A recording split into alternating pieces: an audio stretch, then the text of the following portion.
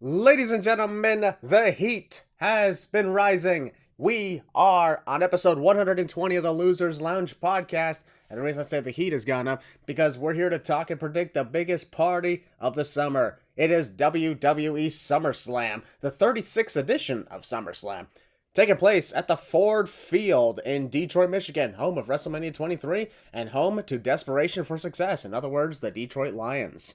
Ladies and gentlemen, it's good to really be here again. And first off, please welcome two-time Losers Lounge Member of the Year and Optimistic Hall of Famer, the heelest of Balors. Ayo, ayo, ayo, ayo. What's up? What the hell was that, a Freddie Mercury impression? I have no idea. What's up, everybody? The heelest of Balors has returned to the most legendary podcast of all time, the Losers Lounge. It's great to be here. It's time to talk the summers of the slams. Can't wait. It's going to be good. It's going to be too sweet. Hell yeah. That's all I gotta say. Absolutely. I am going to be at this SummerSlam, folks. This will be my second time attending SummerSlam. Here's a few interesting stats. Second time attending SummerSlam, my 10th time attending a Big Four event, and my 30th time attending a wrestling pay-per-view in general. 30. Wow. There's a lot of people out there who haven't been to one. But don't worry, folks. One of these days, if you keep working for it, save up your money, and then a show comes to your nearby area, or at least somewhere close enough to you, you can do it. Just like I did. You can do it. But in the meantime, Willie, we have 3 guests with us, don't we? We do. Why am I singing? I don't know. You'd like to sing. Do. Maybe because you're excited, because it's SummerSlam. That's the perfect time to sing. Oh, yeah. We should have our own musical one day. The Losers Lounge song or something. I don't know. No, let's be completely honest, Christian. Nobody wants to hear us sing. No, absolutely Unless not. they do. No, they don't. Ladies and gentlemen. No, not a chance. Nah, we ain't gonna do that now. All right. First off, ladies and gentlemen, please welcome our good friend, Austin. Hello, ladies and gentlemen. Thank you for inviting me on the podcast here. No, not Austin Theory. I ain't that Joker. No. Yeah. He's not the United States Oh, wait, that guy's still the United States champion? Yeah, and it's oddly enough, I literally forgot he was a champion, so there you go. Yeah, everyone did. That's unfortunate. It's also unfortunate we're not talking about him on this podcast, except for this moment. Oh, well. Anyway. Austin, it's good to see you again. Good seeing you as well. And ladies and gentlemen, please welcome 2022 Optimistic Hall of Famer, BeastMode.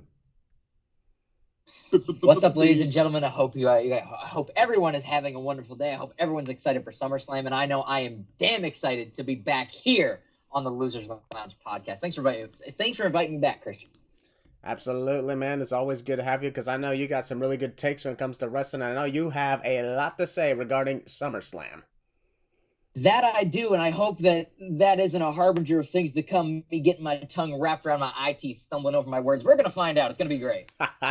Perhaps. There you go. We'll have to wait and find out for that one. And ladies and gentlemen, of course, please welcome 2021 Optimistic Hall of Famer, Keshawn. What is up, everybody? Did y'all miss me? I missed y'all too. I missed being part of this podcast, and I'm excited to finally talk about SummerSlam, because I have a lot to say about one particular thing specifically. Will knows exactly which one I'm talking about. Whatever that may Hell be. yeah, dude. Whatever that may be, we'll find out. All right. As we all know, this is going to be the first time SummerSlam's been in the actual city of Detroit, Michigan. But it's also the first time SummerSlam is going to be in a stadium that previously hosted WrestleMania. This is the Ford Field, like I mentioned, home of Desperation for Success, the Detroit Lions. That's just gang. It's funny because it's true. I'll wear a bulletproof vest when I go to the show in case there's a lot of angry Lions fans after hearing me say that comment. Lions fans. You're saying that as if there is any Lions fans. Yeah, I was about to say, wait a minute, Lions fans? What? Oh, by the way, I just want to say to any Lions fans, if you exist, from me, on behalf of the Philadelphia Eagles, thank you for giving us DeAndre Swift. We'll use him perfectly. Oh, there you guys go on that. Speaking of course, Detroit hosting SummerSlam, and then conveniently enough, Keshawn, you mentioned that Philadelphia hosting WrestleMania 40. Oh, yes. Hell yeah. Folks, unfortunately, I'm announcing this right here. First off, tickets are going on sale August 18th. But unfortunately, I will not be there. Close as Philadelphia is, close as the location is, I have other plans in store for the WrestleMania. I'm going to try my best to go, but we'll see. Yeah, besides, I've been to 5 WrestleManias. I can skip off of this one. Yeah, I mean, like, Mania's cool. Mania's on my bucket list, but I went to War Games. War Games is great, so yeah. I think I might. We're gonna find out, though. I'll try my best. All right then. It's on my birthday, conveniently. Yeah, the second night is on your birthday, which means the Raw after Mania is my birthday. Ah, yes. Yeah, that's right. Yes. This would have. Here's the thing. This WrestleMania could have been on Willie's birthday and my birthday had it not been for the fact that 2024 is a leap year, so it skipped me. Hey, you're getting the Raw after WrestleMania. It's all good. I had one. Yeah, that is true. So I guess I'm good. And besides, I had an entire WrestleMania to myself. Actually, matter of fact, I had 2 WrestleManias in a row to myself. I had the entirety of WrestleMania 34 and the last hour of WrestleMania 35. Lucky. So you know what, Willie? You and I did share WrestleMania 35 together. Yes, we did. Good times. Good times indeed. WrestleMania also holds the last one to be a full WrestleMania before they split in 2 nights. Yep, that is true. And it's also the longest WrestleMania, 5.5 hours. But thankfully, that's not going to be the case anymore. We don't talk about that. Thank God they started splitting it. I don't want to go through another 5.5 hours. Yeah. And also, folks... I couldn't imagine going through another 5-hour Mania. Yeah, I don't think I would have either. Folks, like I mentioned before, the Ford Field previously hosted WrestleMania 23 in 2007. Now, that was a good time. Very WrestleMania. And no matter how passionate Philly fans are when it comes to wrestling, I highly doubt they're going to be able to sit there and watch nothing but wrestling for 5 hours. Yeah, highly doubt it. Especially since it might rain. Oh, dang. Yeah, Philly, it rains a lot over there. Yeah, it does. That's why I'm like, you guys sure you want to do this? Because I don't know about this. But I understand it. You know, they're trying to put this as it's the 40th WrestleMania. It's the birthplace of America, as they call it, because, you know, Philadelphia, city of brotherly love. Yes, sir. Yep. This will be my 10th WrestleMania watching, which is insane. Absolutely. And of course, you know, Ford Field. I was not at WrestleMania 23 in 2007 because at the time, I was here's the thing. For one thing, I was 11 years old and my family was broke. So, you know. I love that Mania. Yeah, I still loved it. I still watched it though. And as much as, you know, pretty much none of us like Donald Trump, he was honestly one of the highlights of that show. Oh, screw him. I'm talking about Batista and I'm talking about Batista and The Undertaker. I know. I'll be honest, the only reason I rooted for Trump that night is because I was rooting against Vince McMahon. Oh, speaking of how Joe, it's funny how he was doing those punches on Vince McMahon when he tackled him. Then you just started be like, yeah, I thought that was hilarious. That was really good. And then he took the stunner. Oh, and he didn't take the stunner was so funny. Yep, at least it happened, so that was cool. Ford Field, you know. I'll be honest, when I first heard about SummerSlam being in Detroit, I actually thought that, you know, it would be, I don't know, like a Little Caesars Arena, which has been hosting a majority of events lately for wrestling. But when I heard Ford Field, I'm like, oh, right, that's right. They're trying to do stadium shows, because look at 2021. You know, it was at, like, the Allegiant Stadium in Vegas. Last year, it was at half of Nissan Stadium. It'll be in half of Ford Field this year. Actually, no. The only thing that's not being used is an end zone. An entire end zone is the only thing not being used. Wow, okay. The demand for tickets were rising so high that they opened more and more and more sections as time went on. So, that's actually really good. There's going to be a lot more people there than there was at SummerSlam at Nashville, Tennessee. Because I look back, I remember looking at the pictures of the Nissan Stadium, like, I'll be honest, why didn't they sell that other half? They could have. They could have. Yeah, 100%. Yeah, they could have.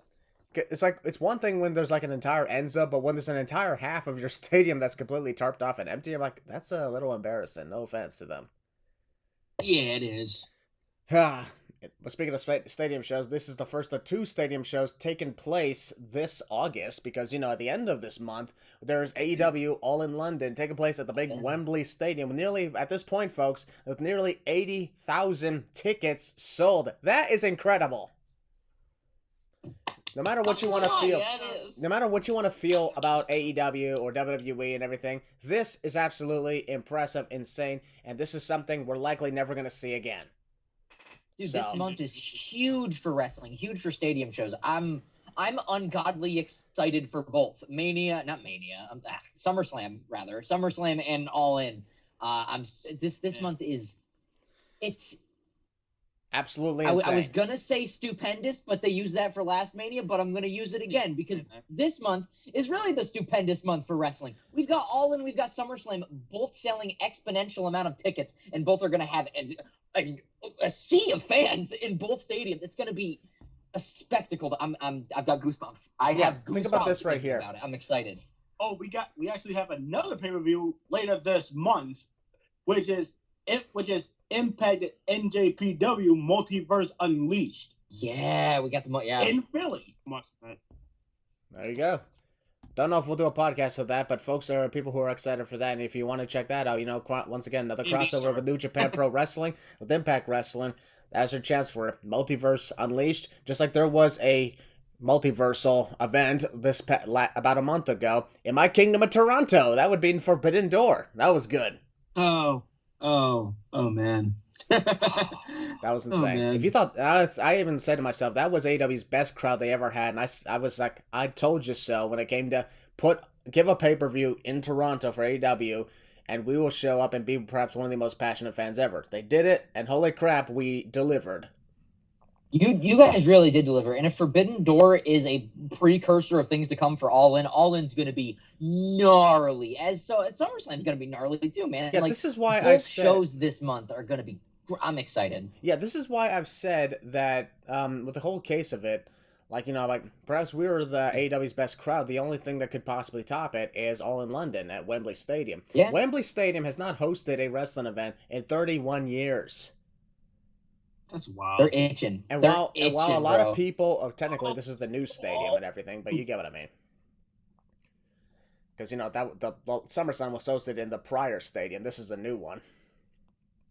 Why are you talking about AEW? That's weeks away. Because we can. Yeah, don't worry, folks. We're getting right to SummerSlam, but we're just showing how we're excited, and it just goes to show that we're showing equal amounts of excitement for both sides here. Hashtag just enjoy the wrestling. Yeah, just enjoy wrestling. That's what we do. Yeah. And as a matter of fact, this is actually the most important fact. Who wants to hear the biggest fact of them all? Let's go. I do. That's a fact of life. All right. For Hawkins. Yeah. All right, listen. Yeah. This is the reason why this is the biggest fact of all. While yes, SummerSlam, about 46,000 people gotten tickets. Then you got All In. Yes, I get it. 77,000 tickets sold with more to come, obviously, for both events. Here's the fact. The only thing that's important is over 123,000 people are in for the time of their lives. That combining both shows, holy crap. Yeah. Combine both pay-per-views together. Combined, over 123,000 people are going to witness some amazing wrestling on both ends of the spectrum. Yeah, from two sides of the Atlantic Ocean. In the same month, too. Yeah. Yeah. In the same... Bro, I'm going to be tired after this month. I hope you're not too tired, because 1 week later, during Labor Day weekend, we got to talk WWE Payback and AEW All Out. Oh yeah. So dude. the summer, I'm excited. The summer fun will not end until All Out has concluded. I forgot about the end of this summer for wrestling is gonna be fucking legendary. I guess it's appropriate. The last pay-per-view event of the summer is gonna be called All Out, because we're all out of breath. Yeah, that's for true. Before we gear up for the fast lane. I forgot Fastlane was happening this year. That's okay. That's in February, bro. Yeah. Yeah, that's okay though. We'll get to that stuff when we do. Ladies and gentlemen, we have 8 matches to talk about for SummerSlam, and I will be, like I mentioned, I will be at SummerSlam at Ford Field. I'm going to be leaving the same day of it because Detroit is like only a 4-hour drive from Toronto. I can easily get there, attend the show, and drive straight back, so I'm literally driving into the night. Nice. Sorry.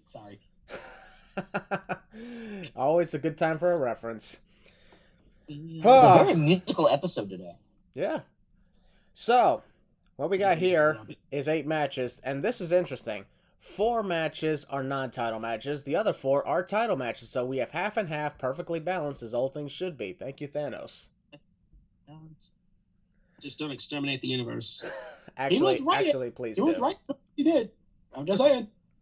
Yep. Yeah, sure. He did roughly do that, yeah. Matter of fact, speaking of Thanos, really quickly, did you guys know in 2 months from now, we'll mark the moment where everybody comes back from the blip? Dang.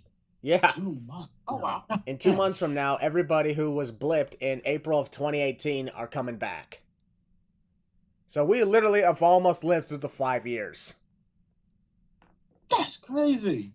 Wow. Could you imagine being a victim of the blip at the time when it happened? For one thing, AEW didn't exist, and All In was only an idea.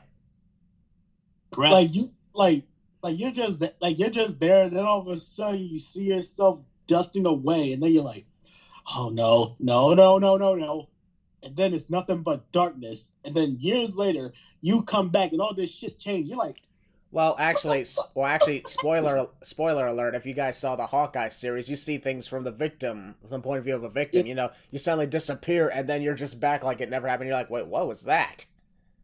yeah. And then you look around, wait, what the hell happened to this place? This looks different. And then imagine you're told, oh, it's been 5 years. And then all of a sudden you see all these new wrestling promotions and new wrestlers and everything. You're like, what the fuck happened? Yeah. Who are you? What's going on here? What the heck have I missed? Yeah, it's like, oh, That's you like meant, there is going to be one bright side. Everybody who came back, they missed the whole pandemic.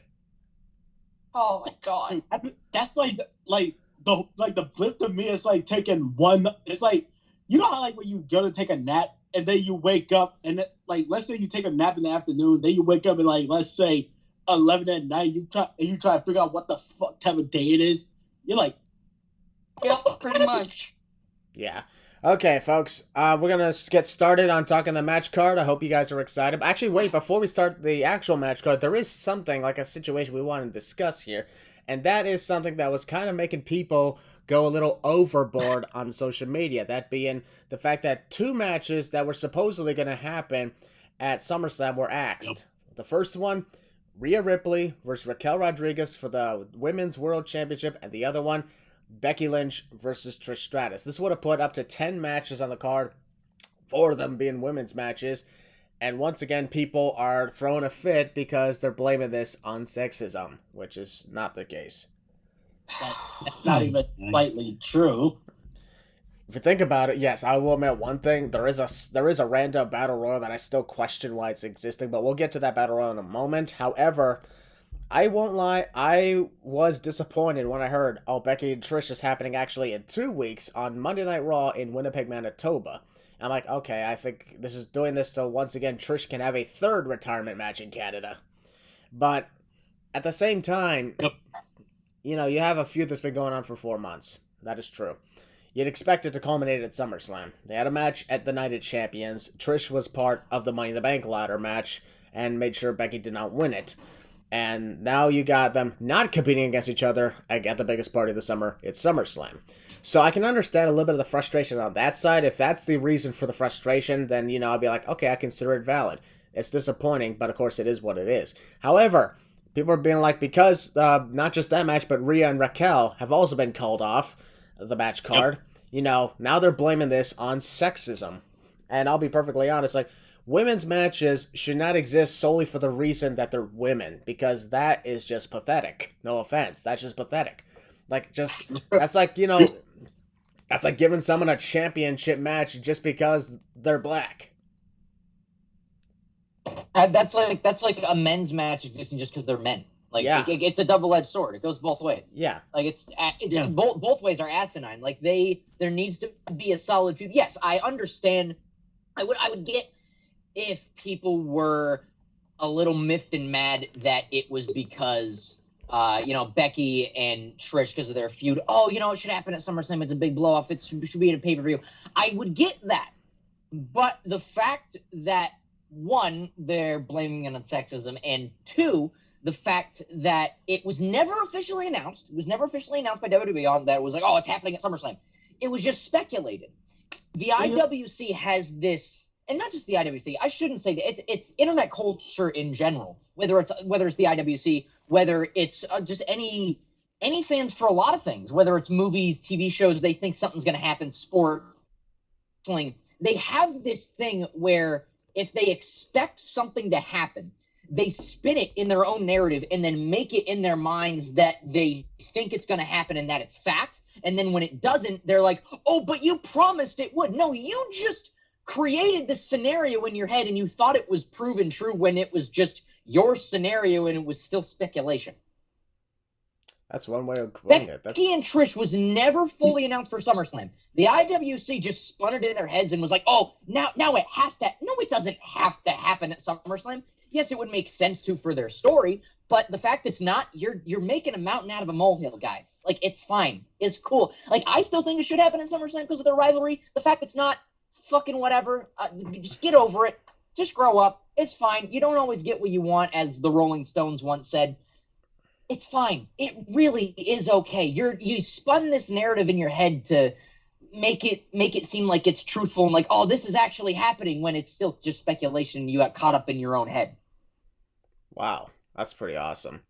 I gotta tell That's you, all that happened. Yeah, I gotta say as well, like a big reason why these two matches were actually called up and everything is WWE would, probably consider them like the least as important. I wouldn't honestly say that Becky and Trish were least as important. However, the big reason for this is because, they're trying to shorten the amount of matches they actually put on the card. We have 8 confirmed matches. If you put those 2 on, that's 10. And that would mean some of them would have to be cut for time. And if you have to cut something for time, it doesn't deliver as well. And with a 4-hour if it's a 4-hour event, 8 matches is the perfect amount. I've always said, put 6 matches on a 3-hour card, 8 matches on a 4-hour card, and you gave them enough time to balance everything out. And here's what I would do. Personally, since they cut Becky and Trish and then Rhea and Raquel. Becky and Trish having it in a Raw, cool. Having it in Canada, cool. Good for Trish. That's fine. Keep that. Rhea and Raquel, I don't know, man. Like, I don't know if that's the right idea to go with that. I mean, I get it because Raquel's Liv's partner. I get it, but she's like avenging Liv. Cool. I don't think that's the right move to do. Rhea and Raquel. If anything, I would do Rhea and Raquel on Raw and then have Liv return. And then, well, where would you do Liv and Rhea then? WWE doesn't have a pay-per-view coming. I'll tell you where I would do it. You had Rhea show up on NXT with Dom, right? You want to get NXT more viewers? Women's World Championship match, NXT No Mercy. Liv Morgan versus Rhea Ripley. Wow, perfectly honest. It's right there. Perfectly honest, I did not even think about that for a second. I honestly thought you were going to say Payback, because that would have been the perfect scenario for that. Payback would have been good too, but hey, you want to get views for NXT, man? You want to get more viewers for it? Rhea's already showed up there with Dom. Might as well give him a world title match. That's true. Yeah, but Very true there. Personally, I kind of disagree on that case because, it'd be like a main roster versus main roster thing on NXT. I just don't think that'd be the right case on that. But I do get your point, though. That's fair. Yeah. I mean, you could do it at Payback, too. I'm cool with that. Yeah. Fine. Sure. Go for it. Yeah. People need to understand that these matches were not officially announced for SummerSlam. Yeah. And because people got it spun in their head, it's gonna happen, and then they got caught up in their feelings of like, but you promised. They didn't promise shit. They never officially announced it. I would get the outrage more if they officially announced the matches and then they cut them. Okay, cool. That's a reason to be pissed. But the fact they weren't, you're just getting caught up in your feelings again. You're getting caught up like, oh, but it means they're sexist, and it means that they promise stuff they're not following through on. And no, it's just what it means is you got caught up thinking that it's gonna happen, and then it didn't, and you didn't get what you wanted. That's all that happened. Yeah, I've seen some accounts say that, when you see the video of Becky like throwing a little bit of a fit backstage, they actually don't realize that is Becky in character saying Trish still doesn't want to fight me and everything. That was the whole point of her character, but people are spinning it like it's her legitimate feelings of frustration to the actual company. I'm like, no. That's what I'm saying. Yeah. Just like Cora Jade throwing her fan letters in NXT as her walking out of the company. Yeah. Let's see. Keshawn, do you have a few comments about this? It's just like what B said. They spun their own narrative in their head that WWE promised them this match happening at SummerSlam, when they know damn well they didn't promise you anything. Yep. And hell, and people who say that this is because of sexism or whatever, they have do they not know they have two more women's matches on SummerSlam? They have two women's matches on SummerSlam. And if they one of them being a triple threat for a championship. Yeah, that's what I'm saying. That's what I'm saying, bro. It's like what a certain wise man from an animated TV show once said. Think, Mark. Think. Use your heads. Yeah. Not the first time we've had a little bit of a rant based off of people accusing of sexism, right? Exactly. We've been through that a lot. It's almost like a rehash of what happened a few years ago at WrestleMania. Oh yeah, we didn't talk about that. That was wild. That one again. Yeah. Austin, you care to have a few comments about this situation? Honestly, I gotta agree with Beast and Keshawn there. Like, that's just people getting their hopes up over stuff happening. It's gonna happen, and it doesn't. But anyway, that's just yeah. It's really disappointing and stuff. Willie, what about you? And real quick. Oh, yep. Real quick, just before Will goes, I just want to say also, and me saying this, if anybody can find me a post, Instagram, Twitter, a Facebook post, anything, anywhere. Technically, you mean X. WWE promising these matches are going to happen at SummerSlam, send them to me. And I will gladly say I was wrong. But if you can't, just proving my point more. Yeah, and technically you mean X, not Twitter.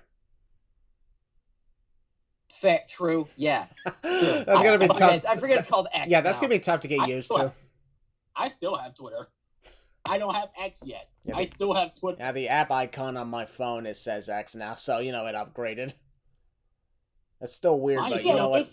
If anybody can find me a post, Facebook, X, Twitter, Instagram, MySpace, anything, anywhere, promising that WWE, saying that it's a post from WWE, Threads too, a WWE account, WWE's account, promising that these matches are going to happen at SummerSlam, send them to me, and I will gladly say that I was wrong. But if you can't, proving the point. My point more, guys. Yeah, proving the point just more. Proving my point more. Yeah. Willie, what about you? You got any thoughts about this matter?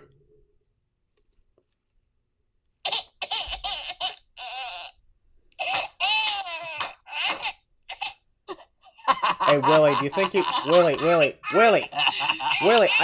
oh my God. Willie, I told you to get Tony Khan out of here. Get Tony Khan out of here, dude. Come on. Ladies and gentlemen. I told you not to invite Tony Khan into this podcast. Hey, hang on. Let me calm Tony Khan down. Hang on. Now go. No. Oh my God. Shut up, bitch. Oh my God. What the hell's happening? Oh, little baby need a biggie. Oh, Jesus. Ladies and gentlemen. I'll play Pokemon. All right. Go ahead, Willie. Oh, I didn't need to say anything else. The boys pretty much just said it for me. Now, hang on. Let me calm Tony Khan down. Oh my God. What the hell's going on here? All right. There. All right, It's okay. Cocomelon. No, Is that like Cocomelon. No. Cocomelon for him? That was without a The doubt voice one pretty of much said all I needed to hear. that was without a doubt one of the weirdest things that's ever happened on this podcast. In 120 episodes, I don't think I've ever laughed so hard. You're welcome. I don't need to say anything Yeah. else. Okay then. 30 minutes in, we're going to actually start talking about the matches that are actually happening on SummerSlam. It's time to move on to some excitement. We're going to start things off with the one match. Sorry. We're gonna start things off with the one match that, I'll be honest, I'm really confused about. There's the SummerSlam Battle Royal. When is the last time we actually had a Battle Royal on a pay-per-view for out of nowhere? Good question. I have no idea. Was it that pizza I fight in couldn't tell you. 2021 or something that Omos won? Yeah. Yeah, that was a pizza Battle Royal on Survivor Series. Yes, sir. I would have honestly loved to compete in it and win free pizza. No reason There you other than go. to win free pizza. Especially from Pizza Hut. Yeah. A lot of people crap on Pizza Hut, but Pizza Hut, in my opinion, is easily top 5. Thank you, Keshawn. Is that because Pizza Hut is run by gangsters? Just kidding. No. Huh? Nothing. Wait, huh? It's a funny Star Wars YTP reference I once watched. They said the Huts are run by the Huts are gangsters. They're run by gangsters, and then I just saw YTP edit and they made them say Pizza Huts are gangsters. Oh my god. It's controlled by Pizza Hut. I'm like, okay, I'm down. Let's do this. Anyway, yeah, this Battle Royal, the way I'm seeing it, the only reason they have this put in is so that WWE can put LA Knight on the card. Yeah. Can we agree, though? Yeah, LA Knight has been impressive when it comes to merch sales. First place, third place, fourth place, and I think fifth place on top shirts sold overall. Person in second place, Cody Rhodes. What? Anyways. Wrong one. That's the wrong side. You only spoke in mirrors! Classic gimmick. Don't Yeah. hate me. Speaking of, by the way, if you haven't seen the American Nightmare documentary, go check it out. I recommend it. Seen it. It's good. Oh, yeah. I have a lot to catch up on. But the thing, of course, regarding here is, people have been clamoring for LA Knight to be on the SummerSlam card in some way, shape, or form because of how over he is with the crowd. Excuse me. And I would really think I understand that, but you put up a damn freaking Battle Royal for this. I mean, you couldn't just have him show up, make some sort of, appearance, or hell, have LA Knight host the show or something. I don't know. The thing, of course, is, because of how over he is, people expected him to win the Money in the Bank ladder match, and he did not win Money in the Bank, which, of course, is disappointing in some ways. I was a little disappointed, but I was cool with Damian Priest getting the win, because this has a lot more direction in it than LA Knight would have. LA Knight failed to become number one contender to the United States Championship. That's now gone to Santos Escobar, and, of course, now he's not even having a match at SummerSlam, and people believe, he's just being buried and such. And now he's going to be part of a SummerSlam Battle Royal. The way I see it, this is just WWE putting this match in just so they have an excuse to put LA Knight on the card so that people can just shut the hell up. And I'll be perfectly honest, I get it. LA Knight is really popular, but this isn't like the Daniel Bryan movement in 2014. He ain't that popular, nor is he that level. No offense. He's not there. He ain't that guy. And is he got a cool catchphrase? Hell yes. I mean, yeah. Duh. Yeah. Yeah, he does. Yeah. Is he awesome in the ring? Yeah. Yeah. Yep. I do that all the time with my girlfriend. She's always like, "Oh my god, babe, really? Why are you doing this again?" I'm like, "Just cause." Yeah. Yeah. Yeah. So it causes us to just say yeah like that in a regular ass conversation. Yeah. Yeah.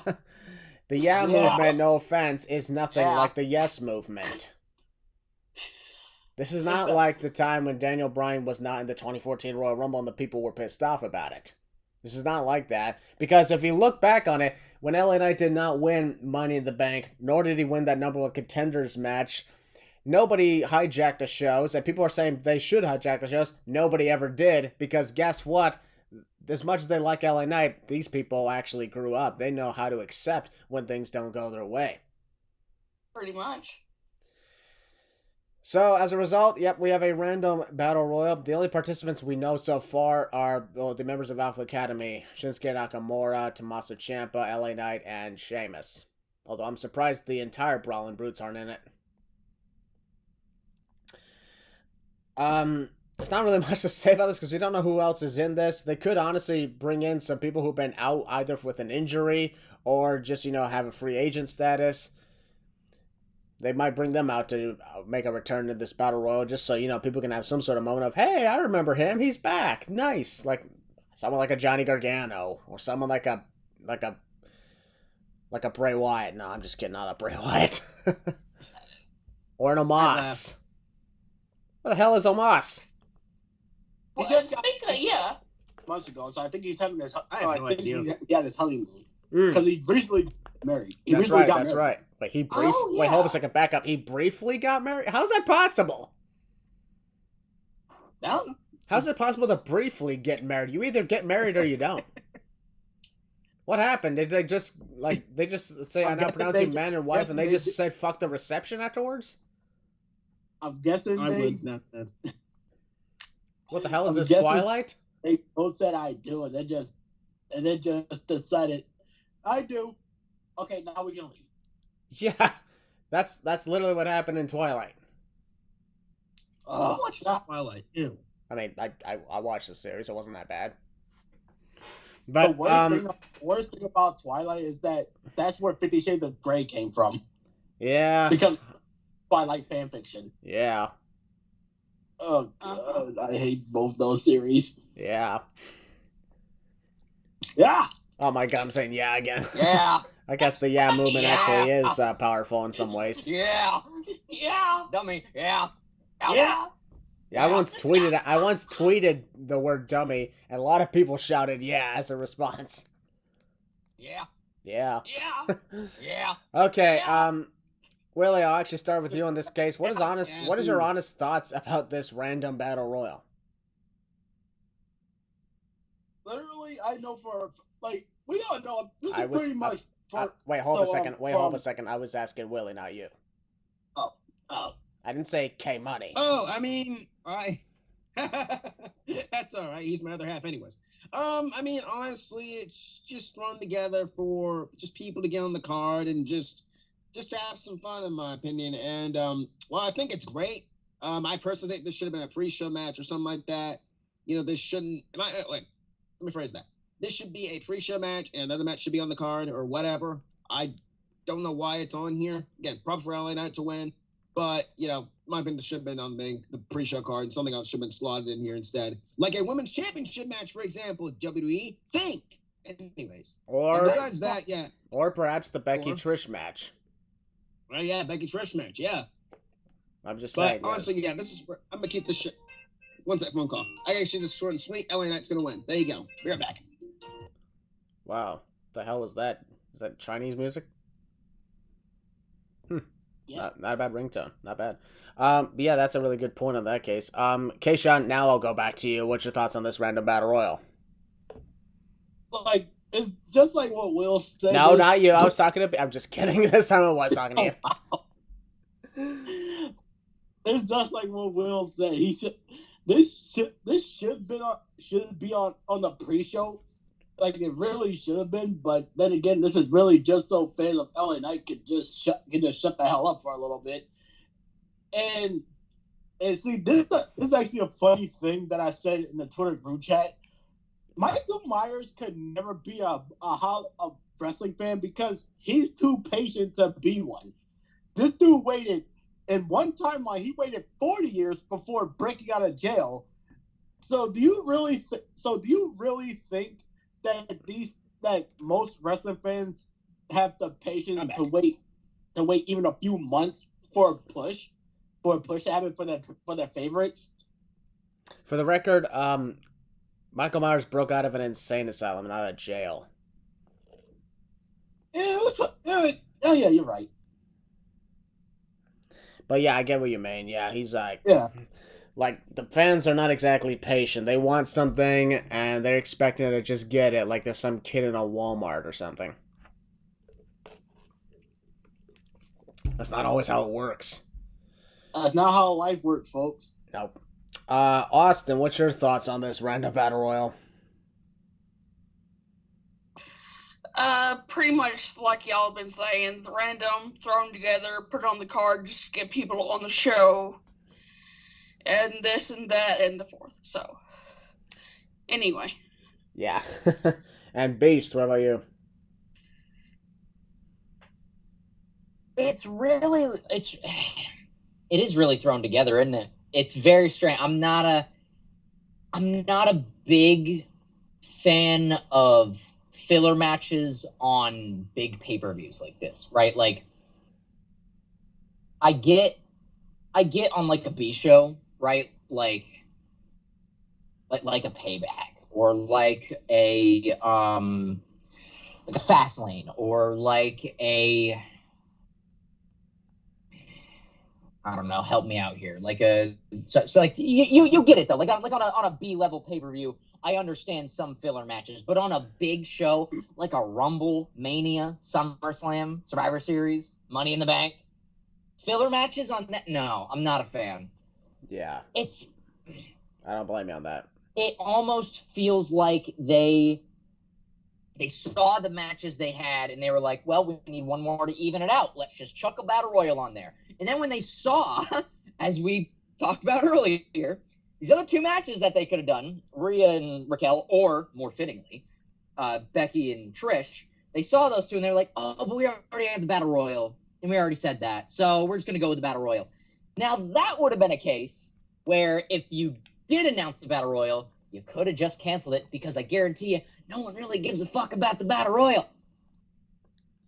Yeah, unfortunately, that is the reality of the situation. That's why it'd be the perfect idea for the pre-show. You know, people are just getting settled in. Perfect idea for the pre-show. Give them a warm-up. Doesn't really deserve to be on the main show. Kind of thrown together. Could have done Becky and Trish, but hey-ho, is what it is. I mean, I know which fucking match I'm going to be playing on my Nintendo Switch on, so. Don't you mean hey-hey-ho-ho? Hey-hey-ho-ho. Aha. This battle royal must go. Hey-hey-ho-ho, this battle royal must go. They say, see, that's the difference between me and other people. Other people say, hey, hey, ho, ho. I say, yo, ho, a pirate's life for me. What the fuck am I singing? Why am I singing? Actually, I think you mean yo, ho. Here's the thing. I think you mean yo, ho, this match is not for me. Exactly. We are singing all right. a lot. All right, well, I'm going to start first by saying I'm going to be pretty obvious here. I'm thinking LA Knight's going to win this. Anybody agree with me? Oh, yeah. Yeah, I mean, sorry. Yeah. Yep. Yeah, I can see LA Knight going all the way. Exactly. Okay, Sean, you too? Yeah. All right. We're all saying LA Knight for that because no shit. All right, let's move on to matches. We actually have some really good things to talk about, shall we? Yes, sir. We're going to start things off by this match. That is Ricochet versus Logan Paul. The match that really started off at the Royal Rumble earlier this year. With that one high spot, they performed springboard clotheslines and collided in midair. That was one of the craziest things I saw before. And obviously everybody knows Logan Paul, without doubt, one of the most controversial figures in social media history. But at the same time, when you see how he performs in the ring, he does things that still impresses me to this very day. I still am in disbelief on how he's able to actually perform a lot of the stuff he does. Like the time when we talked Crown Jewel last year, I just knew it was going to be something very special when he was going toe-to-toe with Roman Reigns. I didn't expect Logan Paul to win. Of course not. He didn't win, as we figured. But the match was absolutely incredible. Exactly. And Roman Reigns, if you remember by the end of that show, was literally shook up at how difficult it was to beat him. Yep. He sold his fucking ass off for Logan Paul. Yeah. And also, Seth Rollins earlier this year at WrestleMania. Same thing. Yep. Logan Paul, even in the Money in the Bank ladder match, I'm actually thankful that he and Ricochet did not mess up too much in that one table spot, because that was scary. One or both of them could have died. Yeah. Especially how... I was landed. Oh, sorry. Keep going, Keshawn. Like, especially with how Ricochet landed, he landed like right on his dome on that fucking table. Yeah, I watched that and I was actually freaked. Oh man, would have been so bad. Yeah, I saw that and I was actually freaking. I was like, check on them, check on them, check on them. I sadly didn't catch the show live. I was out of state, but and I was in a hotel, and I saw on my Twitter feed, I was like, oh my God, why are people freaking out over this spot? It must be really cool or gnarly or something. I saw the spot. Oh no, I was like, oh no, are they dead? Oh my God, dude, oh fuck, it was so bad. It was so I was so worried. I was in the hotel room with my best friend, and I freaked out. She's like, is everything okay? I was like, yeah, I don't know why I'm concerned right now. I mean, I don't like Logan Paul, but I don't want him to break his fucking neck. Jesus fucking goddamn Christ. It was one of the worst spots I've seen probably since. Do you remember the Ultimate X match with, I think it was in like 2009. It was Suicide and Oh yeah. Who was up there with him? Fucking was it Mr. Anderson? I think it was it Kazarian, I think? Kazarian, man. Okay. Either somebody was up there with Suicide, and they fucking fell. And they just ate so much shit on the I watched that one live. I was like, oh no. Check on him, please. Like, oh dear God, I thought that Logan Paul broke his neck. I thought Ricochet was really hurt. Thank God they weren't. Yeah. I'm glad I didn't watch it live, because if I watched it live, I would have had a panic attack. But Yeah. holy shit, dude. If that was a harbinger of things to come for what they're gonna do in this match at SummerSlam, it's gonna be gnarly. It's gonna be absolutely brutal. I'm here for it. Don't die though, please. Yeah. guys. I think, honestly, when I look back at what happened in Money in the Bank, the big deal about that was the fact that they were both trying to balance on the moving ropes. And yeah. compared to maybe if they were at least in the corner, it would have been a lot easier to balance. Yeah. Like, the second I started to see the rope move, I'm like, oh no, please don't do this. Yeah, it's not good. Yeah. Exactly. The good thing is, at least the best part about it was nobody was seriously hurt. Matter of fact, I don't think anybody was that hurt at all, which is thankful. Yeah. Good thing, too. Everybody went home and everything was okay. They're both doing good today. And this Saturday, Ricochet and Logan Paul are going one-on-one. And what Logan Paul has said was going to be the most viral match in WWE history. And honestly, I believe it. I truly do. Ricochet, Ricochet's been a highlight reel all the time in his entire career, even before he came to WWE. Then you got Logan Paul, who performs highlight after highlight, some good, some bad, some in Japan, but most of the time, when it comes to in-ring action, whether it's boxing, whether it's wrestling, he at least knows what he's doing. He's dedicated to what he does.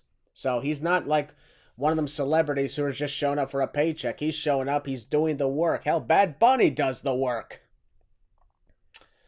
So it's very strange to me that we live in a time now where, like, even like 5 years ago, if you would have brought up a celebrity match, if you would have said, oh, well, what would you do if this celebrity got in the ring, to a wrestling fan, they'd be like, well, it would fucking suck, because celebrities can't wrestle. You look at Lawrence Taylor, it was garbage. You look at like any celebrity match ever, absolute dog shit. Like, it hasn't been. Floyd Mayweather versus Big Show really wasn't that good. It was god awful. But now we live in a time where celebrities have been putting in the work, and I firmly believe that if 3-4 years down the line, Bad Bunny and Logan Paul are not wrestling in WWE anymore, if they're like, oh, we want to move on to other ventures, you get more celebrities. They see what Logan and Bad Bunny did, and they'll try and put in the work too. It'll be more lauded. It'll be like, oh, now celebrities in wrestling have a better name in the ring than what they did 5, 10, 15, 20 years ago. Yeah. All right. So I'm going to go to each one of you, ask your thoughts about the match, each one of you. Austin, this time I'll start with you. What's your thoughts on Ricochet and Logan Paul? Honestly, those two are going to have so much high flying and whatnot in the match, like they have in their previous bouts. at the Rumble and here recently on the Monday Night Raw. But really and truly, it's gonna be down to who has more energy at the end of the match and can get the 1, 2, 3. So, but really and truly, I can see Ricochet getting the pin there. All right, nice bold prediction on that one. Another thing to point out, folks, is this is actually a surprise. In fact, Logan Paul has not won a match since last year's SummerSlam against The Miz. He lost to Roman Reigns, he lost the Royal Rumble match, lost to Seth Rollins at WrestleMania, and lost the Money in the Bank ladder match. Exactly. This is why, in some ways, I think he's kind of due for a win. But go ahead, Keshawn. Like, it's funny that you say that because all over social media, I've been seeing, like, every time Logan shows up, I keep seeing these, like, posts on every social media site that people are saying that he's literally being handed everything, and like how he's burying the talent or whatever. And I'm like, how he's had how many matches? How many matches has he had? Like five matches, like 5 or 6. He's had 6 matches. This is going to be his 7th. Yeah, he's about to have his 7th match, and he's lost half of them. Yeah. So how is he burying people when he's lost half his matches? Yeah, he's not only putting people over, but he's also putting on a great performance and showing that even he can do the work. Much as people don't like Logan Paul because of he's such a controversial figure, whether it was what happened years ago or whether it's the crypto situation or anything else that's, controversial, the fact of the matter is that doesn't mean he doesn't care about what goes on in the WWE. He's a guy who, I'll be honest, I did not expect him to ever actually step foot in the WWE, but when he did, he's actually showing that he's dedicated to what he does. He does the work, he communicates well, and he knows, how to put on a good show. That's a fact of life. You don't want to... Anybody who says he sucks in the ring, they're honestly just not... They're just ignoring it. They just don't want to look at it unless, they personally like him. I don't personally like him at all. I think he's a fucking asshole. That's my take on him. I think he's a fucking asshole. But I like what he does in the ring, and I respect him for what he does in the ring. That's why when he shows up in WWE, I root for him. Not because of who he is, but because of what he does in the ring. That's the way it should always be. Really good on that one. Okay, Sean, did I interrupt you, or are you good? No, that's all I need. That's all I wanted to say, really. Yeah. Willie, what about you? What's your thoughts on Ricochet and Logan Paul? I mean, I'm very excited. The build-up has been very entertaining since the Royal Rumble. I think they're going to go out there and put on a very, very entertaining match and a fun banger.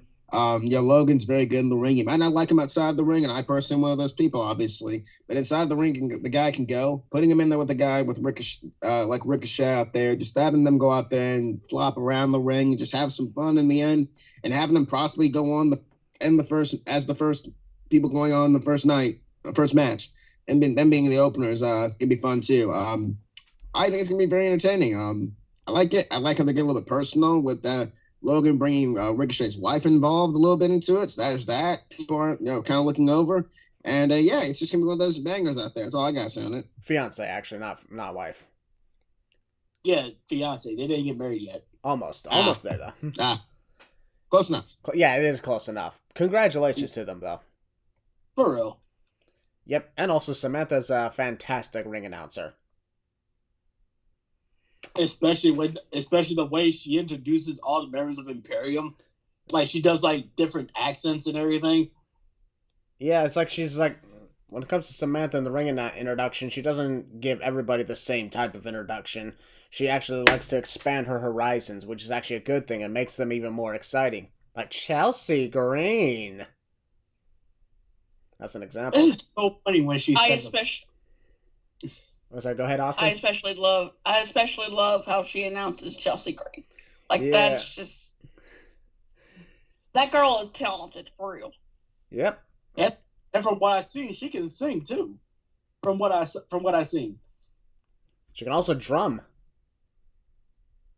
Yeah, she's multi-talented. Yeah, I've seen her play the drums. It's actually really She cool. can. I'm a drummer too. I mean, I haven't played the drums in years, but I guarantee if I sat behind a drum set, it'd probably take a little bit, but it'd come back to me.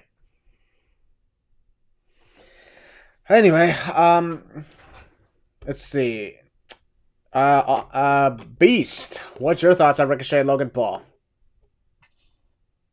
I think what better way to open the show than with high octane action?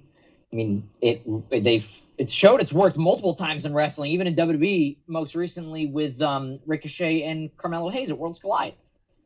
Open the show with high octane action, get the crowd hot, get the crowd excited. And Logan Paul, I'm not a fan of him, like how he is personally, but I do like his in-ring work. He said it's going to be the most viral match. I think what better way to do that? I will give my prediction, but I will also give my prediction for the finishing sequence. I think Logan is going to grab his phone and go for a shooting star or an elbow off the top. Maybe like a high flying move. Ricochet is going to roll out of the way, hoist him onto his shoulders and hit the Benadryller, which is that fireman's carry roundhouse kick. Knock Logan Paul out, grab his phone, set it up in the corner, and say, "Watch this." Goes up top and hits a 630 senton for the 1-2-3. Huh. Could you imagine if the phone flips with him? That would be sweet. I would get so goddamn dizzy. Yeah. Yeah, I think Ricochet's going over, and I think if Logan Paul says it's going to be the most viral match, got to have some viral moves in there to really get the views on TikTok and YouTube, obviously, up. I think the best move to do that, Ricochet hitting a 630 for the win. All right. Unless Logan moves out of the way despite that. That is true. Could you imagine if he, with the phone, hits the 630, but still crashes and burns, and the phone crashes and burns That too? would fucking hurt. That's an expensive phone. Yeah. I should know. I own one, so. Yeah.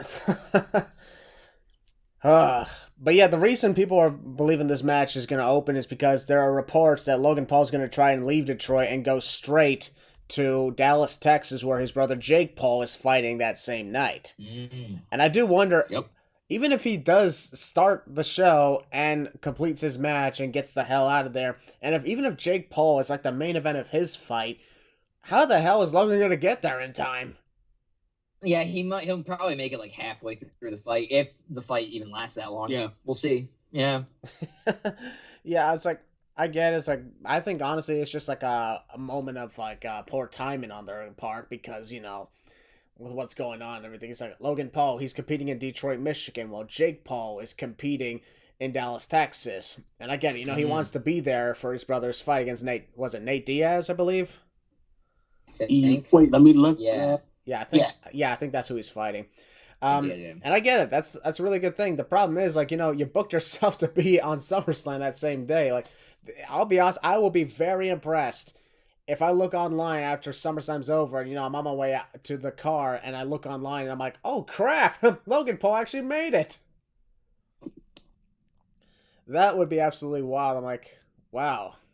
I would be like, the fact that he was able to go from Detroit to Dallas within a few hours after competing in his own match is insane. Speaking of boxing and everything, did y'all hear about Logan Paul boxing in October? I have.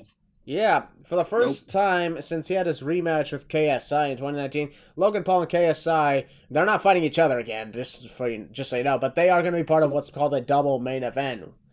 And they're going to be on the same fight card for the first time since 2019.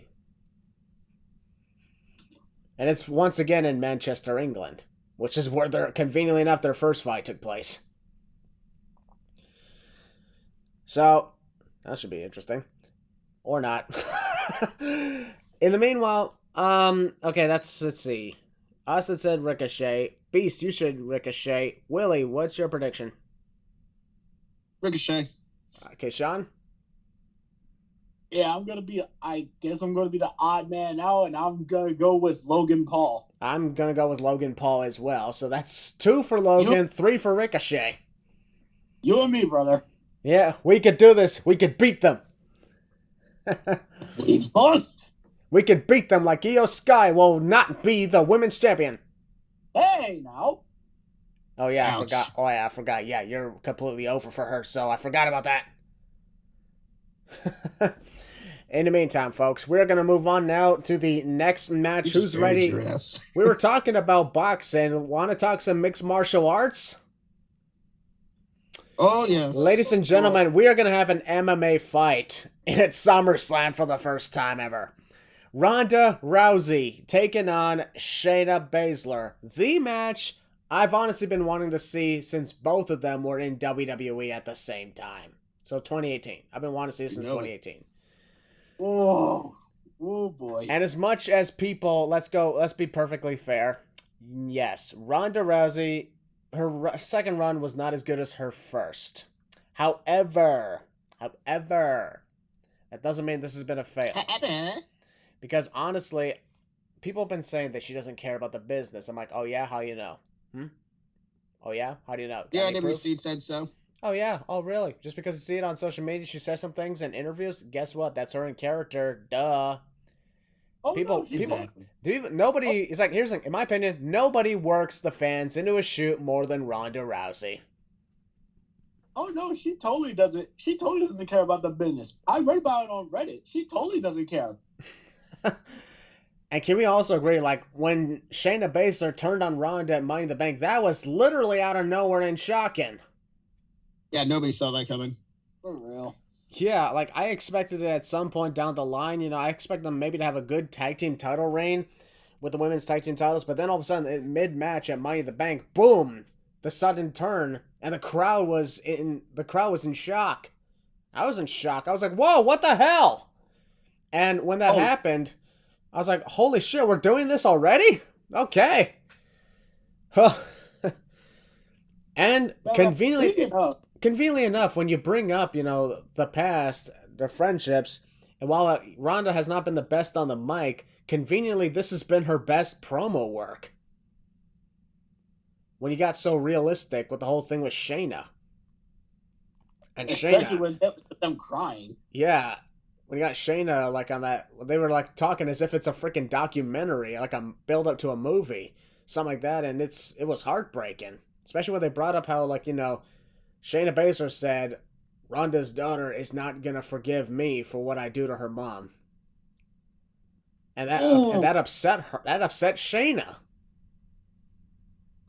Because, like, Shayna's gone through, like, you know, endless amounts of jealousy due to the fact that Ronda Rousey, you know, seemingly upstaged her in UFC, upstaged her in the WWE.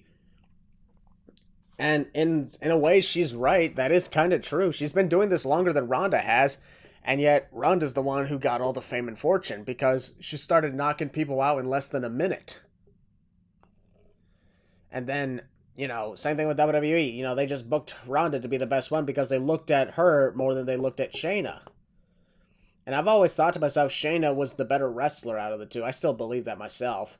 And it's absolutely wild that this is going to be the first time they've faced off one-on-one, whether that's mixed martial arts or pro wrestling. In this case, it's an MMA fight. So this is absolutely wild. The promos, the build-up to this is amazing. And I also want to bring up, once again, the Becky Trish situation, because people said that it's like, that match doesn't get put on SummerSlam, but this match that hasn't even been going on for a month, you know, is being put on SummerSlam. I was like, well, for one thing, Ronda and Shayna right now are bigger names than Becky and Trish, no disrespect. But for the other... And they have bigger history together. None taken. Yeah, this is 10 years in the making. They went back to 2013 on this. This is when it first all started for them.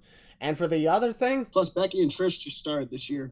Yeah, for the other thing, they've done more in 1 month than Becky and Trish did for 4 months. No offense to them. And that's true. Yeah, that is very true. And I honestly am thinking, like, if I had to pick between one of those two matches to watch, I want to see Ronda and Shayna. I want that one. So, and that's what the one we're getting. So, now that we got an MMA rules fight, Ronda and Shayna, this is something that they both had dominated in. It's really a chance to see who's the better female out of these two. Who's the one that's going to really be put over in this case. Is it scripted? Yes, of course it's scripted. But that doesn't mean that they were not going to go all out. So, I know that this. Oh, they're going to be at All Out? No, I'm kidding. Yeah, sure, totally. I know for a fact. Yeah, they're gonna join up with Marina Shafir. Anyway. And they're gonna end Please up God on, no. And they're gonna end up on freaking Rampage or Collision. Speaking of, Collision's gonna be going head to head with SummerSlam. Oh boy! And they got Have CM fun, I'm Punk watching taking both. on Ricky Starks for the fake title. Yep. Because as much as CM Punk wants to say otherwise, sorry, CM Punk, that is not the real title anymore. That's a replica belt. Yeah, this is not like 2011. But anyway, I'm excited for this match with Ronda and Shayna because I've been a huge fan of both of them. Whether it's, seeing Ronda Rousey's performance of a lot of things. First time main event in WrestleMania for the women, she was a big part of it. And I know a lot of people were all in it for the man at the time, Becky Lynch. And, Charlotte Flair was just, edged in there because of whatever. But I truly believe Ronda Rousey is the biggest reason why the women main evented WrestleMania for the first time. And she's the reason Evolution happened. Yeah, she honestly is. That's the... I mean, it's true. Yeah, like... Not even wrong. Yeah, like, the thing is, like, when it came to Evolution in 2018, Ronda Rousey was a focal point. She was in the center of the damn posters and build-ups of everything, and was in the main event against Nikki Bella, of all people, but, whatever. I honestly wish she would have faced a better opponent than that, but, it is what it is. But Ronda Rousey at the time, was red hot. In this run, she hasn't been as red hot as she was the first time. And I understand that, but a lot of this has to do with the fact that she didn't actually want to be the main event star. And when you're massive deal like Ronda Rousey was, especially when she came back, you'd expect, okay, we got the big main event deal. Apparently she didn't want it at first. She got the world title twice, once under Vince McMahon, once under Triple H. She wanted to drop it to Liv Morgan. She wanted Liv to have a good title reign. The others just kept saying, nope, we're going to give it back to you. She still accepted it, even if she didn't want it. And she also wanted to be in a tag team with Shayna. She finally got it, and now we got the feud going on. I've heard reports about Ronda Rousey potentially leaving. I don't know if it's true or not, but if it is, I would say this is the best way to go out. An MMA fight with her longtime best friend. I don't think you could have a better storybook ending than that. I was just gonna say it's very storybook. If this is Ronda's swan song for the company, whether it's a whole or just for her run right now and taking a little bit of a break, I think what better storybook way to end it than an MMA fight with your longtime friend? Yeah. And an MMA fight with your longtime friend that you've never faced off against. Yep. Austin, I'll start with you on this case. What is your overall thoughts on Ronda versus Shayna, and who do you hope will win this one?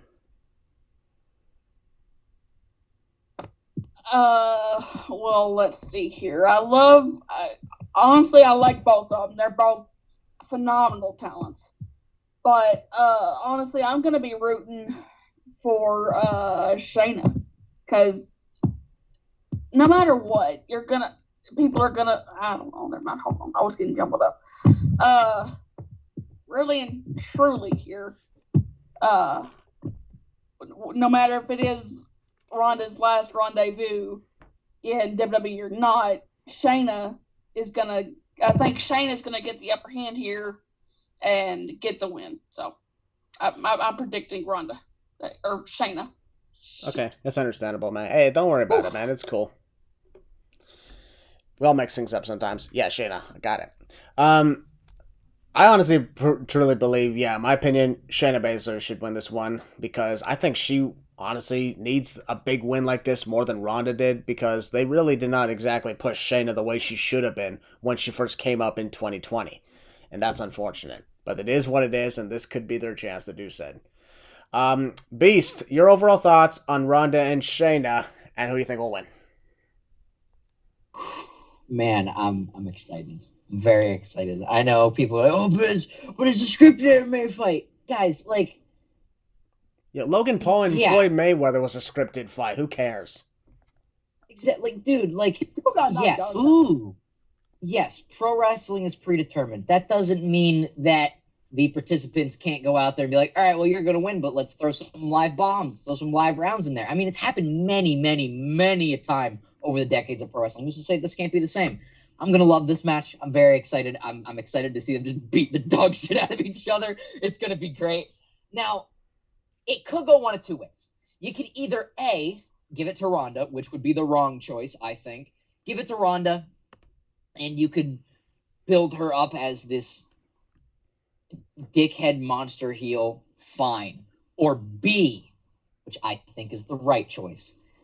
You could give it to Shayna, and you could have Shayna, if this is Ronda's final appearance for the company as a whole, or just for a little bit, you could either have Shayna, quote unquote, retire Ronda from WWE, or you could have her, beat the crap out of her so bad she has to take time off.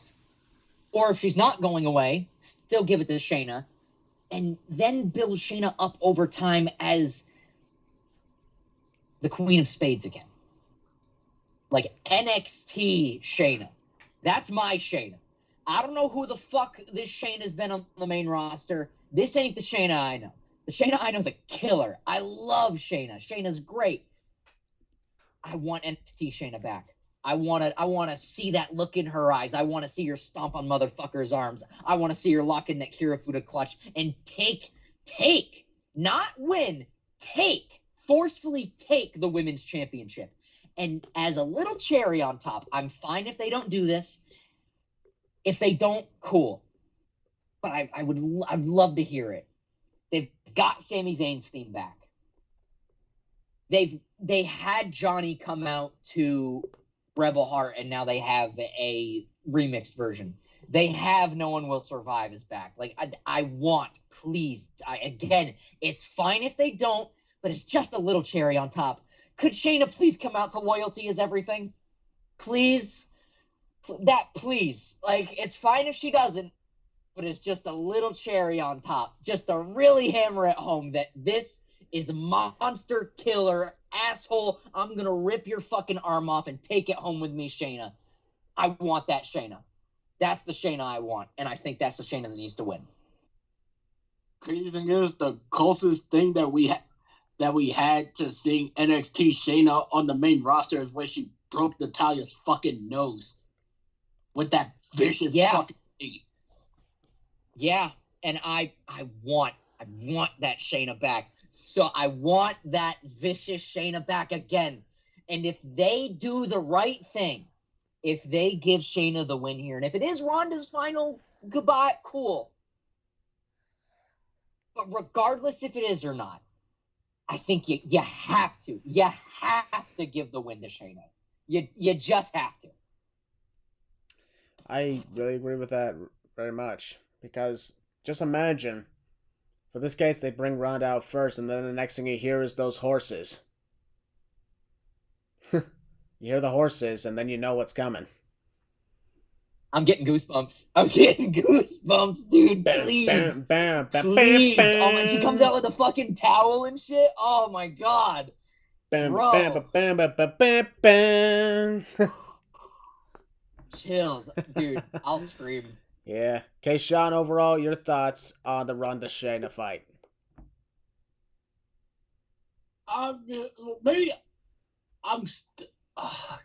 If this is Ronda's last match, I'll have Shayna win. But if this isn't Ronda's last match, I gotta go with my homegirl Ronda. And even if she doesn't win, I at least want to see Ronda beat the hell out of Shayna because of what she did at Money in the Bank. That's pretty valid. So I guess if this is Ronda's last match, give it to Shayna, then build her up to be a fucking killer again. And if this isn't Ronda's last match, then give it to Ronda. Personally, regardless of whether Ronda leaves WWE or not, I'd still go for Shayna to get the win because, in my opinion, she really needs this more than Ronda does.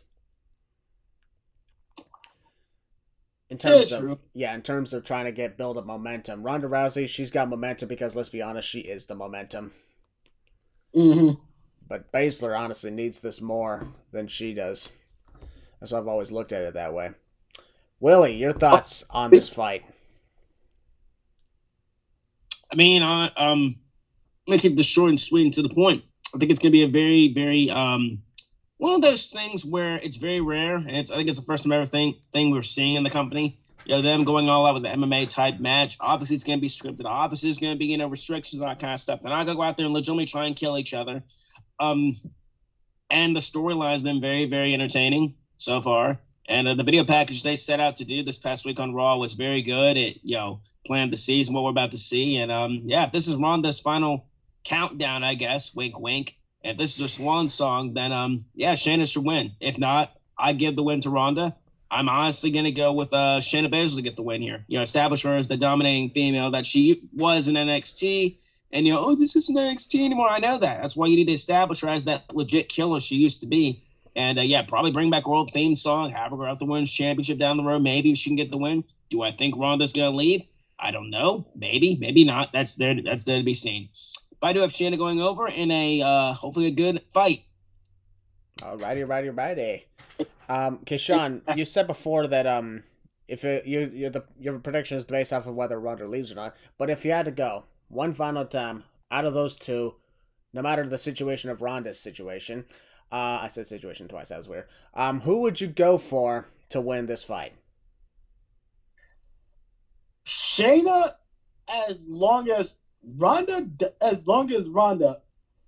goes down fighting, which obviously she will. I mean, it's fucking Ronda Rousey. All right, so Shayna. Oh yeah, and it's the funny thing about Money in the Bank. I've seen a lot of people on social media trying to figure out what the fuck Ronda's outfit even was, and I keep seeing all these comments be like, "What the fuck is Ronda wearing? What the fuck is that shit on her forehead?" And I'm like, so to clear this up, as we all know, Ronda is a big anime fan, specifically a big fan of Dragon Ball Z. You can kind of see it when she wears that purple jacket. That's a jacket from the show. So at Money in the Bank, she decided to dress up as a fan favorite character that didn't last too long, but then again, the way he kind of did last long, it's confusing. But she dressed up in an outfit. Her outfit was a homage to Majin Vegeta from Dragon Ball Z. Don't you mean homage? Yeah. You said homage. Homage, potato. Go ahead. But yeah, just to clear that up, that was a homage to Majin Vegeta from Dragon Ball Z. Nice. There you go, social media. Now you guys know. If you didn't know, now you know. Well, there you go. All right. I'm pretty sure I got all of you for this one. Yep, you did. Alrighty. So, who's ready to talk the last non-title match before we get into some championship matches? Let's do it! This is... Oh my god. Let's go. That was weird. This is the final confrontation, the end of the saga, as they called it, between Cody Rhodes and Brock Lesnar. Part 3. But still, this is an interesting thing. This is still not a stipulated match, as everybody was expecting it to be. I've heard rumors of a no-holds-barred match. I heard of a bull rope match. I heard of a first blood. I heard a last man standing. But no, it's once again, just like the other two matches, it's a singles match. And quite personally, I honestly think that's good. Because if the first two were, just traditional matches, and if we're following a trilogy here, then it makes sense that the third one is the same thing. Otherwise, it's different matches. In this case, it's the same match, 3 times. The right type of trilogy. But I can understand the frustration because, you're like, okay, we did this twice. They didn't have a stipulation the first time or the second time. Because in the first match, Brock Lesnar got bloodied up. The second match, Cody had the broken arm. And now this one, they're both healthy and it's still a singles match. So I can understand the frustration on that part. However, I'm like, this thing doesn't really need, in my opinion, it doesn't really need a stipulation. It'd be nice if it did, but it doesn't need it. You know, it's not a requirement, in my opinion. That's the way I'm just putting it out there on this case.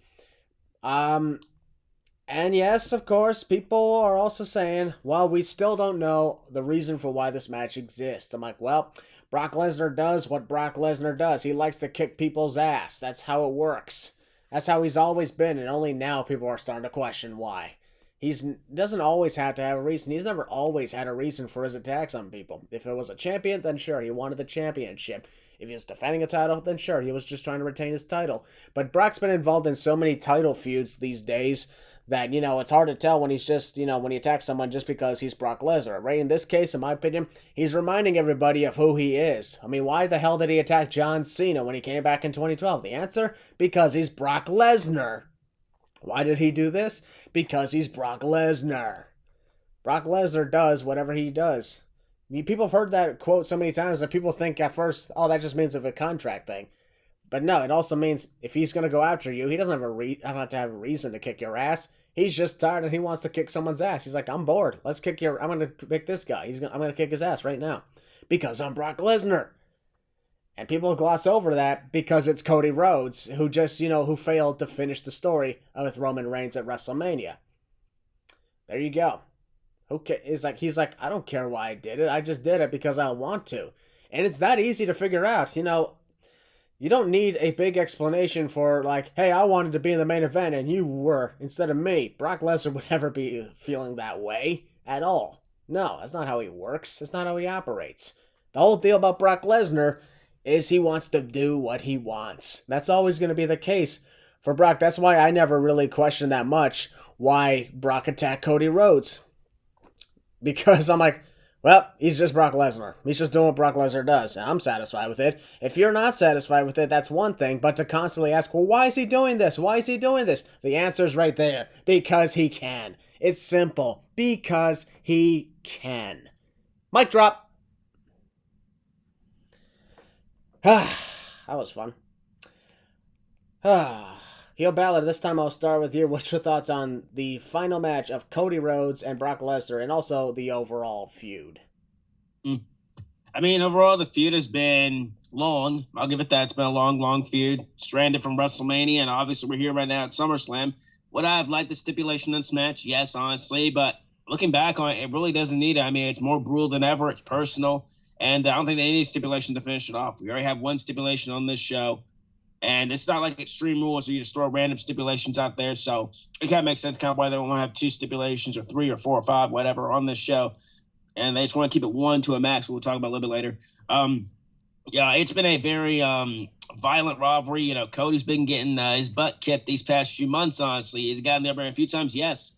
But he got his butt kicked in his hometown a few weeks ago, and that was it's kind of funny. And, of course, this past week he got his ass kicked again by Brock. So does that mean Brock wins? No, Brock's not going to win. Brock at this point now in his career is giving back to the company. And I like that about wrestlers when they get back to the performance and stuff like that.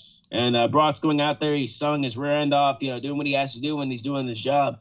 When Brock Lesnar wants to work, he's smiling, he's having fun out there. And was I initially upset when they turned Brock heel? Yeah, but so far I've been enjoying heel Brock Lesnar. I've been enjoying heel Beast, and it's been very entertaining. And I like it. And Cody, this is giving him something to do, obviously. And until maybe one day he meets with Roman again. We don't know. But, it's been a very long rivalry. It's been ups and downs and twists and turns in it. Has it been the perfect rivalry? No. It's given Cody a very big obstacle to get over. And, But who I think is going to win? Cody Rhodes, obviously. Cody's going to win, and we don't know what's next for him, obviously. There's rumors, people say there's going to be an attack afterwards or whatever. We don't know what's going to be. Maybe it'll be an attack. Maybe it won't be an attack. Maybe someone comes out. Maybe someone takes him out. I don't freaking know, but I do think Cody Rhodes is going to win this. There's really no reason for Brock Lesnar to win unless they're going to do a fourth match, which I highly doubt they're going to do. It's going to be another match here. Be done. That's it. That's the end of the rivalry. Like Christian said, there's really no explanation for Brock Lesnar behind his attacks, obviously. It's Brock Lesnar. You don't question Brock Lesnar. So, overall, I do have Cody Rhodes winning this match, though. Do you ever wonder that, here's the thing, out of everybody who's asking why did Brock Lesnar attack Cody Rhodes, the one person who's never asked was Cody Rhodes. He never. Yeah. All he ever said was, you attacked me. I don't know why, but I'm going to fight back. He never asked, why did you do it? The one person who never asked is the guy who was the receiving end of it. All right. Austin, what's your thoughts on Cody versus Brock? Really and truly, I'm just going to go ahead and say this right here and now. Brock Lesnar is going to do Brock Lesnar things. I'm glad he's giving back to the superstars from over the years and whatnot. But really and truly, I have a feeling that Cody's going to get the upper hand during this match and deliver a few Cody cutters and get the pin for the 1, 2, 3. So, there you go. Yep. I also did not put it out there. I also believe, Cody Rhodes is going to take it because, he won the first one by luck because he was in a Kimura and got the pin. The second time he lost by submission in the Kimura. What if in this one, Cody actually locks in a Kimura? Kind of reminiscent of WrestleMania 29 when Triple H did the same thing to Brock, since the whole thing about the Kimura has been this whole thing about that in this. Started with the arm breaking, not once, but twice. Once again, this could happen at SummerSlam. I wouldn't be surprised if I see Cody lock that in. Okay, Sean, what's your thoughts on Cody versus Brock? Sorry, I just got back. I was in the kitchen. I was making something. Oh wow, I got perfect timing then. Yeah. But yes, this is like a thing I was thinking about for since this whole feud started after the first Brock Lesnar attack. I was like, what the hell is Brock doing?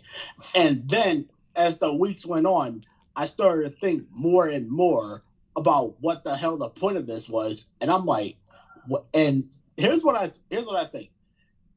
I think that maybe this might all be a test by Brock to see, because a test like this, if Cody can beat Brock, which he already has, but if he beats him again, then that'll prove to Brock that he actually does have what it takes to eventually beat Roman for the titles down the line.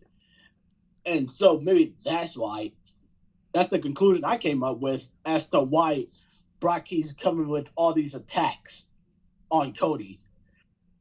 And as for the match, for this match, there's no way they're gonna have Cody lose this trilogy. And as for what happens after, I don't know. We'll just have to wait and see. We'll just have to wait and see. Well, it is still possible Cody could still lose the trilogy. It's Brock Lesnar. He's known for winning a lot of his big feuds. That is true. Oh wait, I didn't even think about that. There was something else, like a fact that I found out just yesterday.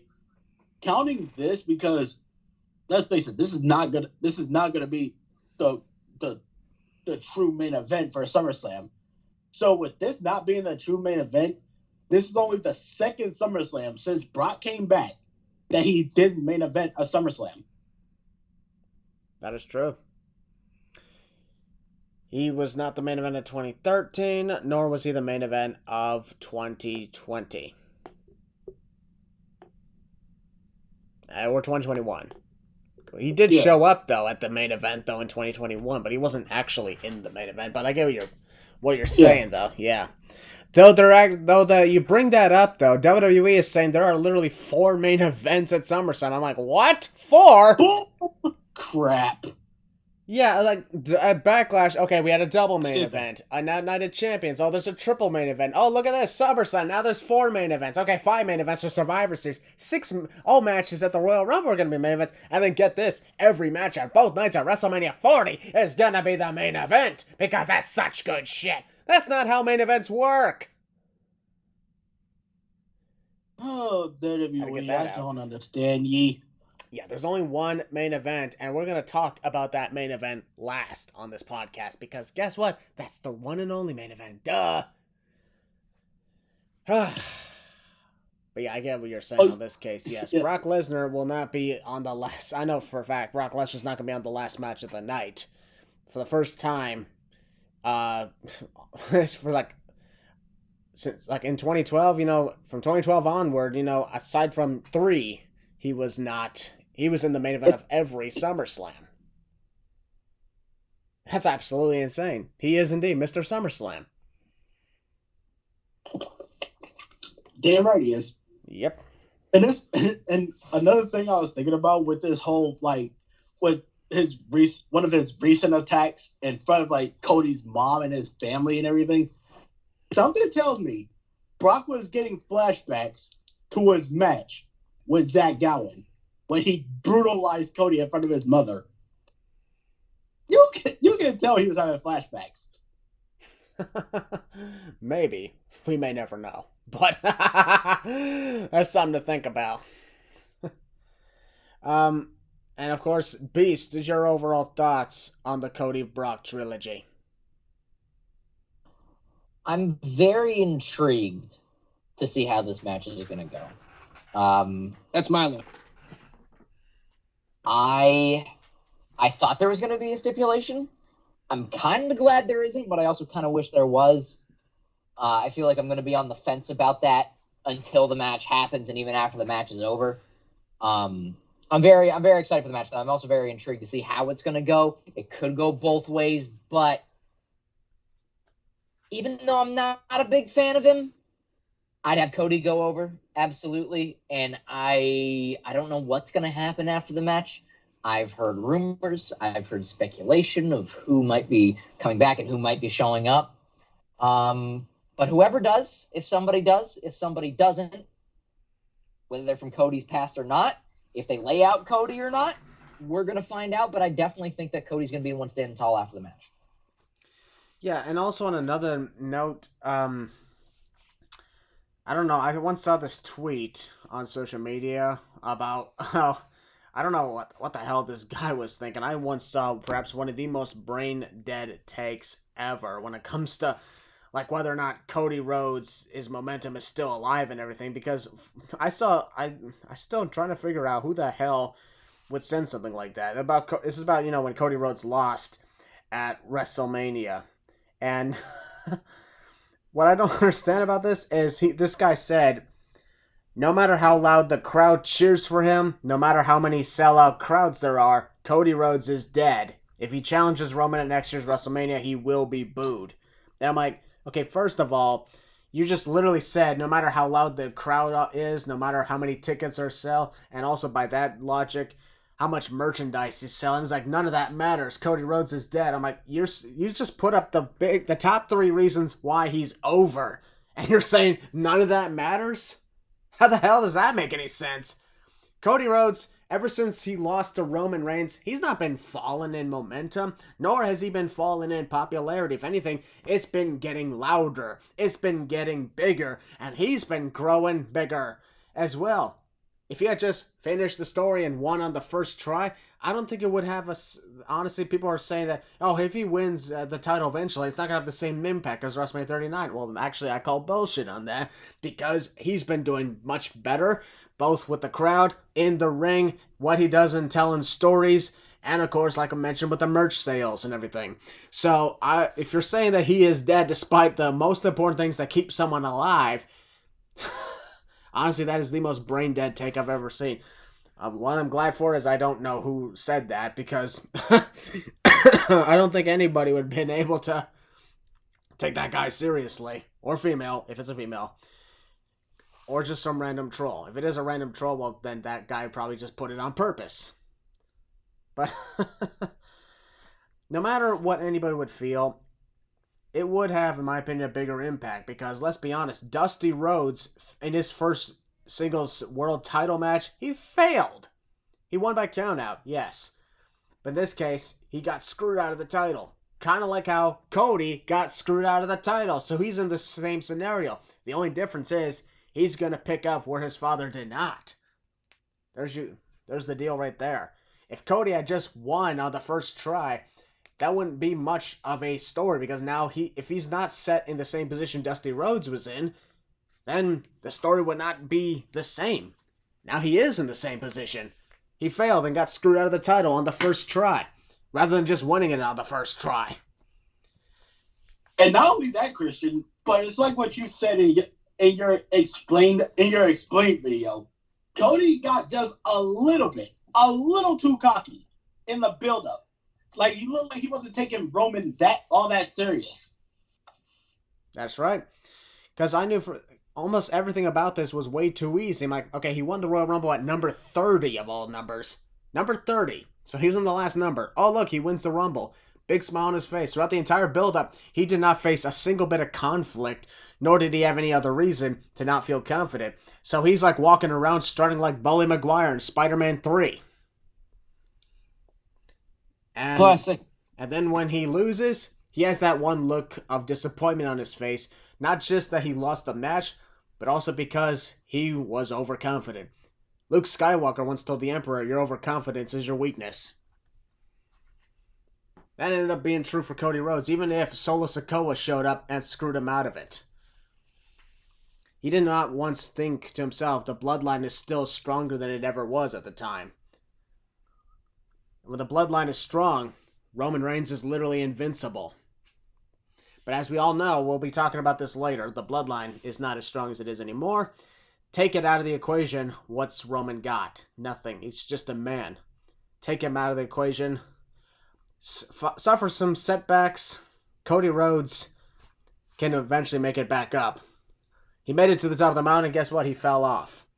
He fell. That doesn't mean he can't climb back up. You keep going until you finally do it. But Cody Rhodes, his momentum is not dead. Cody Rhodes is not dead. Ticket salesmen selling because a lot of people want to see him. Merch sales. He's numbered, aside from LA Knight, he's in the top 5. He's in the top 5 sellers of merchandises. And merchandises is not even a word. What the hell? Merchandise. And the crowds have been not just shouting, whoa, even louder. They're actually singing the rest of his lyrics now. Like how Chris Jericho with Fozzy, with Judas and everything. People are singing the lyrics now. They're not just shouting, whoa. Almost everyone goes. Get tired of and I guarantee this Saturday, that crowd, my God, I'm going to be part of that crowd. It's going to be insanely loud. All I can say is I really hope I don't start to hate Kingdom with them singing it like I did with Judas. Yeah.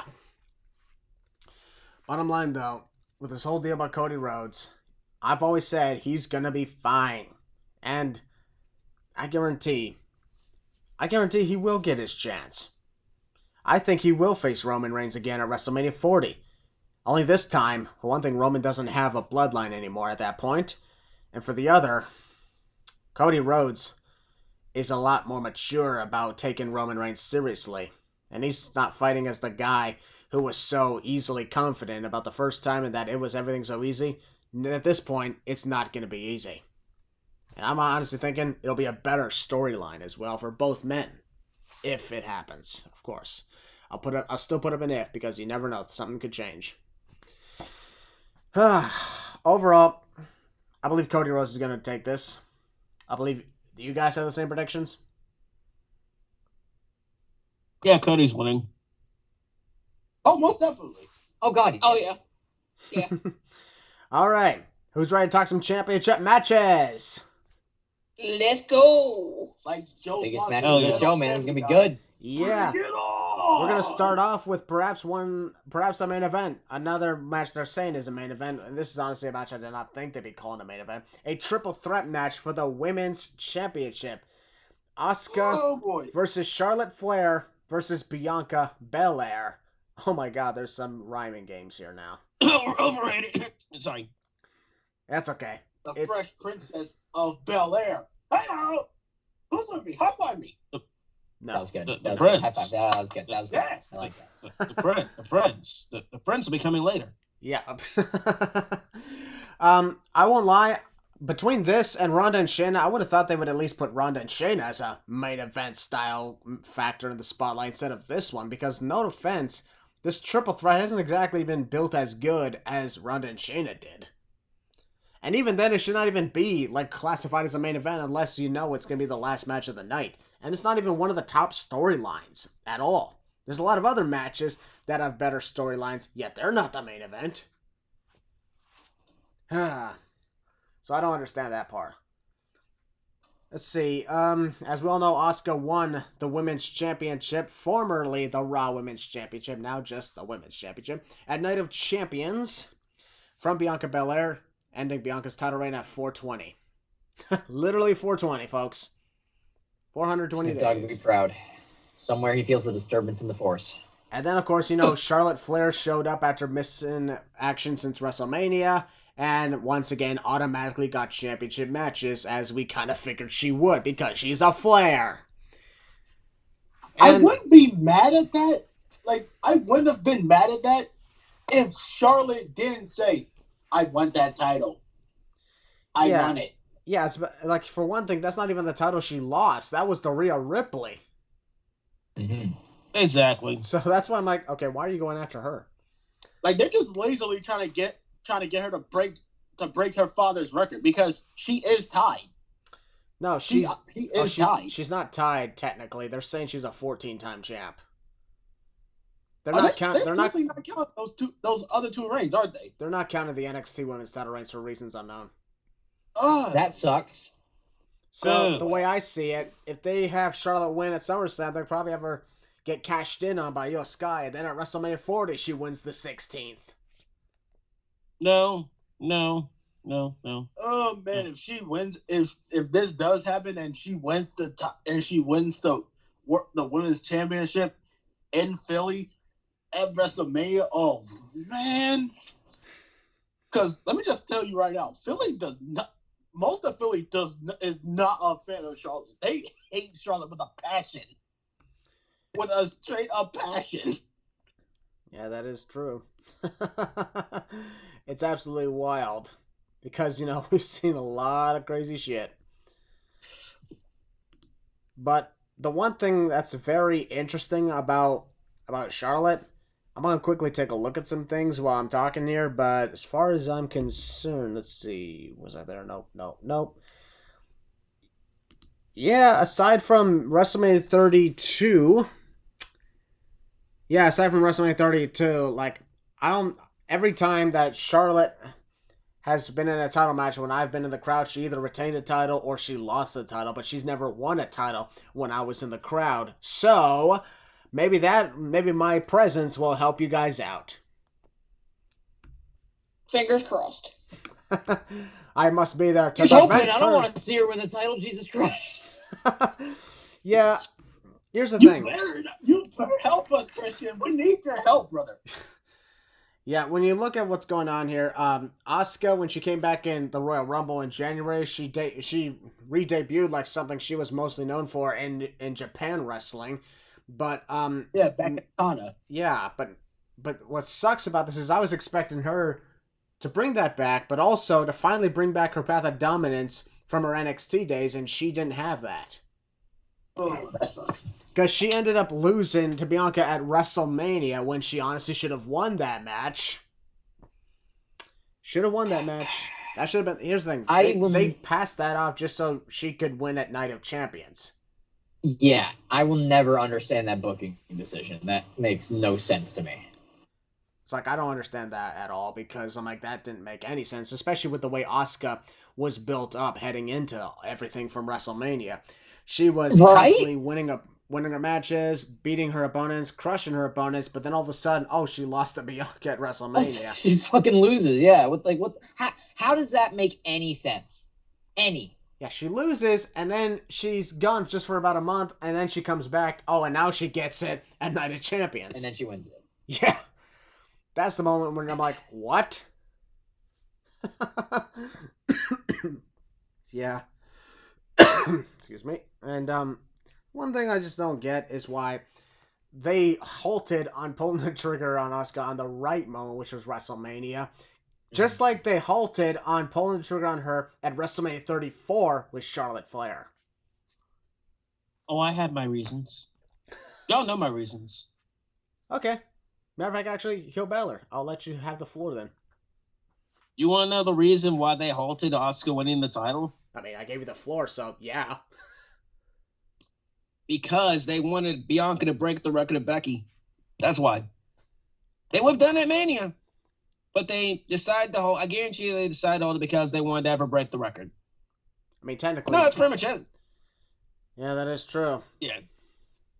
That's pretty much it. That, and there's also right. the idea about her potentially being, undefeated at WrestleMania. Undefeated. Bong. I mean, she is. She is not. She is not. Yeah, the thing is, I get it. People don't want to count the pre-show, but she did appear in the pre-show Battle Royal in 2018 and lost. Exactly. She is She is currently 3-1 at WrestleMania. Ouch. I don't know why. In my eyes, as long as the bell rings at the start of a match, it counts. Yeah, it's sanctioned. Like, to me, it immediately counts the second the bell rings. Yeah, otherwise, here's the thing, if it doesn't count, then how come championships have been won in pre-show matches? Does that not count? Exactly. Thank you. Thank Mark. Indeed. So you got Asuka, who, you bring her back up at the Royal Rumble. Of course, you're not going to have her win it, and that's okay if she doesn't win that one. But she dominates in the Elimination Chamber and wins that to get the title shot against Bianca at WrestleMania. And then, you're finally like, okay, we're finally back on track to what could have and should have happened years ago. But then she loses. And she wins the title at the Night of Champions in Saudi Arabia. Not for the reasons of having Bianca break the all-time title record, but also because you're trying to keep Bianca supposedly undefeated at WrestleMania, which is incorrect. And then, of course, there's that. And, of course, the fact that, this is not the first time Asuka got robbed. As a matter of fact, Asuka was once, as we all know, undefeated for over 900 days, was once a champion for over 500 days. Asuka's never won at WrestleMania. Sad. Really? No, she hasn't won a single match at WrestleMania. 2018, Holy lost shit. to Charlotte. She won once. She 29 won once at WrestleMania. No, it's like 2018, lost to Charlotte. 2019, lost that pre-show Battle Royal. 2020, lost the women's tag team title match. 2021, she wasn't even there. 2022, wasn't even there, I don't think. Or if she was. Nope. Yeah, she wasn't, no. 2021, actually, she was there. She lost to Rhea Ripley. And 2022, wasn't there. 2023, lost to Bianca. She's never won at WrestleMania. She is kind of the anti-Undertaker. She's what a certain blue-haired woman was. Oh, I bet I just pissed off a bunch of people listening to this, didn't I? I mean, technically, Sasha Banks has one win at WrestleMania. I still stand by it. Yeah, so the problem with that is Sasha Banks has actually a win. Asuka has none. That sucks. Wow, Sucks. I still stand by it. And then you got, like I mentioned, then you got Bianca Belair, who, let's be honest, I get it. Been a big deal, but lately she's been just a little bit overrated, and they extended her title reign way too long. Like I mentioned, they should have had her drop it to Bayley when Damage Control was really getting over. Oh, yeah. Bayley at Extreme Rules, I still stand by it. Enough said. And if you wanted Bianca to be champion heading to But that was WrestleMania, for you could have had Bayley hold the title up to the Rumble. There you go. And then she would have had it back. At least there would have been some conflict in it. But Bianca literally had no conflict. And then she suddenly did. No, they would want to play stupid. Yeah, and then of course you got Charlotte Flair, who's her entire records of being champions most of the time less than 5 days or less than a month stand for themselves. Hot potato. Yeah, hot potato on the whole thing with Sasha Banks in 2016. 4 title reigns. She started 2016 as a one-time champion, left the year as a 5-time champion. That's insane. Yeah, left the year as a 5-time champion. Oh my god. That is the title switch has so many times. It was legit giving some people, I read this like everywhere. I read this a few places that they were switching the titles so many times that it was actually giving them memories of the WCW title in 2000. Yeah, so here's the thing. In 2016, Charlotte started as a one-time champ, left the year as a five-time champion. 2017, she became a six-time champion. 2018, she became, I believe, a seven-time champ. 2019, she became an 8, 9, 10-time champion. Oh my God. 2021, she became an 11-time champ and then a 12-time champ. Oh my God. And a 13-time champ, actually. And then, of course, last year, 14-time champ. Oh my God. Again, oh my God. Ugh. At least when it came to the likes of Ric Flair, he became a 16-time champ over the course of 30 years. Exactly. That's my contention with it too. Rick took his time and became a 16-time champion over decades. Literal decades. Charlotte Flair? Charlotte. It hasn't even been 10 years yet. Been, like, 8 years. It's been 8 fucking years. 8 fucking years, and she's almost won twice that amount.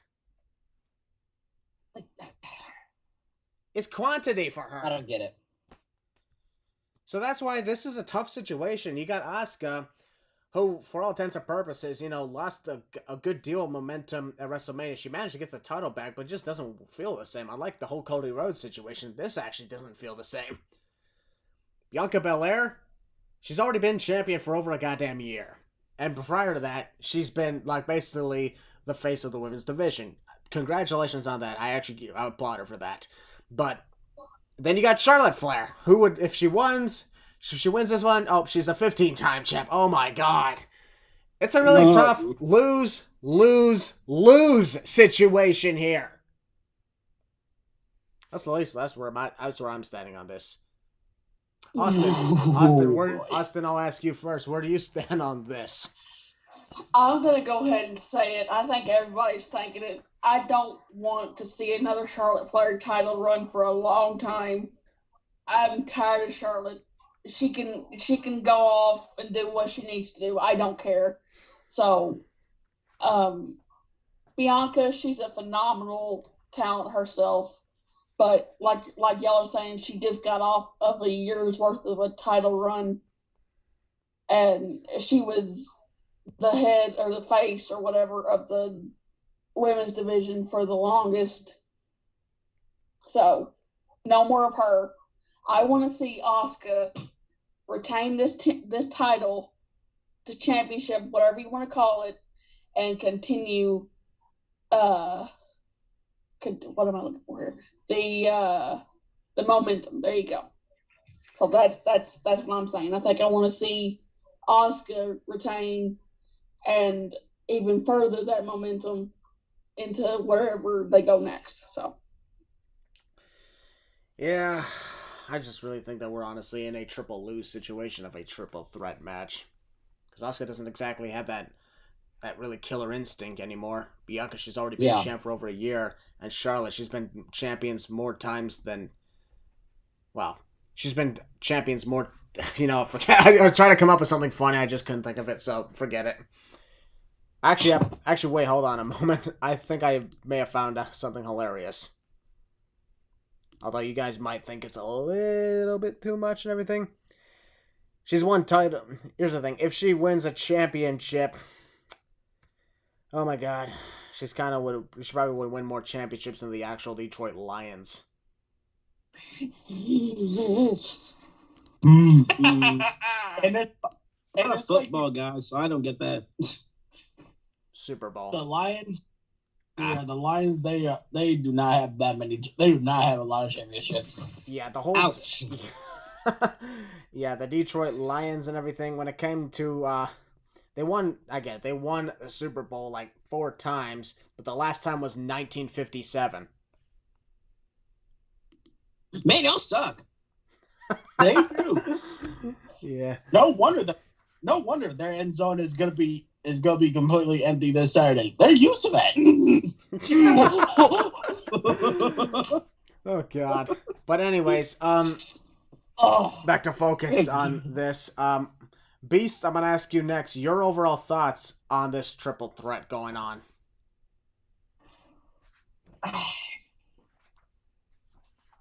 I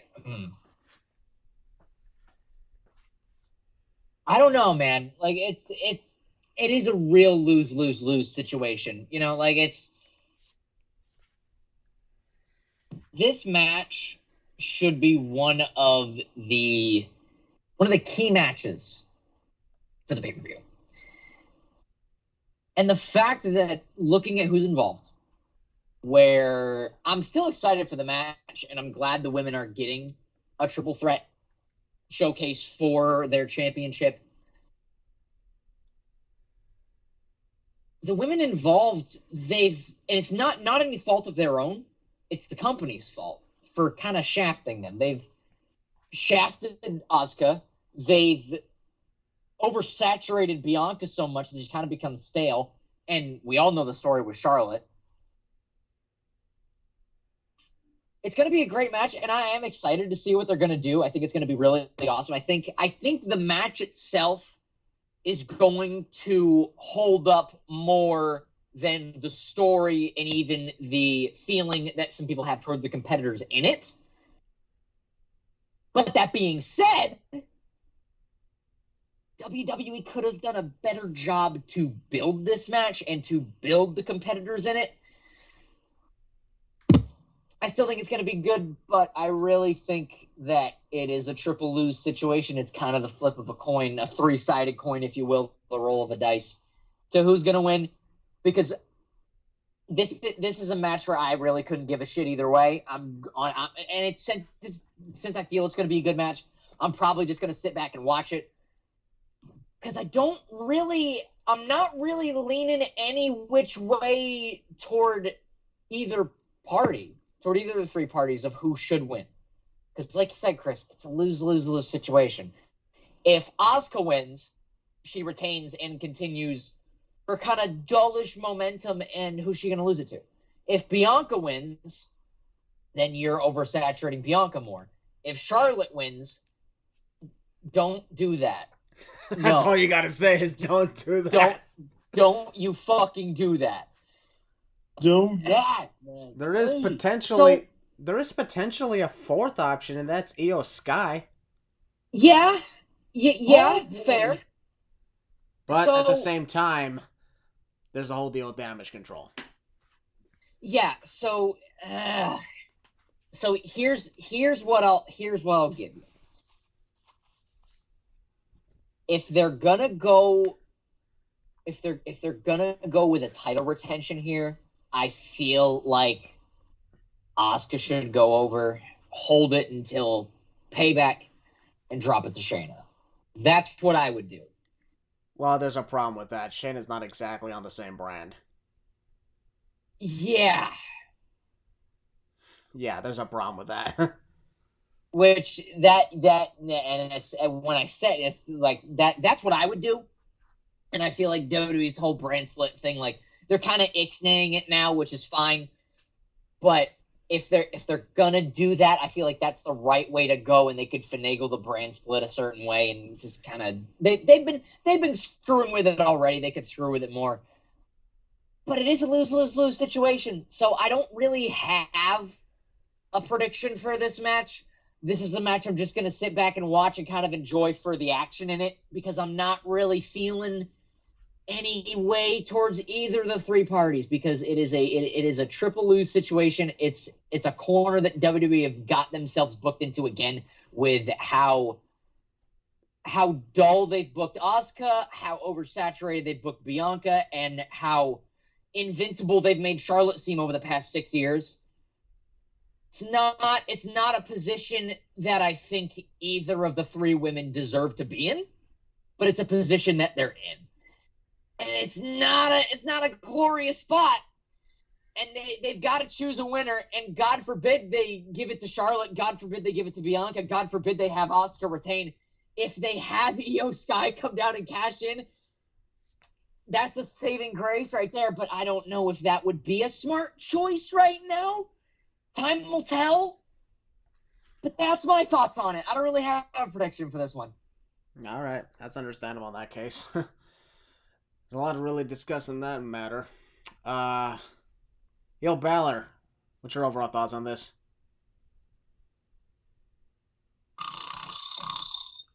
Hey, wake up! Will, wake up! Huh? Ow! What? Get up! I told you to stop What? falling asleep. What? We are not doing this. I asked What? you your overall thoughts on the triple threat between Asuka. Oh, there he goes again. You know what, Keshawn? I'm a little tired. I'll let you take care of him this time.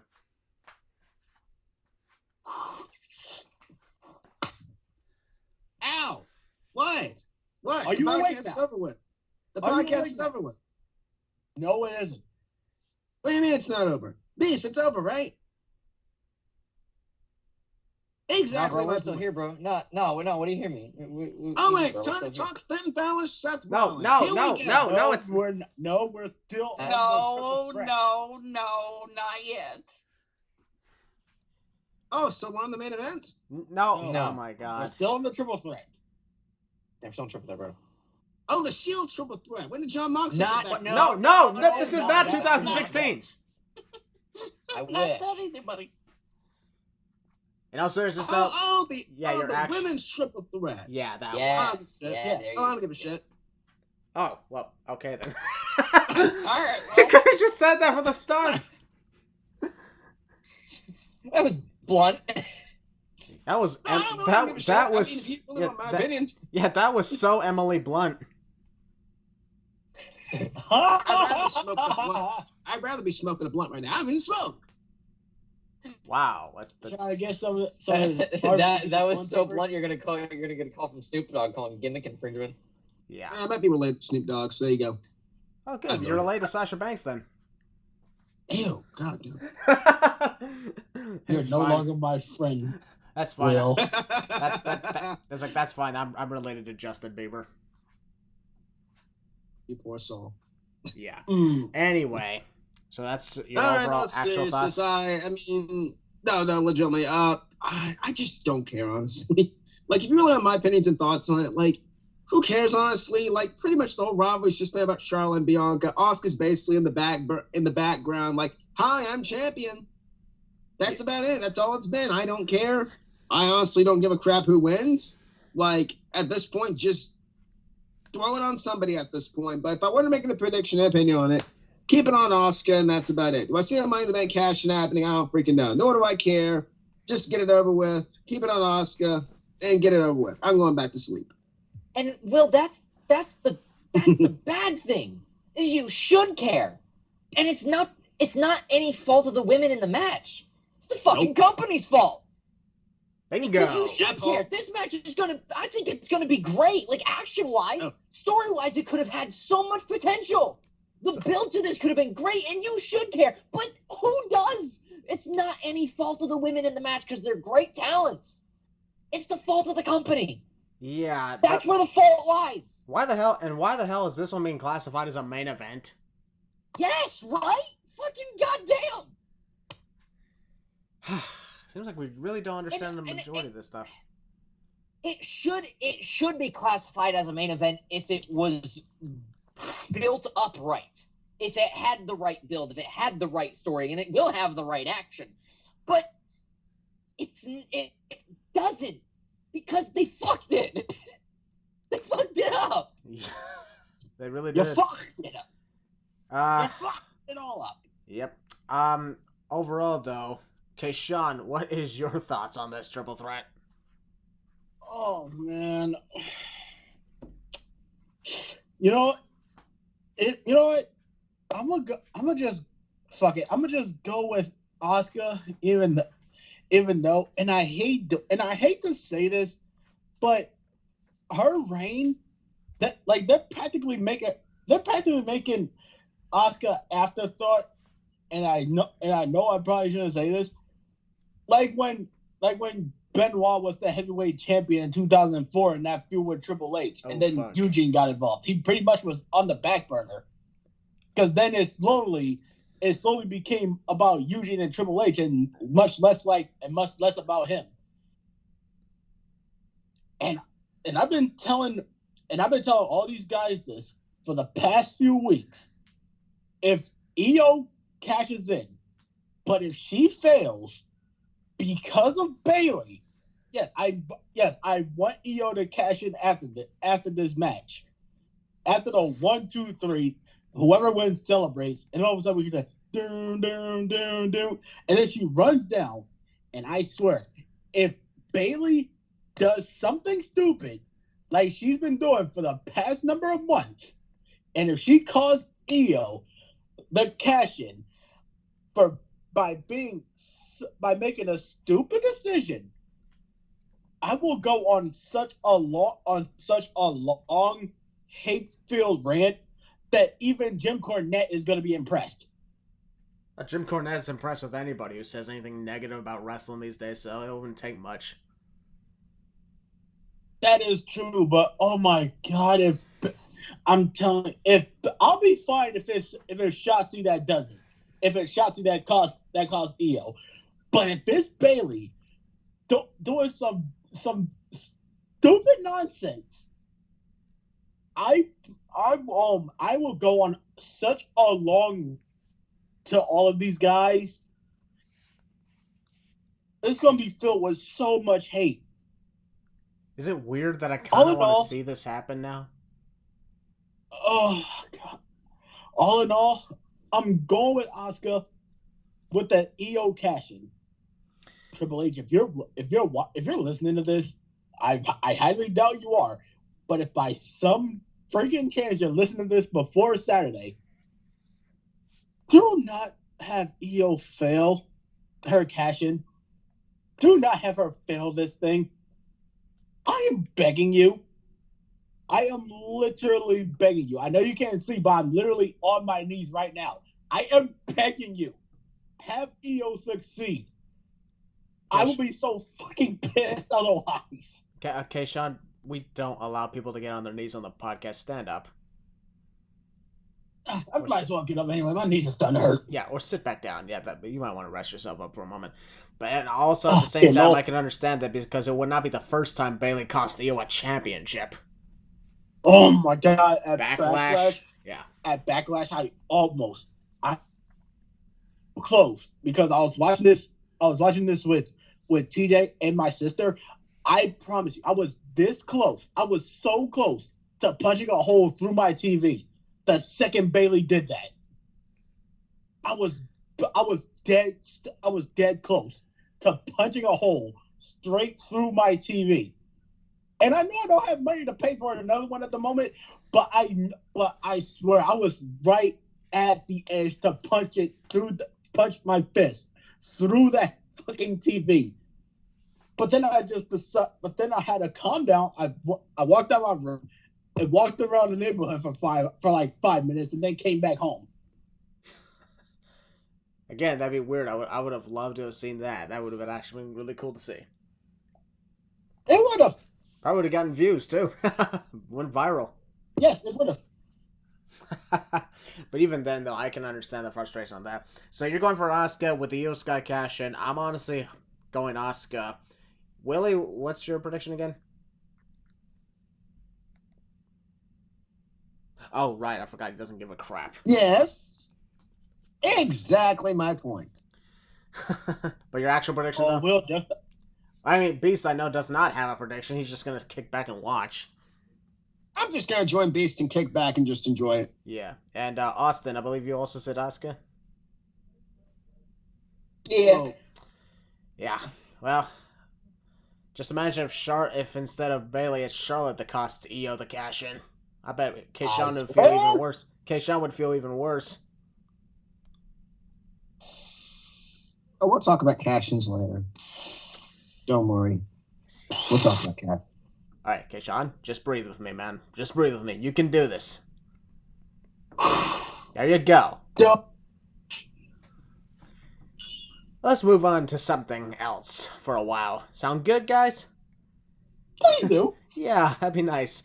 let's move on to the Intercontinental Championship match. This is actually something worth discussing. Gunther is defending against Drew McIntyre 1-on-1. And we can agree, yes. While Gunther is not the longest reigning Intercontinental Champion yet, he is already a better Intercontinental Champion than Honky Tonk ever was.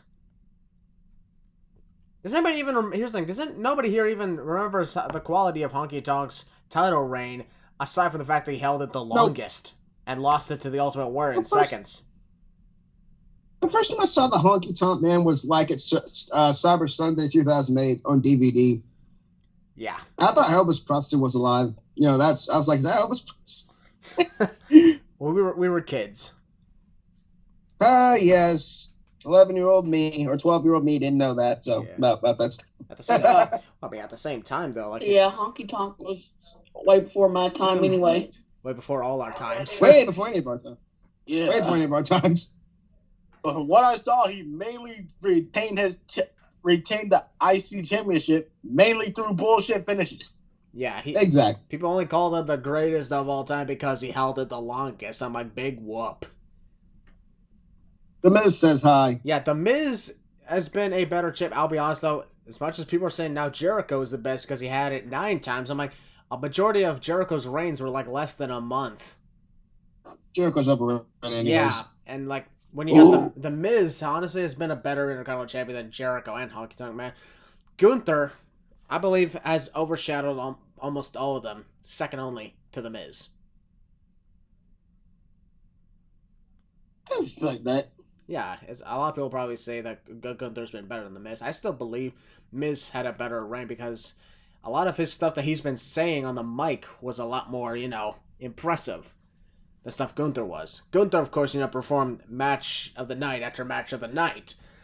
And he absolutely brought in prestige to the Intercontinental Championship that was missing ever since The Miz lost it to Seth Rollins in 2018. Because ever since, no disrespect, Rollins did not have that good of a title reign at all. His two title reigns. And then, it just kept going from Bobby Lashley and Finn Balor and a game of hot potato. And then, Nakamura's got it for a long time, and we forgot about that. Strowman once had it. Sami Zayn had it a couple of times. Jeff Hardy had it for briefly, like a couple of weeks. AJ Styles had it for like a couple of weeks. Oh, this happened. Oh, that happened. Oh, this happened. Oh, that happened. Oh, Biggie was a good champion. Apollo Crews could have been a good champion. Wasn't. Ha. And then, Wait, who's that champion? And Shinsuke Nakamura, again, another long title reign. Oh, forgot all about him. Oh, Sami Zayn again. Oh, Ricochet. Okay, it was decent. Finally, Gunther.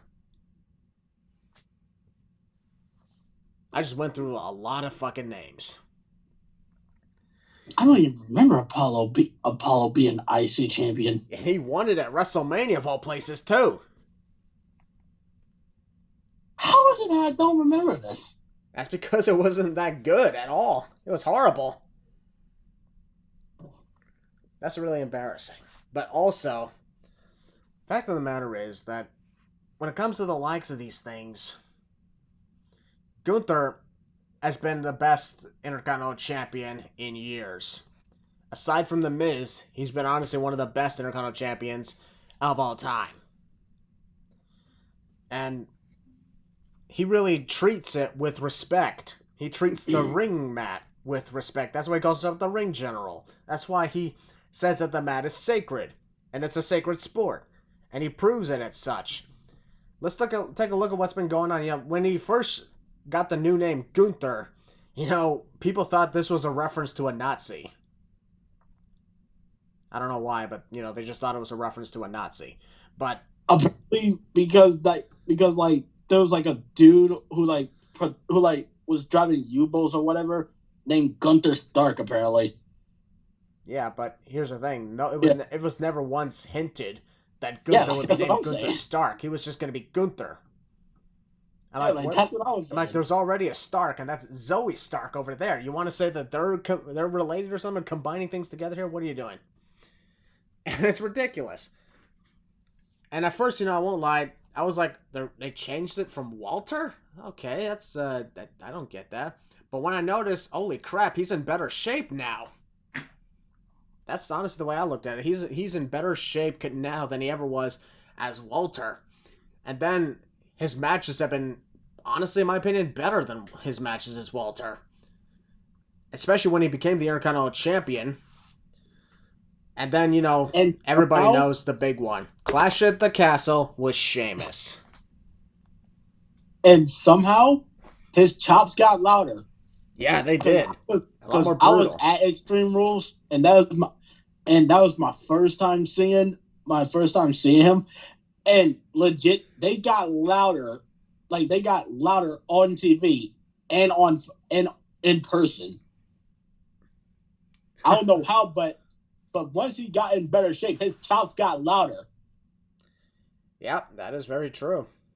And I really think that he's been doing a much better job lately now.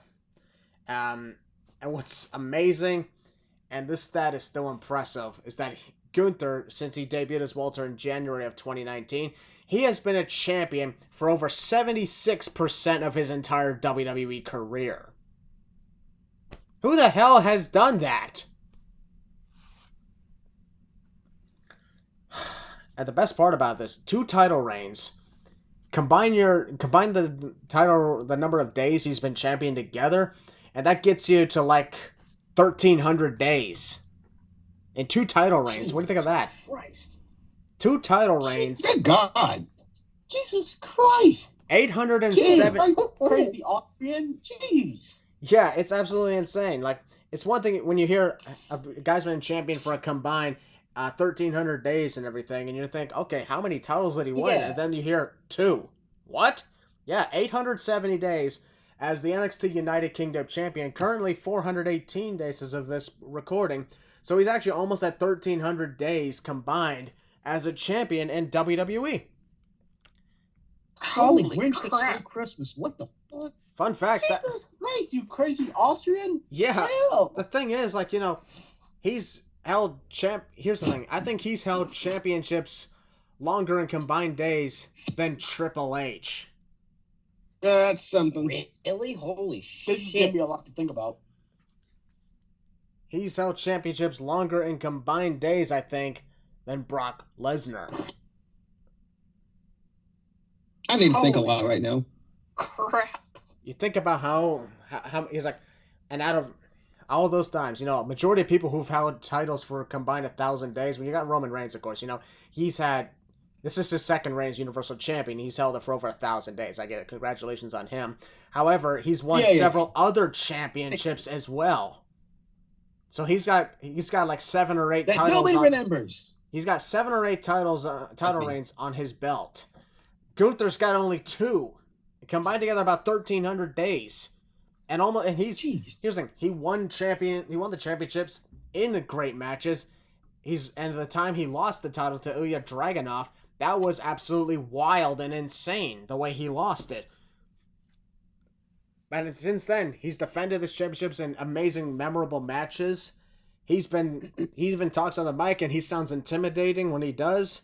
You really believe in him when he says, "This is a sacred sport, and I will do everything I can to protect it."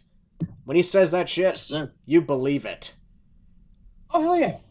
And so when you see him now, when he started, especially when Triple H started taking control of the creative process, he was a month in as champion.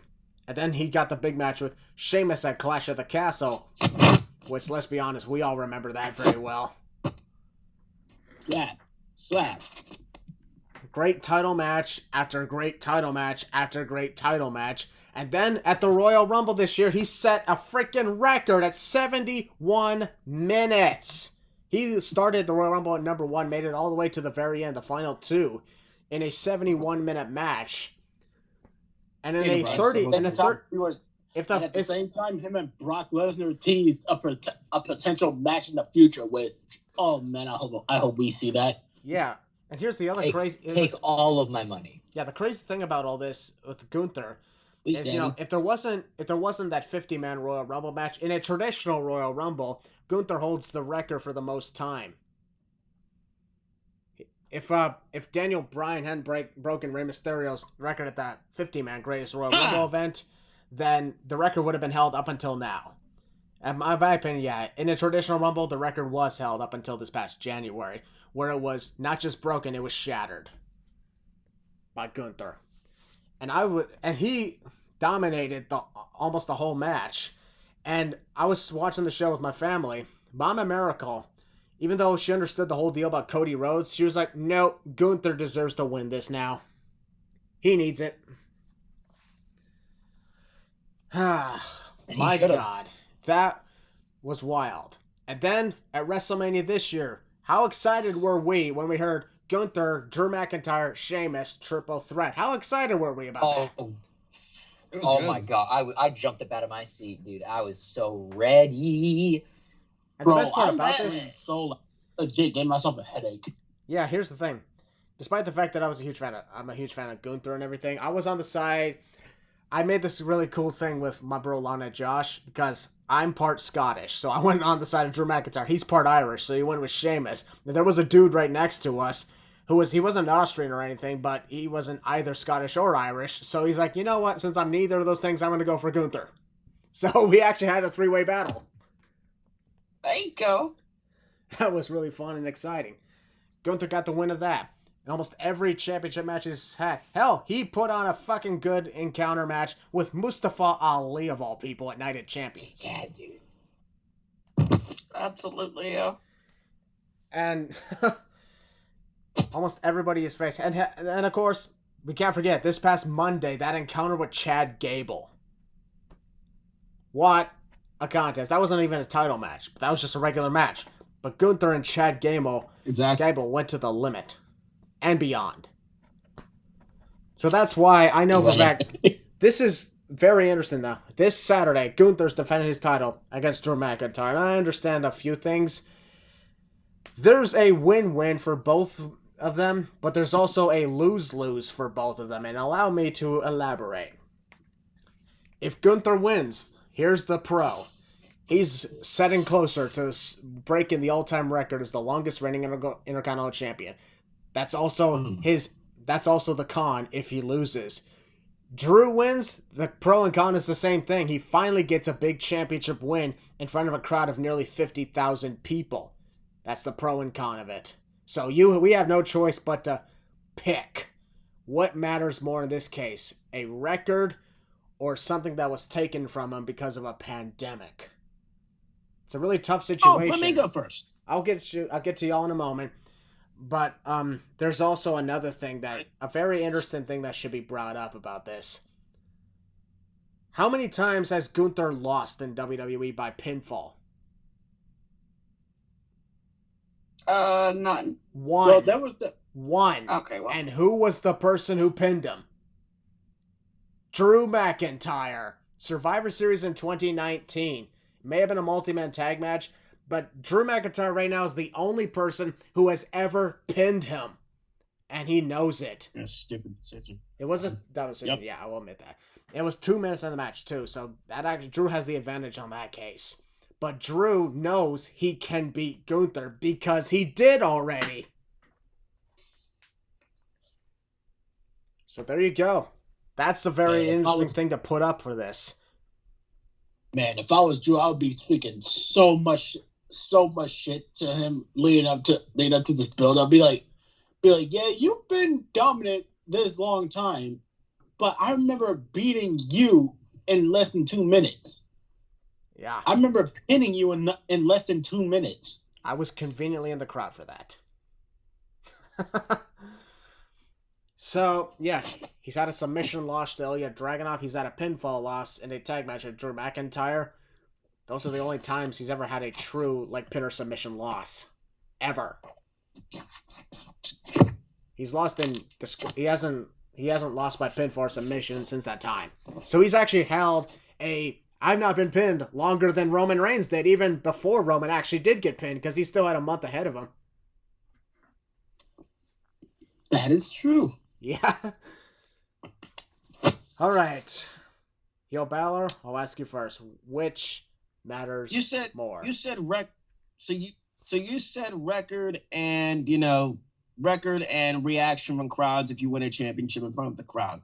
Well, I'll easily answer that. In my opinion, a record in this in this case is more important than this. I don't care if Drew hasn't won a championship in front of a crowd. Wink, wink. He actually has won a championship in front of the crowd. Go back and watch NXT TakeOver Brooklyn 3 when he beat Bobby Roode for the NXT Championship. Oh, that doesn't count. Yes, it does. Yes, it does. Oh, shit, it doesn't count. Well, we're talking about that big stadium moment that was taken from because of a pandemic. Like, if you look back... I don't care. If you look back, he won the championship in front of nobody. The WrestleMania 37, the first crowd in the stadium, lost to Bobby Lashley. And then, of course, Clash at the Castle had his chance to beat Roman Reigns in front of perhaps UK's biggest crowd next to All In coming up. They still didn't give it to him. That's why it's a really interesting question and scenario here. We're facing a tough thing because Drew has tried and failed in the past, so it can get a little frustrating. So that's why it's a double win. It's also a double loss. It's a really tough thing to say. But continue, Willie. I got you. Hang on one sec. I got you. 1 sec. Yeah. This right here.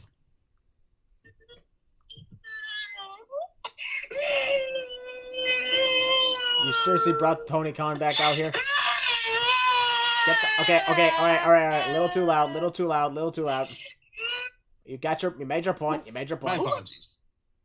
What the hell was that? Well, quick question. When did you bring a BTS stand in here? Okay, I'll stop. Oh, God, that's gonna start. Oh, my God, I can't believe he went that That's way. mean. But yeah, honestly, like, no offense to Drew. You're great. You're amazing. Sure, you got your moment taken away from you by unforeseen circumstances. It's not your fault, obviously, but life goes on.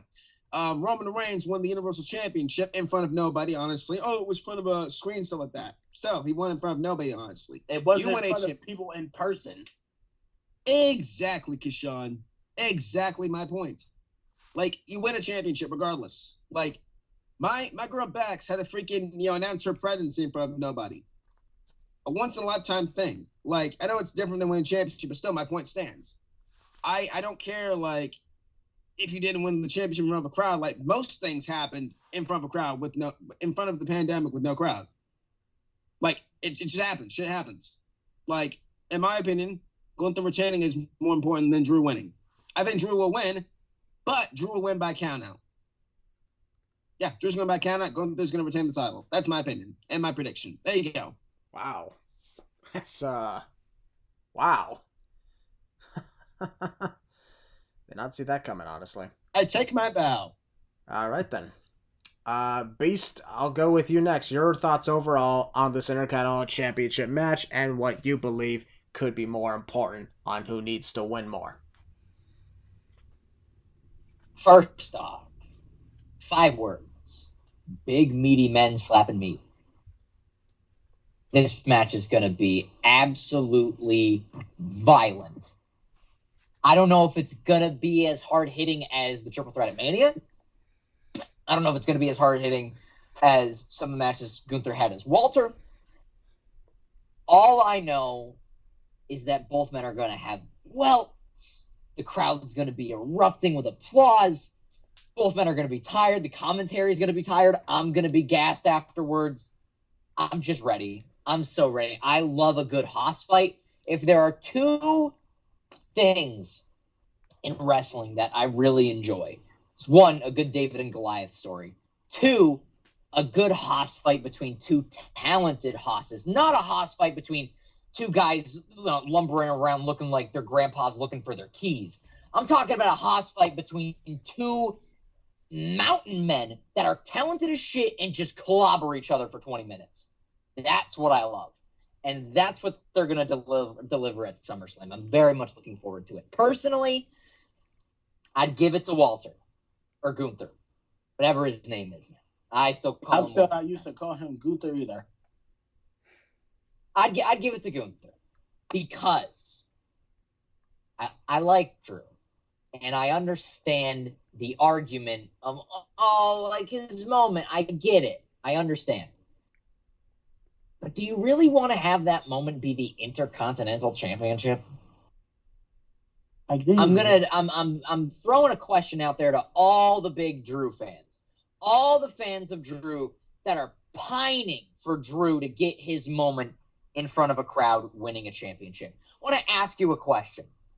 Do you really want Drew's moment to be the Intercontinental Championship? Search your feelings. Do you really want Drew's moment to be, I know it, yes, this title has been built up over the years. I get it.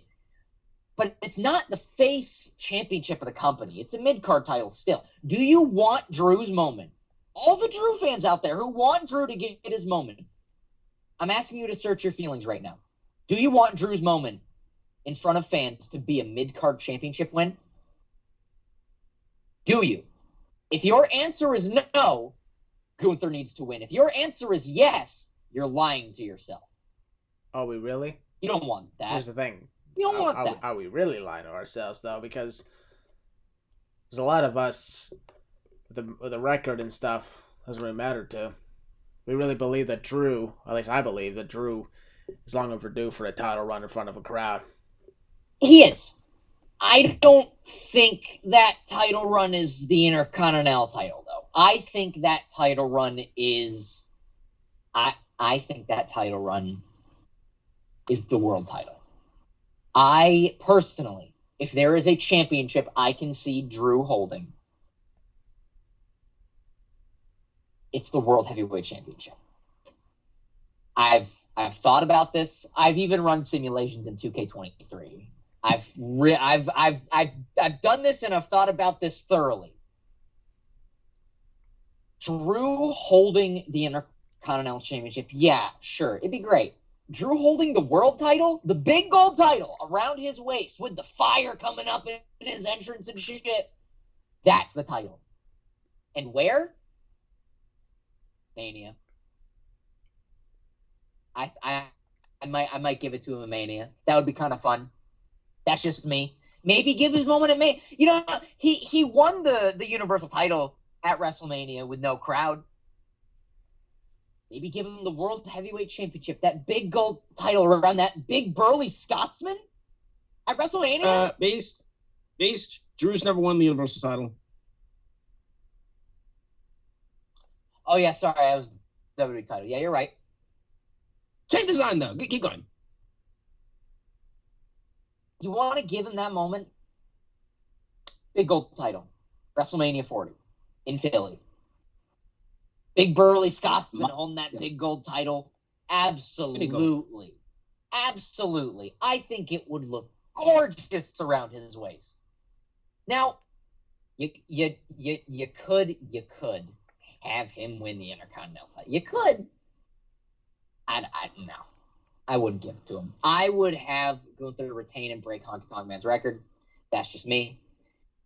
Drew, I'd have him win the world title at Mania. If the circumstances are in line for that, which I think they should be. I don't know. I think the image of Drew coming out on Raw with the Intercontinental title would look great, but I think the image of Drew coming out the next night after Mania on Raw with the big gold championship opening up the show with the fire coming up in his entrance, that's the image I want. That's actually very interesting scenario. I like that. All right. Austin, what are your thoughts on the Intercontinental Championship?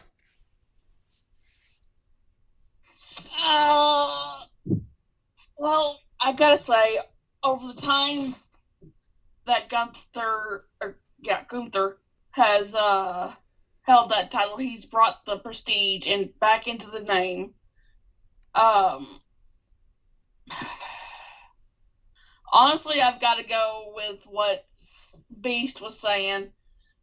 As much as Drew could use a win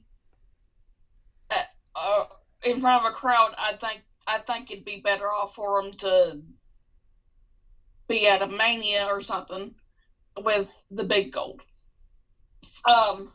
So I could see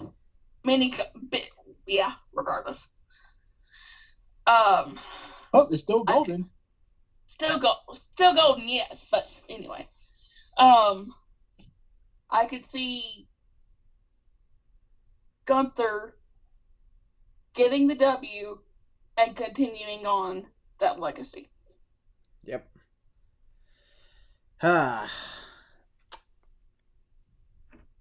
Keshawn, what's your thoughts on the Intercontinental title match? It's pretty much the same as. Sorry, that's what these guys said. What I mean, fuck. Why am I still trying to say Walter? Gunther. I still call him that. Yeah, I'm too used to it. Anyway, he's brought prestige back to the IC title that it really needed. And as for Drew, I get it. He wants his big moment, but it's like what B said. Do you do you really want his big moment to be the IC championship? Like, really? So, in conclusions, I'm going with Gunther, and then build up Drew to whenever he challenges for the World Heavyweight Championship, and then he wins it then, so he can finally have his big moment. And as for what, fuck, god damn it. As for Gunther, we'll see what he does next. We'll just have to wait and see what he does next. Yep. And Balor, your thoughts on the Intercontinental title? Actually, I asked your thoughts, right? I want to reiterate this. I am not a hater of Drew McIntyre. I love Drew. Drew's great. But it's like B said, and I want to put a little spin on it. Do you really, really want Drew to win the Intercontinental Championship? Would you rather him the WWE Championship or the World Heavyweight Championship? And plus, in my opinion, a title win is a title win regardless of where you win it. Just the truth. Yep, that is true.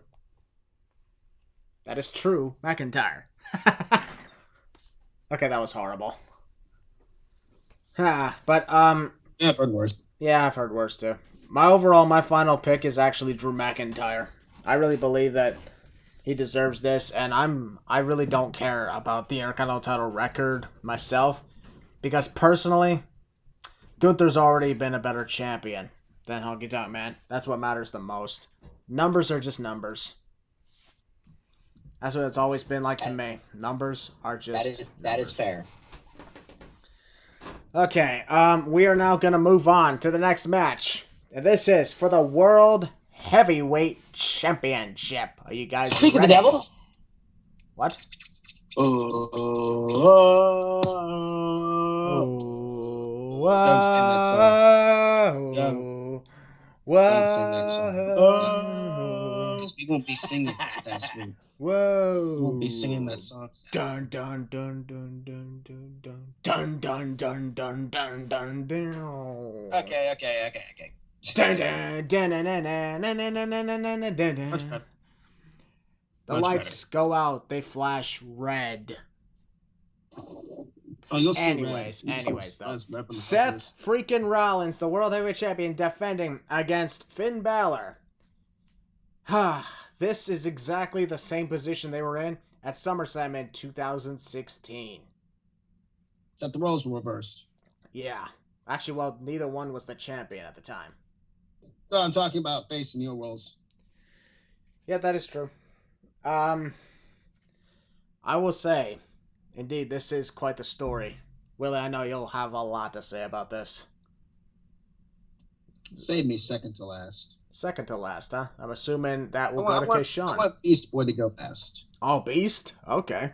I want Beast Boy to go last. Save me second to last, please. I'm going back into hibernation. Hibernation? We're in the summer, you moron! This dude said hibernation. Who the fuck hibernates in the summer? Me. Will, apparently. My God. All right, then. Well, anyway, Seth Rollins, the World Heavyweight Champion, defending against Judgment Day's Finn Balor. And I will say that Judgment Day has been dominating. And surprisingly enough, Rhea Ripley is not. At least not herself. Finn Balor... Here's the thing, though. Finn Balor is right now the only member of Judgment Day who doesn't have something on him. Because Rhea Ripley is the Women's World Champ. Dominic Mysterio, the new NXT North American Champion, who we talked about a week ago. And Damian Priest is Mr. Money in the Bank. Finn Balor's the only one who's got anything. I told you. Yes, indeed. Hey. At least take a lozenge first before you speak. Yeah, take it easy, man. It's okay. You got this. Go back into hibernation. Hibernation. I still don't understand. Summer hibernation. Okay. I'm enjoying my man cave. Yeah.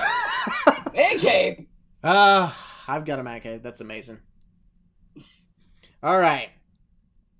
All back in 2016, this match was to determine the inaugural Universal Champion. This is the one time where I'm actually glad they did not hype up the possibility of a Demon Finn Balor, because now it's actually a possibility. We don't know who it's going to be. Will it be regular human Finn Balor, just like a Money in the Bank, or will the Demon make its return out of nowhere?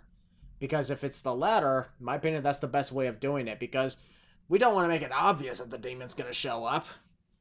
But that does make sense in this scenario, because it was the Demon who beat Seth Rollins at SummerSlam all those years ago. It was not human Finn Balor.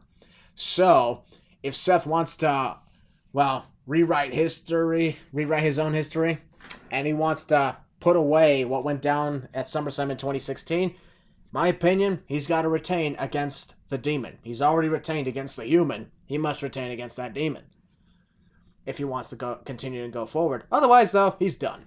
Otherwise, he's finished, and there's a new World Heavyweight Champion. Or, I'm going to say this.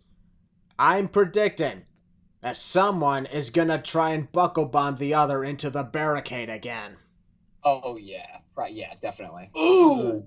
Imagine if Finn Balor gets buckle bombed into the barricade by Seth again. Only this time he doesn't actually get hurt, but they play it off like he does. My God, that would be insane. I just got a lot of good feelings about this because while I understand that Judgment Day is involved here, at the same time, this is a personal story for Finn. This is more than just, being dominant and joining up as the Judgment Day's, Path of Domination, because, each one of them has won something. Finn Balor has not. So, this is all about Finn Balor trying to finally put away what went down in 2016. While he did beat Seth Rollins. He became the first ever Universal Champion. At the same time, though, he got injured. He had to relinquish it the next day, and Seth was laughing at him. He's been bitter all these years. But at the same time, what if Finn Balor wins and he's still bitter? What if, he just can't let it go, even if he wins? He can be better, I won't be better. That's the one deal. I'm like, what if he's still bitter? Because it's like, hold on a second. You have to end him. You have to end him. Yeah. I'm going to first ask Austin your thoughts on this whole thing. Honestly, y'all know how much I love my boy Rollins. How excited I was when he became champ again. Really and truly, this is gonna be an exciting match for me. No matter who wins, no matter who doesn't, it's still gonna be a pretty good match. Really and truly, though, I don't think Seth needs to retain here. I could see Finn taking the championship. That way, the Judgment Day has all the gold. Most of the gold, anyway. So, there you go. Yep. Since, of course, Yo, Balor wants Beast to go last in this case. Keshawn, it is your turn. Now, yes. Has the Judgment Day been dominating? Yes, they have. But for me, I feel like maybe, just maybe, Damian might screw Finn, and then Finn will get so pissed, and then out comes the dude that we haven't seen in a while, the formerly known as Jordan Devlin. Now, as for the match itself, yeah, it has a good history. I can maybe see them possibly doing a callback to the buckle bomb on the barricade. But if I'm being selfish, I would have to go with Seth just to see Will get pissed off and lose his shit. This is the only reason. You don't want to do that. Yes, I do. You don't want. Oh, it's like, I'm sorry. I can't stop laughing because I hear Willie say, "You don't want to do that." I just hear, "Yes, I do." I'm like, "Oh my god!" You are. Holy what shit! Can I say? Will's funny when he's angry. No, you should have seen me at Stand and Deliver. You don't want to see me angry, dude. Oh yes, I do. All right, you're fair enough, buddy. Yeah, here's the thing. Here, Keshawn, you're gonna need this. This is a cross. This is a Bible. This is holy water. You're gonna need that. Yeah, I have Odin's protection. He cannot hurt me. He can't hurt me. Odin's dead. I hit myself in the chin. Well, you couldn't even protect yourself. How can you protect yourself from Willie if you can't even protect yourself from yourself? I'm supposed to be protected from others, not be protected from myself. God damn, I punched the shit out of my chin. I punched myself in the chin. Oh God, that hurt. Continue. But yeah, anyway, just to be selfish, I want Seth to win. I need Seth to win just to see Will get pissed. They can win it back at the next pay-per-view. Whenever the fuck the next pay-per-view, whenever it is, he can win it back. He can win it then. But I want to see Seth win at SummerSlam. Just to see Will get pissed off. Just to hear him rant. I have to see this. So for me, just to be selfish, I'm going with Seth.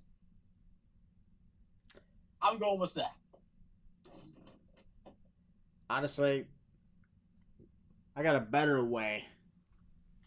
To be selfish. Oh God, please tell me. Finn wins the title, gets cashed in on and loses, so he holds the title shorter than he did the first time. Do you think that phases me? Because I got things to say in a few minutes. Oh, I guess it doesn't work. Okay, well, you're on your own, Keshawn. Bye! I hope it does.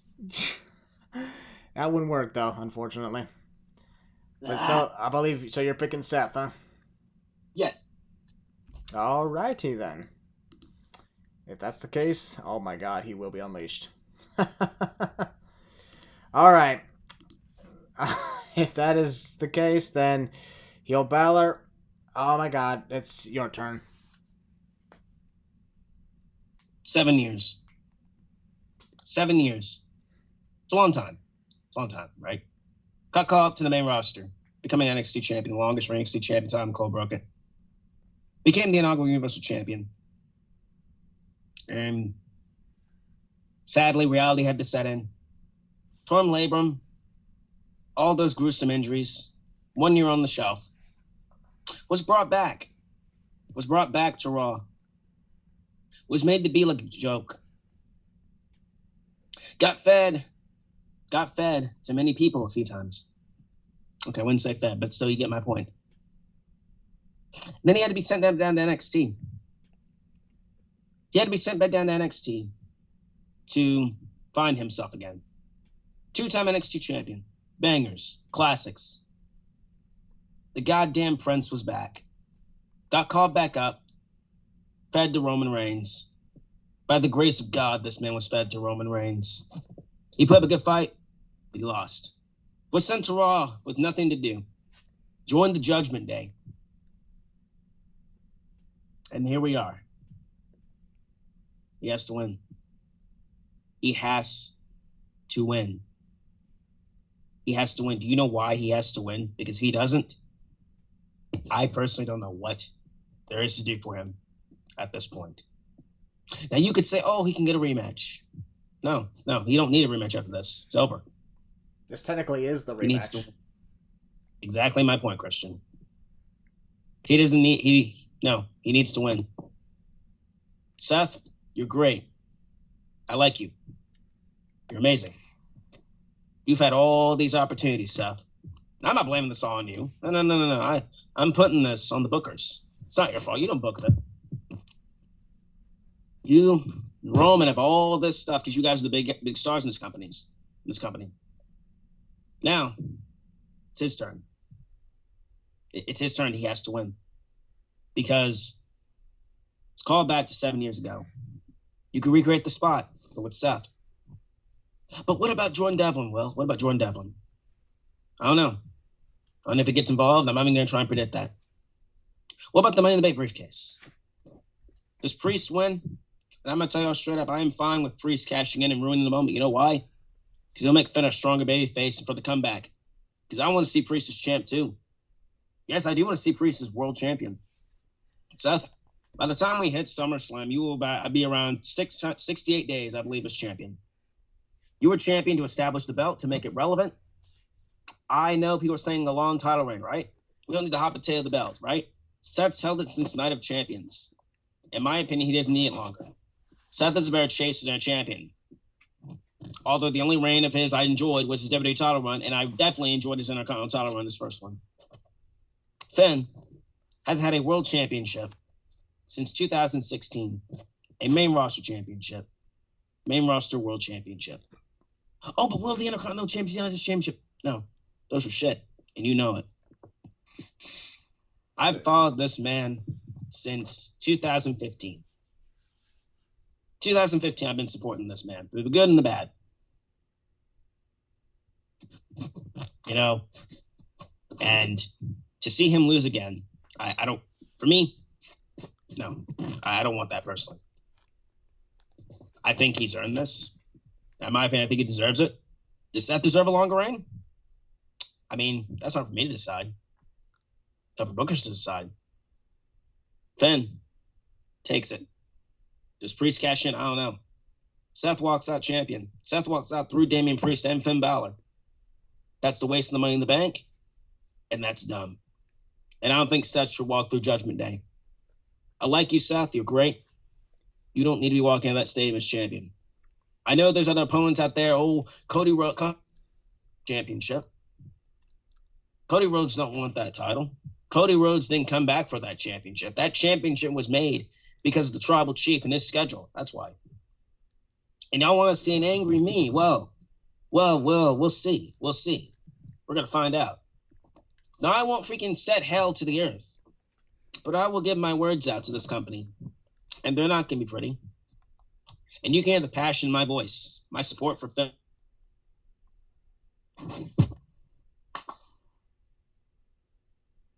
My respect for this company.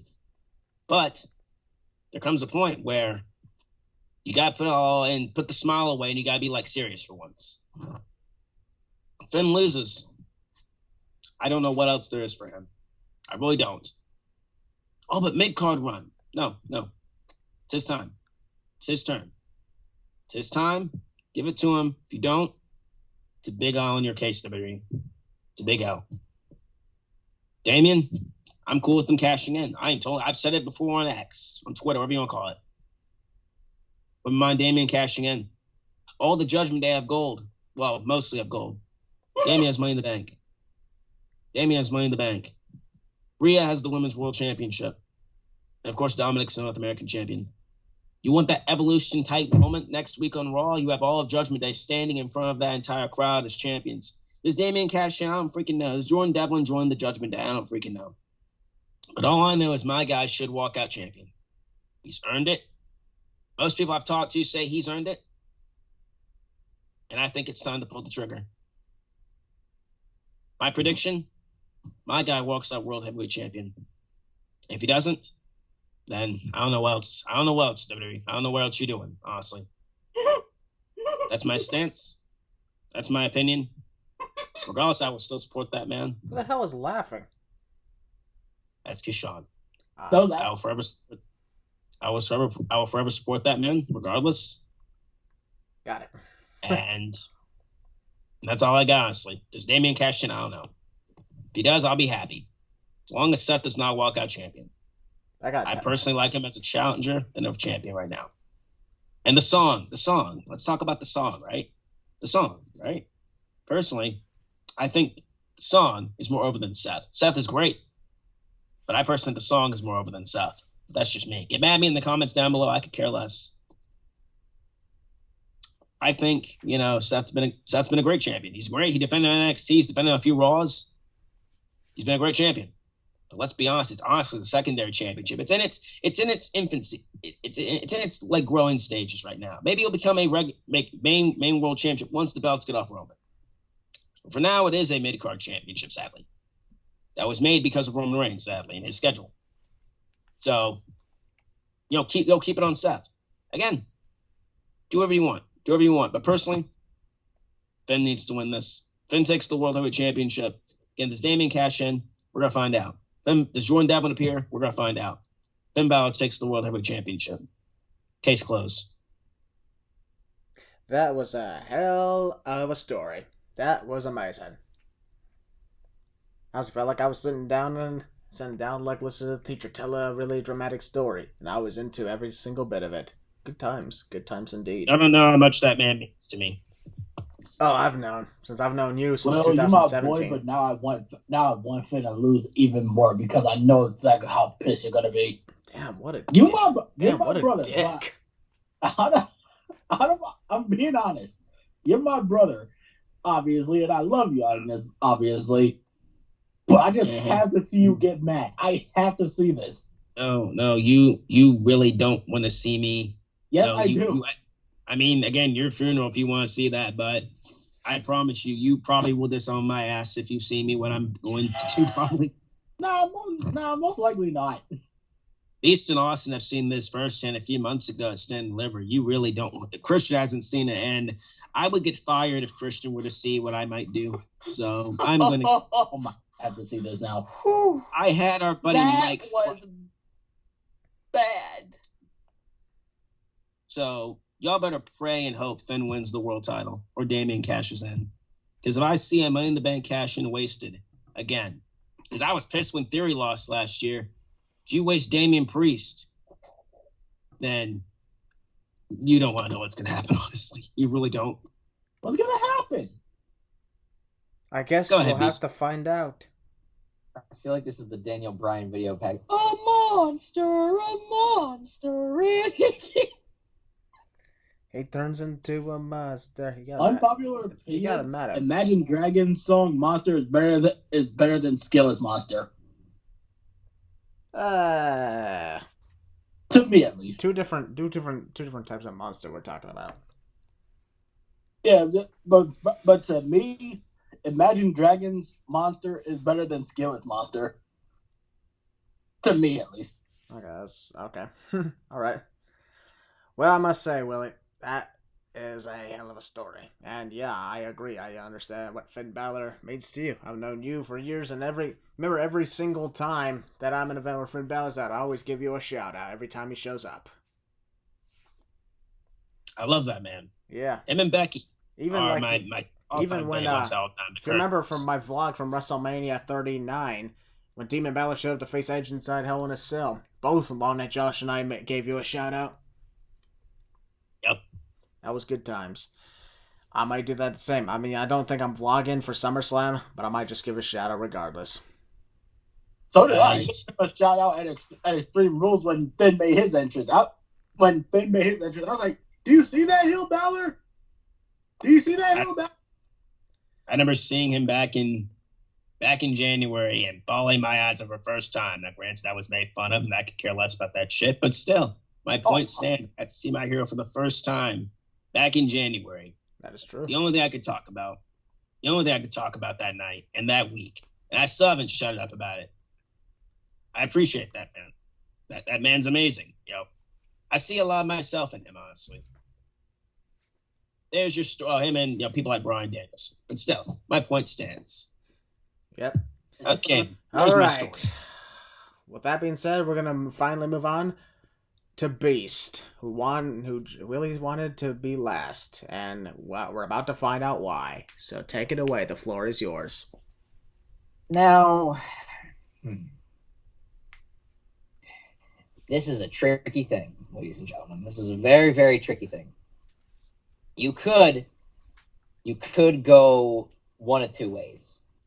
You could give it to Seth. You could have Seth retain and really hammer home that he's the dominant champion. Or you could finally, after 7 years, give Finn the moment that he deserved. Like, he won the Universal title in front of the fans, yes. But he needs that long title reign. You could finally give him that long title reign he deserves. And that moment he deserves, imagine him holding that golden championship. That would look sweet. Absolutely. And that's where I think they should go. I'll tell you why Finn needs to win. There are a couple reasons why. One, it makes for the perfect story for the character of Finn Balor. This rags to riches type story of this indie darling fighting his way up through New Japan and then through NXT and then to the main roster just to get hurt and still on the main roster, and then goes back down to NXT and recapture that magic that he had with the IWC from the start when he was in New Japan and when he first came to WWE. The IWC loved this man. Then he fell off because he got hurt through no fault of his own, just through bad circumstance. And a lot of people looked at Finn Balor because he had to get stripped of the title. They looked at him that he was soft. And he needs to win to prove to all those people that looked at him as that he was soft, to prove them that they are wrong. That's what he needs to do. The man who not only got a broken jaw in his match against Kyle O'Reilly. Oh, yeah, Finn Balor soft, by the way. He got a broken jaw in his match against Kyle O'Reilly. Still wrestled and still retained the title and then still kept showing up. Didn't relinquish it. Didn't vacate it. Still kept showing up. But he's soft. He needs to prove to those people that still think that he's soft that he's not. That's why he needs to do it for that second reason. Second reason to prove that he's not soft. First reason for the story. And the third reason is to make people pissed. And here's how you make people mad. Will's not one of these people you'd make mad with this, but there are some Finn Balor fans out there you'd make mad with this. And I'll tell you why. Next night on Raw, if you could allow me to book something for a second, here's how I would book it, going a little Adam Blampied on this. Finn Balor overcomes Seth Rollins triumphantly in the middle of the ring. 1, 2, 3 at SummerSlam. He's your new world champion. Next night on Raw, first Judgment. They walk down in the ring emblazoned with gold and the Money in the Bank contract, and there are the smiles on their face of cockiness and the boos raining down from the crowd. And it doesn't take long until Damian Priest gets handed the mic. And he looks at Finn and he goes, Finn, I want to congratulate you on finally achieving your dream, finally getting the moment you deserve. Pats him on the back, and then a little harder, and then a little harder. Just wish it could have lasted longer. South of Heaven chokeslam. Razor's Edge. Cashes in. 1, 2, 3. The opening segment of Raw, Finn Balor gets his dream taken from him by Damian fucking Priest. And he gets kicked out of the Judgment Day. See ya. Takes a little time off. Yeah, just to lick his wounds and recuperate from the mental drain of getting kicked out of Judgment Day. And it's not that Finn goes away and we see nothing.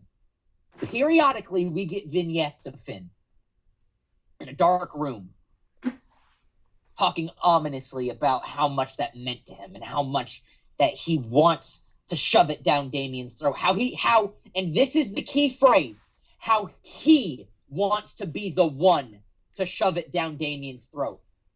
But he doesn't get the chance to. WrestleMania 40. Remember where I said Drew McIntyre? Drew McIntyre versus Damian Priest. Finn doesn't get the chance. Drew McIntyre beats Damian Priest and becomes the world champion. Well, what do you do with Finn then? Here's what you do with Finn. Finn, more vignettes, and he's pissed. He's like, I wanted to be that man. You took that from me, Drew. You took that from me. I wanted to be the guy to shove it in Damien's face, but you had to make it all about yourself and your fans. You took that from me. I keep getting shit taken from me, and I'm not going to stand for it. You'll see me very soon, Drew. And I'll strike when you least expect it. Drew, let's say, let's say around Money in the Bank time. Drew's still champion. Money in the Bank contract holder has won the contract. It's not Finn, by the way. I don't know who I'd give it to. I'd give it to somebody. Drew's cutting a promo on Raw. And Finn, out of nowhere. No music, no nothing. Just have the lights go out. Lights go out. Finn shows up behind Drew and wrecks his shit. Stands over him and says, you motherfucker, you took my chance to shove it in Damien's face. You took that away from me. And now I'm going to take my title from you. You want it to come full circle? First SummerSlam for Finn Balor. He gets injured. He has to relinquish it. Second SummerSlam for Finn. He wins the title, but next night on Raw, he loses it. Third SummerSlam. Third time's the charm. Finn Balor versus Drew McIntyre for the World Championship. You can have a stipulation if you want to, or it can be a one-on-one. And that right there is where you have the Prince, the NXT Prince, take the world title from Drew McIntyre, third time's the charm, at his third SummerSlam, and go on at least a 5-month reign as champion. That's how you book Finn Balor. That's just me, though.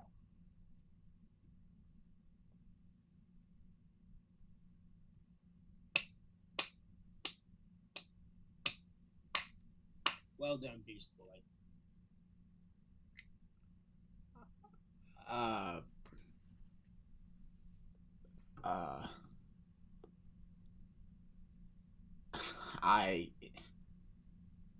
I am honestly speechless. Thank you. That was extremely passionate. Not to mention, Thank you. I appreciate it. very, very descriptive.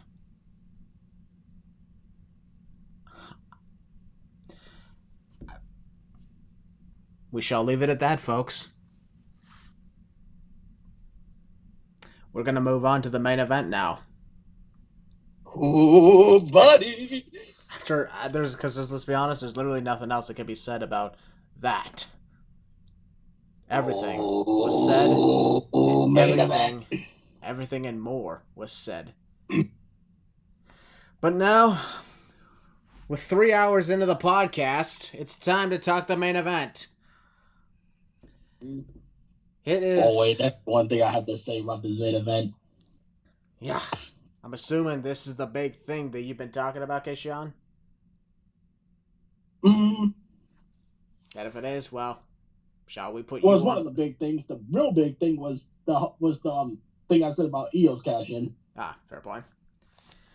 Anyway, though, this is the big Undisputed Universal title main event.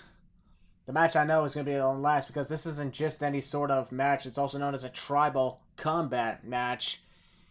It's not just for the Universal title. It's for the recognition of the tribal chief. Roman Reigns versus Jey Uso. The culmination as far as I know anyway, of the Bloodline, the culmination of a story 3 years in the making. This is the true finish the story moment. No offense to Cody Rhodes. Oh, poor Cody. Because this is something that's been going on but since Cody was still running AEW. And it's absolutely wild. I remember back in 2020 when Roman Reigns first won the Universal title at Payback. That following week on SmackDown, who was the first person who actually won the right to challenge him? Jey Uso. Who was the first person to be in a title match with Roman Reigns? Jey Uso. And conveniently enough, since the first moment that Roman won the title, the Bloodline began. From that precise moment, I've always said it starts with this, it ends with this. Whether that means Roman is the champion or not, this Bloodline story is what ends. And people always thought when I said this whole thing ends at SummerSlam, the whole finish the story thing, they think I'm talking about the championship reign of Roman Reigns. I'm like, no. Because, like, how can it end where it began if Jey Uso was not there when it literally began? This is about the Bloodline storyline that started when Roman ascended as the tribal chief. It started, well, that new demeanor that caused a lot of trauma in the family. Willie, you remember us talking about this three freaking years ago, that culmination of the Clash of Champions event in 2020 with Roman Reigns and Jey Uso literally had us full of anxiety, and we were like yelling at the referee to stop the match. Remember that? I'm assuming he does. You do, yeah. It was, and I remember we were talking heading into the Hell in a Cell I Quit match. We were frightened because the whole thing that they were doing was absolutely insane, and it was traumatizing at times. Everything that's been going on with the whole deal with the Bloodline, this honestly for once feels like a moment of finality. Whether it means Roman's going to lose his championship or not, I just feel like the Bloodline story ends with this. After this is done, the Bloodline's gone. Because there's a lot of factors that has brought into it. This is a 3-year damn story that we're talking about. Start with Jey Uso. It ends with Jey Uso. Whether Jimmy was brought in later in 2021 or Solo was brought in 2022. Then Sami Zayn, of course, was also brought in. There was a lot of factors that was brought into this, and it seems to me 2023 is really about the destruction of the Bloodline. And it all started conveniently at the Royal Rumble, when Sami Zayn made the long-awaited choice by smacking Roman with that chair from behind. You're that crowd at the Alamo Dome. It was absolutely insane. It was crazy. It was wild. And you had the Elimination Chamber event, where Jey Uso had to think. Still didn't make his decision. But then a few weeks later, he finally made his decision to side with Jimmy over Sami Zayn and Kevin Owens. That led up to WrestleMania, where the Usos were conquered by Kevin Owens and Sami Zayn in the main event of Night 1. And just then, Roman Reigns, started showing, signs of more resentment toward the Usos for failing. That all led to Jimmy making his decision at Night of Champions, when he finally superkicked Roman Reigns after Roman and Solo were selected to go after the tag titles instead of the Usos. Then finally, Jey made his long-awaited decision and superkicked Roman, which led to Money in the Bank, which led, of course, to Jey being the first person to pin Roman Reigns since 2019. In a moment that everybody was going nuts at. I was going nuts at. My heart honestly stopped for a moment before it continued. And it was insane. It was wild. It was something I've never seen. Well, I didn't think I would see at that moment. And too many people, making comments about how this means whenever he loses his title, like to Cody or whoever, it won't mean the same because he's been pinned. I'm like, you guys have not been paying attention to the story then, if that's the case. You're all stuck in your stupid little narrative. You're not paying attention to the real story here. It's always been about Jey Uso. It's not been about Cody Rhodes, Brock Lesnar, John Cena, Daniel Bryan.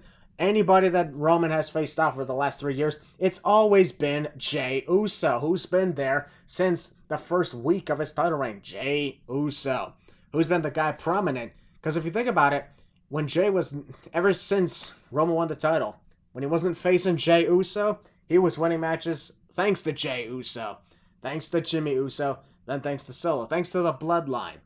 Bloodline just kept on forming. And then, of course, Jey, throughout the whole thing, was conflicted. Where do I stand? For once, he's no longer conflicted. He knows what he has to do.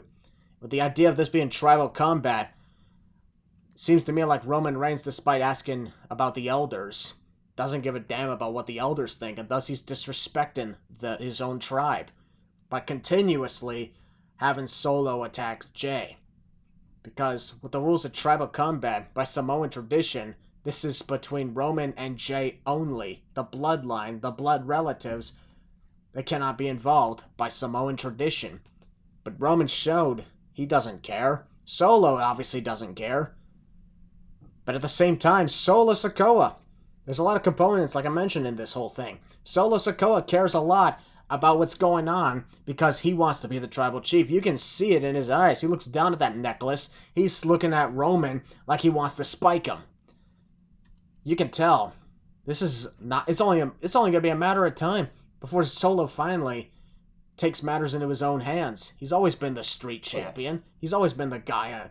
He's always been the guy who had to fight for himself. So he's like, why should I not be the tribal chief? I've proven that I can get to where I am without my family. I can definitely lead them too. So yeah, why am I being a follower? Yeah. Everything that's going on with this case, the whole deal, this is 3 years worth of storytelling culminating with this tribal combat match. And I think without a doubt, this is going to be one of the most personal matches in that whole rivalry over the last 3 years. You know what I remember the most? I remember after Hell in a Cell when Jey was fighting in tears and he told Roman Reigns he hates him, but he acknowledges him. When he's like, why hate you? Why are you doing this to me? But in the end, he acknowledged him. He's been conflicted for years, even despite having a almost 2-year tag team title run with Jimmy. It still always was about following Roman and taking commands from him, no matter what they were doing. It was always that. There were times Roman did win matches on his own, but in the ones that really meant the most, he didn't. The bloodline was always involved. Did it make him look weak at times? Absolutely. But it also showed that he wasn't treating his family with respect. It was always about him and what he wanted. So, how can you put food on the table with your family if you're constantly relying on them to do your dirty work? In this case, you got Solo. Jimmy's out of the equation now. But this is where things are definitely taking a turn for the worse. Because I do have a really bad feeling about this. I don't think Jey Uso is going to win this match at all. What's going to happen, in my opinion, is he's going to be cost, not by Solo, but by Jimmy, who once again was put on the sidelines with an injury, and then conveniently Jey goes straight for the top, right as Jimmy is gone. Sure, in this case, this is nothing like what happened before, where Jey just simply won a chance. This is something where Jay's doing this to avenge his brother, but his brother's not going to look at it that way. Jimmy's going to look at it and be like, once again, I think Roman was right. I got hurt, and you went straight to the top without me. When I was not hurt, you stayed by my side. We won tag team gold. Congrats on that. But you still never went for the big one. You waited until I was gone out of the equation. That would just increase Jimmy's jealousy and absolutely shatter the bloodline once and for all. Solo is going to eventually want to go after Roman Reigns to become the tribal chief himself. And I still wonder if that could happen. If Jimmy shows up and he's the one who costs Jey the championship, Roman wins the match, or, as much as I know people will not like this type of ending, what if this match ends in a no contest? And as a result of it, it's because Jimmy, beats the shit out of Jey, but then Solo spikes the hell out of Roman Reigns, and they all go their separate ways. The bloodline is absolutely devastated, destroyed, gone for good. Roman and Jey are all practically dead in the ring. Each one has their own new path to go on to, but every single one of them at that point is alone. The bloodline's dead. The story is finished. Roman keeps his titles. But is he really a tribal chief anymore? This is exactly what Cody Rhodes said on the road to WrestleMania. One of these days, you will be a chief without a tribe. That is the chief without a tribe moment. And that is where Roman truly has to show what he can do without an actual tribe. And when that time happens, that's when Cody's going to tell him, I was right. And he picks up the final piece and destroys him once and for all. That is my take on it anyway.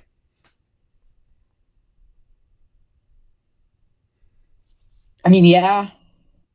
Yeah. I bet you guys I think you're right. I bet you guys are absolutely impressed with that. I think you're right. Oh, wow. First base. Honestly, I don't know what I could say after that.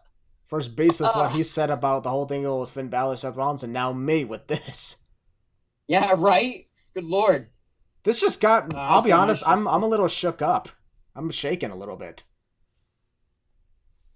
There you go. That's a lot of passion. That it seriously was, yeah. No, don't say that. Holy fuck. Whew. Anyways. So, Willie, I'll start with you on your thoughts of not just what I just said, but also your own thoughts on this big culmination. Well, those were very wise words, Brother Maracle. Honestly, the match is going to be violent. The match is going to be emotional. The storytelling in this is going to be through the roof, honestly.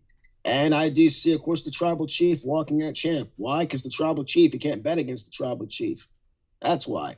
Do I see shenanigans happening? Oh, yes. I do see a Jimmy Uso coming back. Do I see him turning on his brother? Possible. I see more so him trying to help Jay, but accidentally costing him. And then after the match, Roman's going to say probably like, there's nobody left. There's nobody else. Bam, Samoan spike from Solo. Solo turns and he finally realizes that Roman's been leading him astray and he was brought in by the elders. Or you can go this scenario. You have Roman retain, and Rikishi comes out, right? Roman puts Rikishi in the guillotine, if you could possibly do that. Who saves Rikishi from Roman? Again, it just depends if this happens. None other than Solo. That's who saves him. Because I think the next feud for Roman is going to be Solo. Regardless, I think Roman Reigns is going to retain. Again, I'm going to leave the brother thing, brother term, brother speculation to you boys. But Roman Reigns is going to retain. I think his next opponent's going to be Solo Sikoa. That's all I got on it. I can't wait. Regardless, this is without a doubt. This is why I'm thinking no matter what the result is, the bloodline is gone for good. Because it's absolutely destroyed. Chief without a tribe. Austin, I'll go with you next. What is your overall thoughts on this culmination? No matter what, like Willie said, like everybody's been saying, there's going to be shenanigans in this match. It's not a bloodline match without a ref bump, without some sort of screwy thing happening to make you think somebody's going to get the win here, but there's no ref, and it takes a minute. But anyway,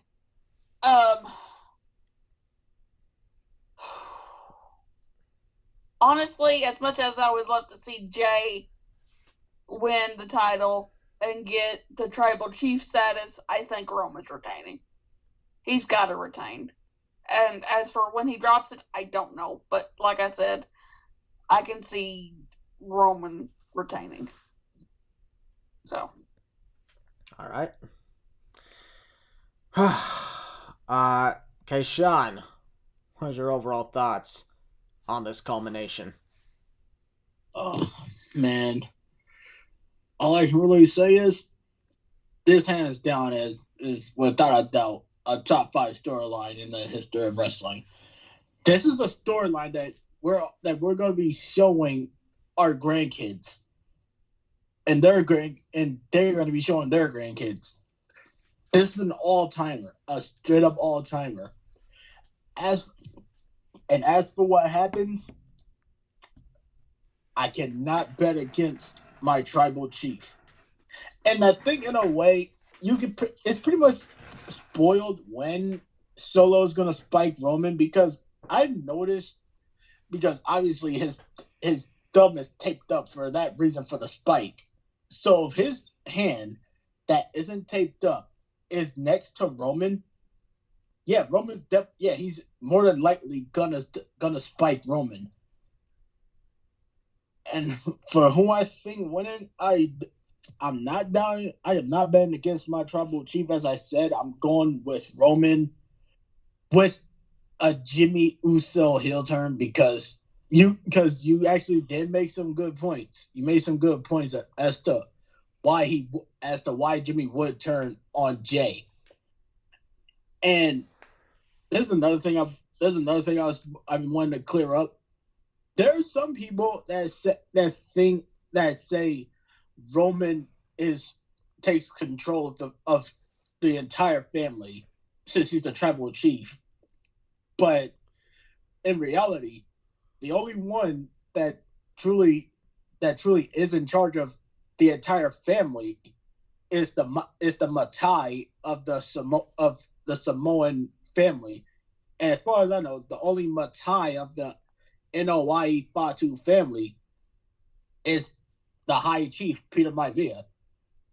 So I don't think anyone else could be the Matai but him. And as for Solo, maybe he'll get jealous because he'll put the Ula Fala on Roman, and maybe he looks like he doesn't want to do it, but he begrudgingly does it. And slowly but surely, we get a match like that. We get Roman versus Solo. So one last time, I'm going with my tribal chief, Roman Reigns. I'll be honest. When we got to the last 2 matches, we went from being all fired up to being very emotional. Yeah. And if Roman does keep the titles to WrestleMania 40, we could actually thank Balor over here, because years ago, back at the start of the tribal chief, he put it out a tweet. I actually have the tweet pulled up right here. Roman should hold it until WrestleMania 40 because of this run he's on. And when did he send that tweet? Back when Roman first came back as the tribal chief. So 2020. Yes. Well, here we are 3 years later. Great thing about predicting things. You really do, man. It's kind of scary. No, I'm not even gonna lie. It's legit scary sometimes. I have predicted things like Beast, explain what happened on NXT. What happened on NXT? With the ending of the show. Who came out? The tag match. Oh, yeah. Will predicted Santos Escobar was going to show up, like, out of nowhere. When Ray showed up, he was like, I think Santos is going to be the mystery partner for the D'Angelo family. I was like, you really think Santos is going to be the mystery partner? And lo and behold, it was Santos. and the most famous one, even as a joke, he predicted Brock Lesnar will win Money in the Bank. And then Brock won Money in the Bank. So you predicted Brock would win Money in the Bank. Santos Escobar, you took a shot at the dark that Santos Escobar would show up in NXT. And of course, you're saying Roman should be champion heading into WrestleMania 40, which is looking more and more likely. I scare myself sometimes, I ain't gonna lie. I once predicted the Thunderdome. It's kind of sweet. In 2018, one of my videos, the Fastlane video, I think, when I was talking about all the CGI graphics, I'll be like, oh my god, it's only going to be a matter of time before WWE's going to start hosting events in front of holograms or something. That's true. I said that in sarcasm in a different way. I did not think that this would actually come to fruition a couple of years later, but it did. So we gotta keep in mind of things we say and such, because you never know when all of a sudden it could become reality. The same could be said. The first Raw again. You go first. Same could be said, for this case of what we've been talking about, the whole deal with the bloodline, especially if this whole big deal is about Cody Rhodes, to get the win. Actually, there's like a lot of components headed into this. I'm like, I don't think this whole deal about finishing the story, the whole thing with the bloodline, I don't think this would have the same impact if Roman already lost to Cody Rhodes. Because if the bloodline lost all on the same WrestleMania event, I don't think this had even close to the same impact. People are talking about the impacts of Cody Rhodes. This has a bigger impact than Cody Rhodes. I think people are forgetting the one thing, and I talked about this with Beast last night. We were watching NXT. We're obviously filming this after NXT, day after NXT. If you really think about it, Roman winning at Mania was the right call, and I'll explain why. Because Cody said in this promo, you're going to become a chief without a tribe. First, Solo will leave you, then Jay, then Jimmy, then Paul. Notice they're going in that order. Well, I can't say that order, but notice they're kind of going in that order of who's leaving. First, Jimmy went away, then Jay, Solo's next, and then Paul Heyman. They're building it all the way to whenever Roman loses, he's not going to have anybody in this corner. Nobody. He's all alone. He's all alone by himself. So if you think about it, Roman retaining at WrestleMania was the right call. Because he was a chief with a tribe and thus was still invincible. Now he's basically vulnerable. And once he gets the titles off of him, which I really think it's going to be Birthday Mania on my birthday, nonetheless. Roman Reigns loses the titles. I don't feel. And Philly, yeah. Hell yeah, dude! It's that birthday is going to go down in history. And do I think? I mean, that's just me throwing it out there. We could see Roman losing it sooner, but if you really think about it, Roman retaining at Mania was the right decision, honestly. And yeah, was it a waste of Cody Rhodes? No, because Cody's fine. Cody's battling a beast right now. Not this beast. He's battling another beast. Whoa. It's hard to believe we were talking about that beast like 2 hours ago. Yes, sir. This has been a long podcast. Hope you guys are still with us. I really did. Hope you have your popcorn in your drink. I should have said at the very beginning. What am I talking about? Why am I saying that now? I did not expect it to go this long, but it has. But continue, though, what you were saying regarding this whole deal. I mean... I just thought of something. Go for it, bro. If anyone is still listening to this point, comment down #LLP. Losers Lounge Podcast. I love what we do. Idea. I like that. Yeah. I love what we do. We do what we can to entertain people. This will definitely work out well. But Willie, continue on what you were saying regarding the whole deal about Roman winning at WrestleMania. Roman winning at WrestleMania was the right decision because honestly, the chief without a tribe is a vulnerable chief, and he won't be a chief once the titles are taken off of him. The point of Roman being the tribal chief, honestly, because he was wouldn't say brainwashed. His power went to his head.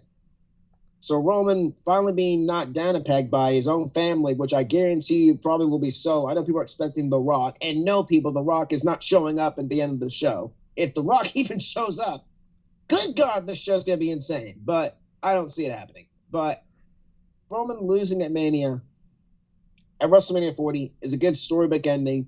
A good story, but keep in mind, Cody wants the title. Jay and Jimmy, they don't want they do now. They did now. But still. Cody came back for the titles. Cody doesn't care about the family. Cody doesn't care about the tribal chief stuff. All Cody wants is the championship. I don't know why you keep saying about Cody. Why do you keep calling upon Cody? Because it very well might be Cody.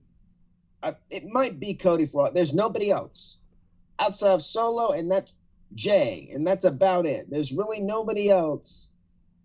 Maybe a Bobby Lashley, but he's not going to do it. Anyways, besides that, there's really nobody else outside of Cody who could do it. Yeah, I know people were saying Seth Rollins should do it. Nah, no. Nothing against Seth, but no. It's going to be somebody else. Now, who is it going to be? I don't know. I don't book the company. By the way, I've been predicting things. Apparently, I think people think I book the company, but I don't. But my point stands. Roman winning at Mania for Mania 39 was the right call. And him losing when he's finally vulnerable, when he's finally out of control, when he's finally alone, is the right decision, regardless of who stands across the ring from him on April 7th. I'll let y'all try and piece all that together. Yeah, that's really is a lot, It's absolutely wild what this feud has done for not just the company, but for us as fans since 2020, Half of 2020, Roman's dominance, the entirety of 2021, the entirety of 2022, and now so far the entirety of 2023. But honestly, when you look at it, 2021, about the rise of Path of Dominance. 2022 was about the Bloodline becoming undisputed by winning and combining those championships. And then this year, when it looked like they were out there most dominant, one by one, they're falling apart. That's why Cody Rhodes, indeed, did not need to win at WrestleMania, because it wasn't yet about him. If it is to be about him, this ain't it. Not yet. This is why I've always compared this. I'm a Harry Potter fan. I compared this to Voldemort. Voldemort could not be killed unless his Horcruxes were destroyed. Yeah, one after the other. Pieces of his soul locked in objects. He could not die until all of them were gone. But once all of them were gone, it's just him. He's just a person, one or the other. That's why, in the way, it's like the Bloodline are Roman's Horcruxes, and one after the other they're being destroyed. But when the entire Bloodline is gone, Paul Heyman, I believe, will be the last one.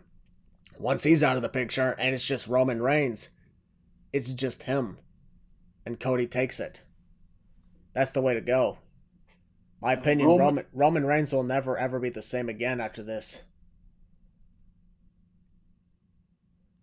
And when Roman's all alone, all he'll be able to hear is Boulevard of Broken Dreams by Green Day.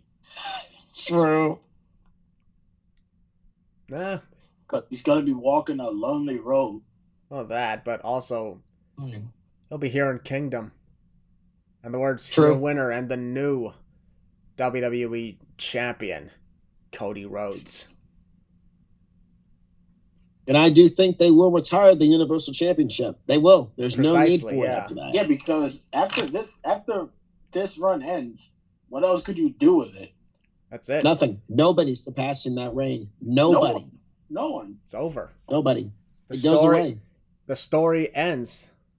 The story of Cody's run of redemption, the end of the entire reign of the Tribal Chief, all of it.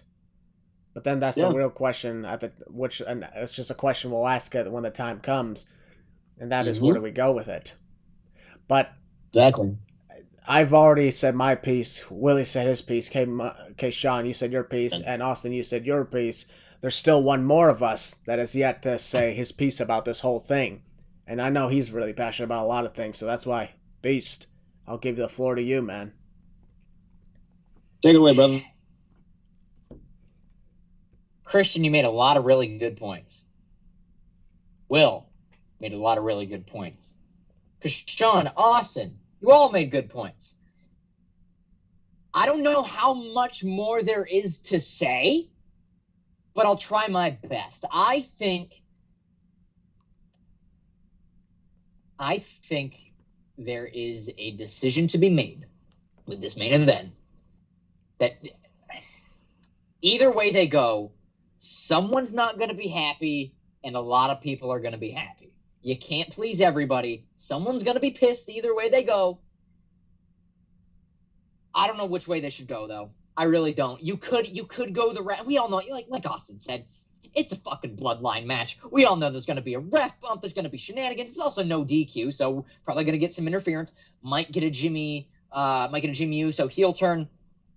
We might, maybe Rikishi will show up. Maybe Solo will spike Roman and Jay will win. Maybe, and this is what I would do if I was booking it, I would have Jay hit Roman with a spear. But that's not it. I would have him get Roman up and lock him in the guillotine. Tight as fuck. Because, that sounds sus, because Roman's already been pinned by Jay. Needs to lose by submission. I'm not saying Roman taps, but he passes out in his own submission. He's already been pinned. Why not? Put him in the guillotine and pass out in his own submission. That's what I would do if I was booking it. It's not my prediction of what should happen, because I don't know what should happen. But if I was booking, that's the way I would go. As far as my prediction goes, it's a toss-up. I could go Roman. I could go Jay. But instead, I will do this. I will do something that I don't know if it's ever been done in the history of the Losers Lounge podcast. So just stick with me for a second while I type this out, and you'll hear what I'm going to type. Flip a coin. Heads is Roman, tails is Jay. That's about it. I'll be honest, now that I think about it, after everything that's been going on, that's about as good as it gets. It lands on tails. My prediction, Jay Uso. Okay. Oh, wow. All right. Let me ask you this, guys. Are you not just excited for this, are you ready for this? That's the real question. Yes. No, I said. Oh, yeah, there's no need for that. Yeah. Yeah, because like the reason I ask is because like this has gone more than just being excited for a simple wrestling event. This is us asking, are we mentally ready for what's about to go down? Yes. That Yes, indeed I am. What about you, Austin? probably, yeah. We'll see. This Oh, is... before we end this, there's one thing I gotta talk about concerning Roman and a few of the haters that are still around. Yeah, literally anything that you got, man, just say them. You're good. Go for it, brother. No joke. On social media for the past few months, I've been seeing people say that Roman Reigns, a future three-time Hall of Famer, because let's face it, he's going to go into the Hall of Fame 3 times, one with the Shield, one with the Bloodline, and one by himself. People are saying that Roman Reigns is jealous of the career that CM Punk had. I wish I could make this up. There are people on social media that say that Roman Reigns, the dude that has the second most WrestleMania main events, just behind Hogan, he's just one behind Hogan. So at WrestleMania 40, when he main events it, he's gonna tie Hogan, is jealous of CM Punk. And I just have to say, where are you getting this from? Where are you getting this from that Roman Reigns is at all jealous of the career that CM Punk had? Yeah, I don't get that. Because, Exactly, that's what I'm saying. CM Punk, impressive as he is and popular as he is, ain't on the level that Roman Reigns reached. And a lot of that has to do with the booking. And yes, I get that. That's always brought up. That conversation is always brought up again. It's always the booking situation. I can get that. The deal is, though, And I look at Roman Reigns and CM Punk, and if I had to pick between which one of them, I'd go with Roman. He just has the look, he's got the will, he's got the personality, he's got the size, he's got the strength. He's not just that, also, he's also got, well, like I mentioned, a lot of will. And a lot of the times, CM Punk doesn't exactly like it when things don't go his way. Exactly. If anything, CM this is coming from Punk's entire thing, his entire career, a lot of the times as him being jealous because he's not being picked. That happens to a lot of people, but just because, he is talented doesn't mean he's had a better career. Roman Reigns has got nothing to be jealous of.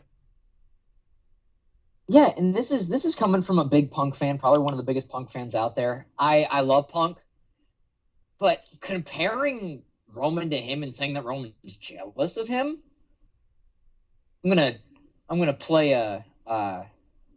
both sides of the sword here.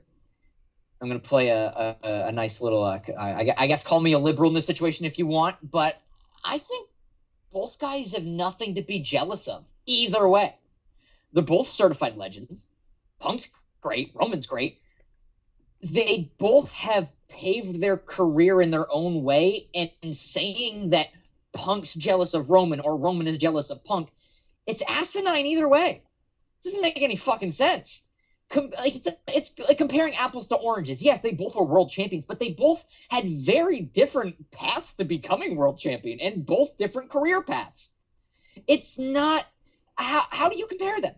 It makes no sense to me. And that's coming from one of the biggest Punk fans. I could be like, oh no, Roman has every right to be jealous of Punk because Punk's one of the greatest. I love Punk. It's fucking great. Will always be my all-time favorite. Roman's fucking phenomenal. But comparing them makes zero sense. So to people that are doing that, why?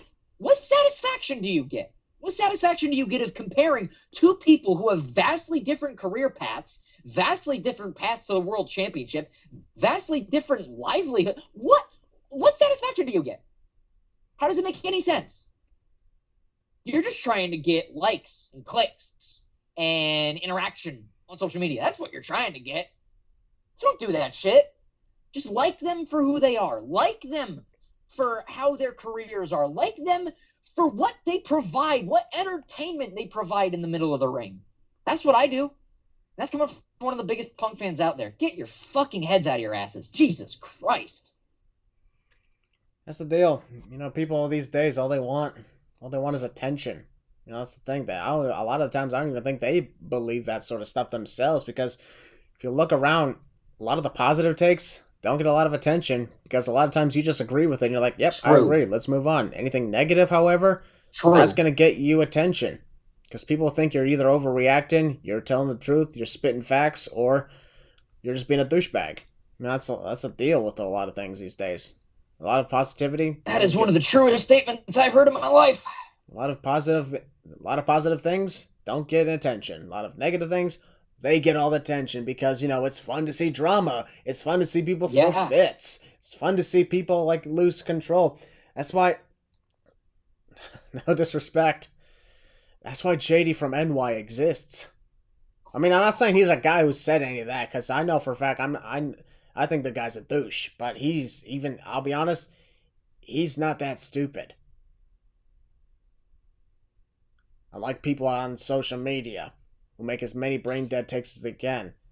In some ways, I hate to say this, I can relate to JD. I don't like the guy, never gonna ever collaborate with the guy, and I don't want to ever be a friend with him or anything like that, so don't even think about that. Don't start spreading rumors. I'm just saying for once, he actually knows what he's saying. Because even he would take a look at CM Punk and Roman Reigns, Roman Reigns is jealous of CM Punk, and even he would be like, you're full of shit. You're full of shit. Yeah. Even he would be like, you're full of shit, dude. Duh. Because even he's not that dumb. The problem for a lot of things, though... What water does that argument hold? Yeah. It holds about as much fucking water as the Titanic made out of Swiss cheese. What? You know what? Never mind. I'm not even going to ask. But, here's the thing. A lot of people will probably also try and say that CM Punk's a big reason that AEW All In is still at Wembley Stadium. I'll be honest, I agree with that. I kind of agree that is part of the thing. He is one of their top sellers of merchandise as well. Matter of fact, actually, I heard he was the number one. Congratulations on that. Deal with this, though, and when you look at his career, unfortunately, nothing he did in the WWE or in AEW is matching up to what Roman Reigns is doing. Roman Reigns is the number one thing, most talked about guy, most talked about storyline in pro wrestling entirely, and all over the damn universal of the... That's the reason why, he's a universal champion. He's the most talked about thing in the entire wrestling universe. It ain't the WWE title. It ain't CM Punk. It ain't Cody Rhodes. It ain't Wembley Stadium at All In. It ain't that. It's Roman Reigns. No matter how much people are talking about other things, nobody's talking about something more than they're talking about Roman Reigns. So there's no reason for jealousy on any occasion. There's no reason for anybody to be jealous for any of this. So I don't get why. Why start now, right? So I really appreciate, Keshawn bringing up that point, and also Beast, your great takes on it, because I know for a fact you're one of CM Punk's biggest fans, and I do remember you and I once briefly had a small quarrel about that. Especially after All Out. Yeah. But the one thing that we both agree on is, hey, we're probably not going to agree on a lot of things regarding CM Punk. Like, I know for a fact you did not agree when I and almost the entirety of Toronto were booing him out of the building at Forbidden Door. Hey, man, that's fine, dude. Like, you paid your ticket. You can boo and cheer however you want. Yeah, here's like, somebody actually tried to say when I was there, it's like, oh, CM Punk's in your head rent-free and everything. And I'm like, he's literally in the arena I'm sitting in. What am I supposed to do? Yeah. He's literally, that doesn't count. It's not rent-free if he's actually here. That's the difference. But yeah, with everything that's been going on with Roman Reigns as his champion over the last 1,000 plus days, this is not going to ever be forgotten of. Nor is this even a bad championship reign, everything. This is the championship reign. There hasn't been a title reign in WWE that lasted over 1,000 days since Hulk Hogan's very first title reign in the freaking 1980s, over about 40 years ago. This is unbelievable. I didn't even think it would be possible for anyone to hold a championship that long. And regardless of how many times people got frustrated, you notice the WWE, whether it was under Vince, or whether it's under Triple H, or whether it's under Vince again, who knows? The one thing they never did is they did not bend over backwards. They still kept going because they had a plan. They kept on going. They stuck true to what they wanted to do. They did not pay attention to the freaks online who are just constantly complaining and throwing temper tantrums. They're like, hey, if they want to throw fits, throw fits. They'll still be here. Because they always talk about this. Here's the thing.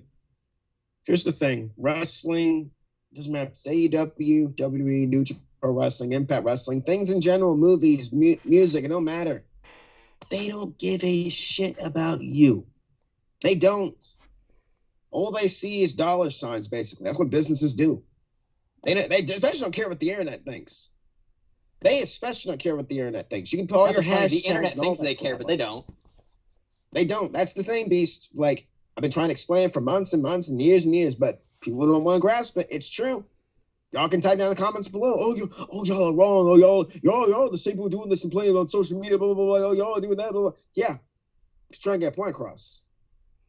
Because we know, like, some of the things we want aren't probably going to happen. Hell, Finn Balor might not win the world title. Like, I might go out there and, like, raid the world and be like, oh, this is horrible. I'm going to stop watching. Blah, blah, blah. No. I'm going to sit there and be like, oh, well, didn't happen. We'll see what's next. Did I throw a fit when Becky Lynch and Trish Stratus was not announced for is not having at SummerSlam? Here's the thing. Beast said best. Y'all got your hopes up. Oh, it was rumored. Where? I mean, technically, it was rumored. It just wasn't confirmed. That's true. Thank you, Christian. My bad. Let me reiterate that. Yeah, it was rumored on kind of stuff. But the IWC got its hopes up. There's nothing wrong getting your hopes up, but, like, don't expect that much of an outcome, honestly. Don't expect to come true just because it's a rumor. Wrestling, music, all that stuff, they don't care about the internet. They don't. It's true. Like, they don't. Just saying. Very true indeed. You always nail good points on that case. I just really hope that somehow, some way, I still hope and pray that, people will start getting better, because it really makes me miss the old days. Not just because of the product, but because of the way fans are taking it. There was no Twitter. There was no X at the time. There was no, the voices were all dependent on what was being held in the arenas. That really should always be the case, because in my opinion, even despite the big presence on social media, the biggest voice is those in the actual arenas. If you don't want, it's like, don't blame it on them and everything. The crowd is the ones making the reception. If you don't want to, if you think you're making a point by constantly tweeting about something, I'm sorry, but you're not. Because whatever you hear in the crowd, that's what matters the most. And if you don't hear a crowd, reaction. Yeah. if you don't hear a crowd, well, that's the tough part, because then you know you're doing something wrong. Like, The audience's reaction is the most important. Like the reactions of Dominic Mysterio. He's being booed out of the building without even having to say a goddamn word. That really shows how much of a damn good heel he is. Look at LA Knight, though. They weren't listening to LA Knight. Yeah, they are. They're just not doing what you want. Yeah, that's the thing. They're not going to do what you want. Yeah, there's a big difference on that case. Fact of the matter is, regardless of what happens with a case of Roman Reigns and his championship run, whether it's going to continue after SummerSlam, or whether it's going to end at SummerSlam, or whether it's going to end at WrestleMania 40, or somehow, some way continue after WrestleMania 40, who knows? We don't know what this is going to be. But I do know that WWE has a plan here, because they wouldn't have Roman holding a title reign for over 1,000 days for no reason. That's literally the rarest thing that's ever happened in our goddamn lifetime. Something that's not really been done in about 40 years. They wouldn't just do something for about 40 years, first time in about 40 years, for no reason. This is why something's been going on. They've been trying to push Roman as the top number one guy since like 2014. Since the Shield broke up. They wanted to put him as the top guy. In 2015 happened. First number of years, it didn't work out. And people always want to bring that up as like, hey, Roman couldn't get over until he became the freaking tribal chief. I'm like, well, yeah, that's true. But guess what? It worked. And that one thing he did, you want to make fun of the fact that it didn't work out as the big dog? Well, go ahead. Because guess what? When he did become the tribal chief, it worked more than a lot of you guys, a lot of the guys you root for. Took a lot easier for him to become over than it ever did for them. Simple as that. And yeah, I'll be honest, could have turned heel after he beat The Undertaker at WrestleMania 33. Could have become the tribal chief then, especially when he was saying this was my yard now. But he didn't. For the next couple of years, it didn't work out. He was being pushed as the top guy. A lot of people were just not having it because they didn't like the idea of the big dog, and he just was too unlikable as a babyface. So when you turned him heel and he became the tribal chief, he went from 100 to 1,000%. If he was almost 100%, he went up to 1,000% with the tribal chief. So making fun of the fact that he didn't get over for the first 5 years, here's the thing. These last 3 years, he was more over than he ever was in the last 8, sorry. And it's not because of the freaking fact that, the people just didn't accept him. It's because they didn't find the right thing for him. And when they did find it, everybody's enjoying it. And now all of a sudden, he's the top thing. He's the real deal. This is something we're always going to remember forever. It ain't because of some idiots on the internet ain't going to change that for anything. So that's why WWE doesn't pay attention to them when, they're saying, this is boring, this is boring. Until we hear a crowd say this is boring, then it ain't boring. The people are still in for it. How many times do we hear acknowledge me and you see a bunch of ones in the crowd? If they really didn't care, they'd just put their fucking hands down. But they don't. They put their hands up every time. Okay, Keshawn, you were going to say something? Yeah. And people say, and no joke, I've been seeing people say this is just the same moment. I'm like, no, it's not. Because once the Walsh Samoans put that Ulafala around his neck, yeah, that's what the necklace is called. If the second they put that Ulafala around his neck, that's when the change was complete in my eyes. This is not the same Roman. This Roman is different. Yeah, that was a moment of time, wasn't it? Yeah. When we saw that happen, when we saw Alpha and Sika put that on him, that was a moment. That was a crazy moment. True. And that's why I know for a fact that whatever's about to go down, well, we're in for a hell of a time this Saturday.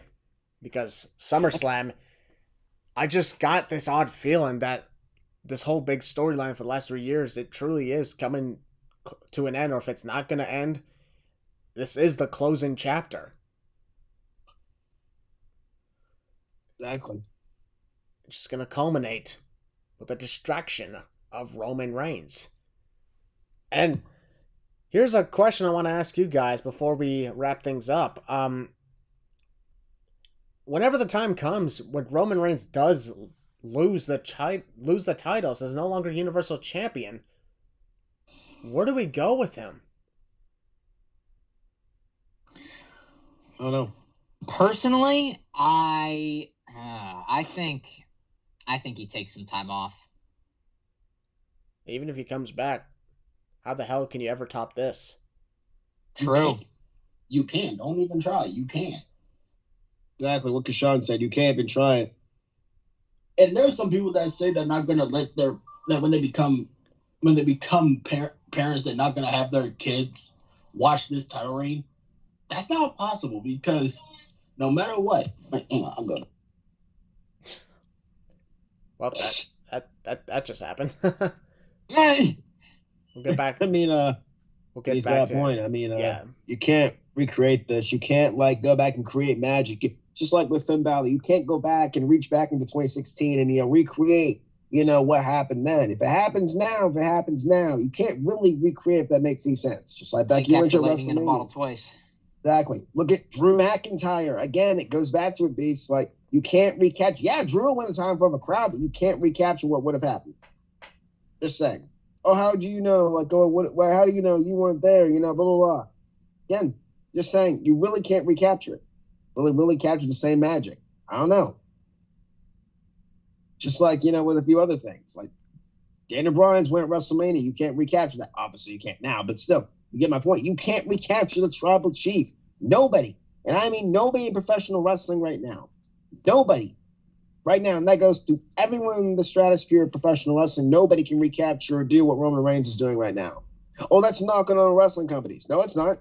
No, it's not, because nobody. Tell me somebody right now who can recreate that. Oh, MJF and Adam Cole. No. Nope. Sorry. Nope. Loving the rivalry, but nope. Oh, but Okada. Nope. Nope. Oh, but Impact. Nope. Nope. Oh, but GCW. Nope. Oh, but NXT. Nope. Oh, but Raw. Nope. Oh, but SmackDown. They're the ones doing it. Nobody. But even Nobody then, can even then when it ends, there's still nope.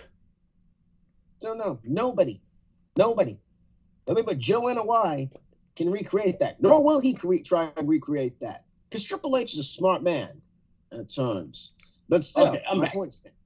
Oh, look, Keshawn, I figured where you were leaving off. I was just saying, nobody could recapture everything, that Roman's been doing, because it's true. New Japan, not any other wrestling company, not any wrestling company now, not one storyline. Not one storyline. And you can type me down in the comments below, oh, you're wrong. That's fine. That is totally fine. You're allowed to have your opinion. In my opinion, nobody right now can recapture or do what Roman's doing right now with this Bloodline storyline. Just saying. You can disagree with all you want. That's fine. You can disagree all you want, people. But just here's what it is. Good, Keshawn. It's like what I was saying before I had to step away for a second. People are saying that when they become parents, they're not going to have their kids look at this championship reign if they get into wrestling. That's not possible because even if you don't show your kids or your grandkids or even your great grandkids this championship reign, they're going to know what it is anyway because it's going to be in wrestling history. Yeah, So no matter what you do or don't do, they're going to know what this reign was. Yeah, it's not something you can just ignore, no matter how much you want to. If anything, honestly, if they ever considered putting championship reigns in the Hall of Fame, I think that would be number one on the list. Actually, next to Bruno Sammartino, obviously. Yeah. But even then, nobody was alive when Bruno Sammartino was champion. None of us, anyway. None of the majority of the people who watch wrestling were alive at the time. So, that's why I really believe that no matter what's going to happen at SummerSlam with Roman Reigns and Jey Uso, this is something we're always going to look back on, no matter what. Whether we like it or whether we don't like it, this is always going to be engraved in our memories as wrestling fans. Oh, so yeah. take this moment, folks, and think about this. Just think and reminisce. I guarantee when the time comes when Roman Reigns gets pinned or submits and he's no longer the champion, I guarantee one of the first things we're going to think about is we're going to reminisce about everything. We're just going to be, I mean, sure, we're going to cheer for whoever wins. Maybe boo, who knows. But almost immediately after that, we're just going to be in thought about everything that went down throughout the last number of years. Like the second that bell rings, the second we hear the 3 and the bell rings, it's all going to hit us. That we're never going to see anything like this again. Yep. And then, well, we're definitely going to be asking us, we're going to ask ourselves, where the hell where were we when this began, and where are we now? What happened to we'll even ask what went through in our entire life when this started versus when it ended. Look at how we grew up with this as well, in a way. A lot of us, we're pretty much all adults here. Almost all of us are adults here. Yeah. And lots of things changed. A lot of things have changed with the start of the pandemic. The world's changed. Yeah, August 30th, 2020 is when this started. Still going today. Yeah. We're August 2nd, 2023. We're closing in on 3 years. You said it, bro. So, no matter what we feel about it, we're never going to get anything like this ever again. That could be a good thing. That could be a bad thing. I don't think of it as a bad thing. I think of it as an honor that we got to see this as long as we did. Because you're never going to see this again. Oh, yes, we will. No, you will never, ever see this again. Until they make like some type of pill that can make us live for eternity, we're never seeing this again. Never. And I'll be perfectly honest. Be thankful. I'll be totally fine with that as the case. Like, and unlike Rock and Cena, this actually will be a once in a lifetime thing. Yeah, that's for sure. I'll say this, like, this probably, in my opinion, this is controversial. This is honestly, in my opinion, a little bit bigger than Rock and Cena. Because Rock and Cena was obviously once in a lifetime, quote unquote. This is legit once in a lifetime. And I don't care if people get mad at me or whatever, that is totally fine. I personally think this title run right here this is just me, is bigger than Rock and Cena, because you won't see another title run like this. You won't see a man this dominant ever again. That unless we're all dead and it happens and it does happen, then, I don't know. I mean, we'll be dead. I don't freaking know. But still, like, you cannot recreate this. Don't even, like Keshawn said, don't even try to recreate this, because you can't. You can't recapture lightning in a bottle, like Beast said. You can't go back in time. You have to live with the now. You have to live with the now. Like, enjoy it while it lasts. Enjoy this title run, regardless if you like it or you don't like it. I personally am thinking it's good, but it went on too long. There are a few people I wish he didn't beat, like obviously Finn Balor, John Cena, people like that. But, be grateful that we have Roman Reigns. Because we won't see Roman once this title reign's over. Roman's be going to Hollywood, bro. You enjoy Joe NOI while he's here. Please. Be very grateful for that man. Oh, I'm not grateful for him. Then that's on you. That's on you. If you're not grateful for Joe NOI for being in here and doing this for not just himself, but for everybody else. Y'all all wanted this man to turn heel. We were begging and pleading and crying. Oh, we want him to turn heel. He turned heel. Boom, here we are. He's been heel for 3 years, coming up on 4 years now. He's been turned heel. It's been a hell of a ride. He's put down our faves. He's put our faves through the ringer. And I know, like, oh, well, what about The Rock? What about The Rock? Time to let that go. It's time to finally close the book. It's done. It really is. It's time to close the book. Legitimately, it's time. We're done. No more. The Rock is not coming in to face Roman. Now, if he does, he does. Like, I'll eat my words. I will gladly eat my words and be like, you know what? I was wrong. I'm glad I was wrong. But for right now, and probably if it can be like this, The Rock is not coming in. All right? It's time to drop that face. Maybe The Rock will be in the reason Roman loses, but I don't want that either, because The Rock's a busy man. Like, you will never, ever see this again. Ever. Again, unless, like Keshawn said, we have some magic pill that makes us immortal, we're never gonna freak, and that probably does exist somewhere. Anyways, but my point stands. Like, you will never see this again. Me personally, True. I'll be okay if I never see it again. Not for a bad reason, Same. but simply because Because it's just going to cheapen it. because I'm so fucking honored. Yeah, I don't want another. It's like a copy. It's like a carbon copy. Like you're trying to recreate something. Don't do that. Have Like it while it's here. Like the Yeah, Joe. next generation, they're going to have this to look at because think about Yeah. this in the future. We all know the wrestling club on Twitter. Shout out to the wrestling club. Love those Yeah. guys. The wrestling club. By the time they're all in college, they're probably going to have a wrestling club in college. They're going to show Yes, this to students, not just the ring, but the entire bloodline story. This is their. I know this sounds weird to compare. I'm not trying to compare. This is today's generation's Bruno Sammartino. Yeah. I know it's stupid to compare, and it's not trying to compare, but you get what I'm trying to say. A long title run. Or if you don't want to compare it to that, you can compare it to Hogan's first title reign. That's the one that really started changing everything. Hogan. My Yeah. first long reign was CM Punk.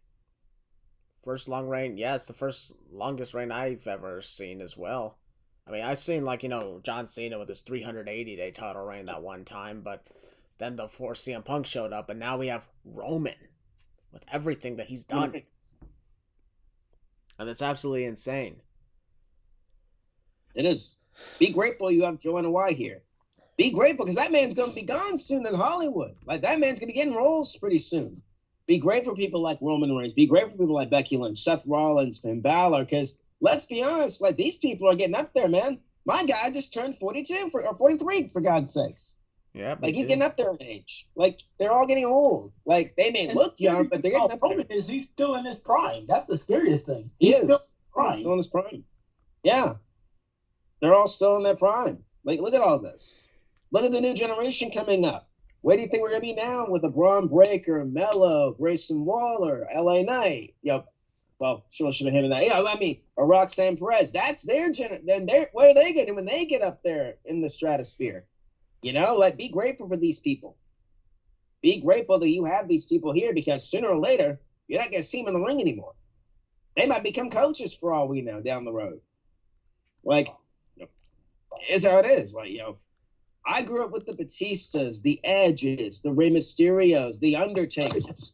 They're all gone now, except Rey, obviously, at Edge. But Batista, Taker, they're done.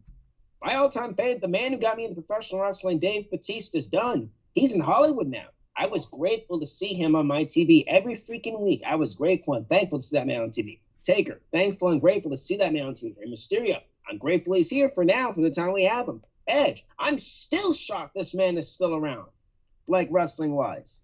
And I'm grateful for Adam Copeland for being here. Look at some of the wrestlers we have in the past. He said Adam Cole. Adam Copeland, not Adam Cole. Adam Cole, my bad. Copeland, there you go. Yeah. Adam Cole. There you go. But still, I'm so grateful for Edge for being here.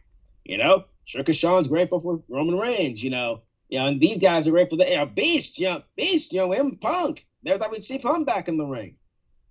Like, Danielson. Never thought I'd see Danielson back in the ring. People like Paige, be grateful for these people. I'm like, but y'all just preach for the sake of preaching it. No. You really think about it, it's not even preaching. It's basically, it's true. Be grateful for these people. You might not like them. Be grateful you have them for now. Be grateful this title run, is a thing. You know what I mean, Christian? Yeah. Be grateful. I wouldn't say really be grateful, but like be happy you're witnessing it because you're never going to see it again. Now, I could be wrong again. It could happen, but I don't think it's going to, man. Because Keshawn said best, you can't recreate it. That's my parting words, honestly. Yeah. With that being said, folks, that's going to conclude our predictions to SummerSlam, which is taking place this Saturday. And I got to say, from every match to almost every wrestler involved, we had a lot of stories to tell. I knew we had a lot of stories to tell, but I did not think it'd be over 4 hours worth of stories. But, here we are.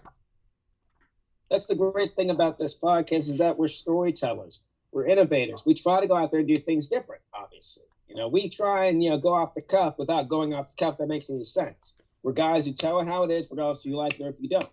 If you have different opinions, we agree with them. If you don't have, we agree, we disagree, whatever. It's life. It's life in general. We're human at the end of the day.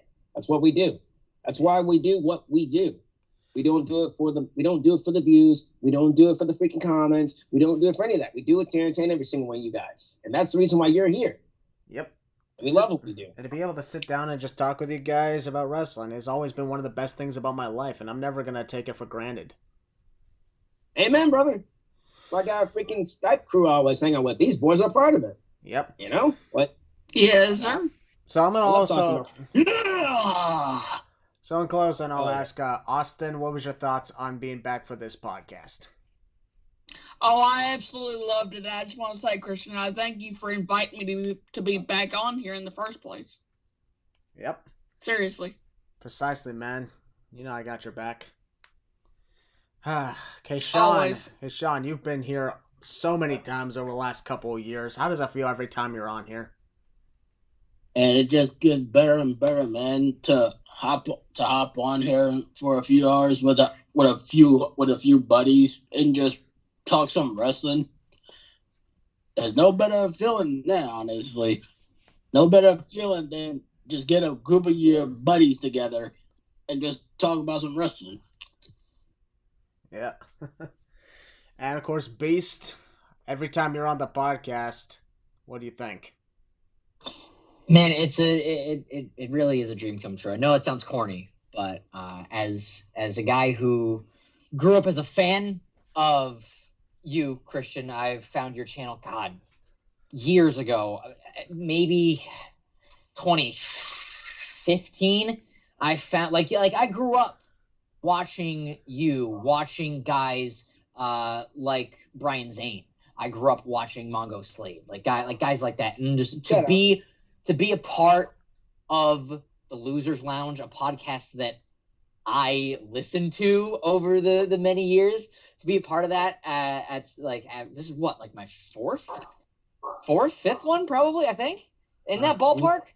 Probably somewhere around there. It makes me smile every time. And it's such an honor to be back. We talked about how we're honored and stuff, and it's something I'll never take for granted. And as Keshawn said with him too, I think it gets more fun each and every time. I don't give a damn how long or how short it is. If we one day, if I'm on a podcast with you guys, that's a fucking hour. Cool. That was an hour that I'll never, ever take for granted. I'm on for fucking 4 or 5 hours. Cool. That's 4 or 5 hours I'll never take for granted either. I don't give a damn how long or how short it is. It's not the quantity of time we have, it's the quality that we spend, and it's always quality, and it's always a treat being on the Losers Lounge. So thank you for inviting me back. That is amazing. Yo, Balor, we've been doing this for over 5 years, man. 5 years, Brother Miracle. 5 years of fun. 5 years of just extraordinary experiences. 5 years of talking about a sport that I never thought I would fall in love with at the very beginning of this whole thing. But it was years ago that my cousin introduced me to this sport, professional wrestling, at 11 years old. And here I am 16 years later. It's still insane that I still love this thing. And it's saying that I'm a part of a podcast. Like, of course I don't get paid. I could care less if I get paid. I don't care. I don't do this for money. I do this because I want to entertain people. I do this because I love it.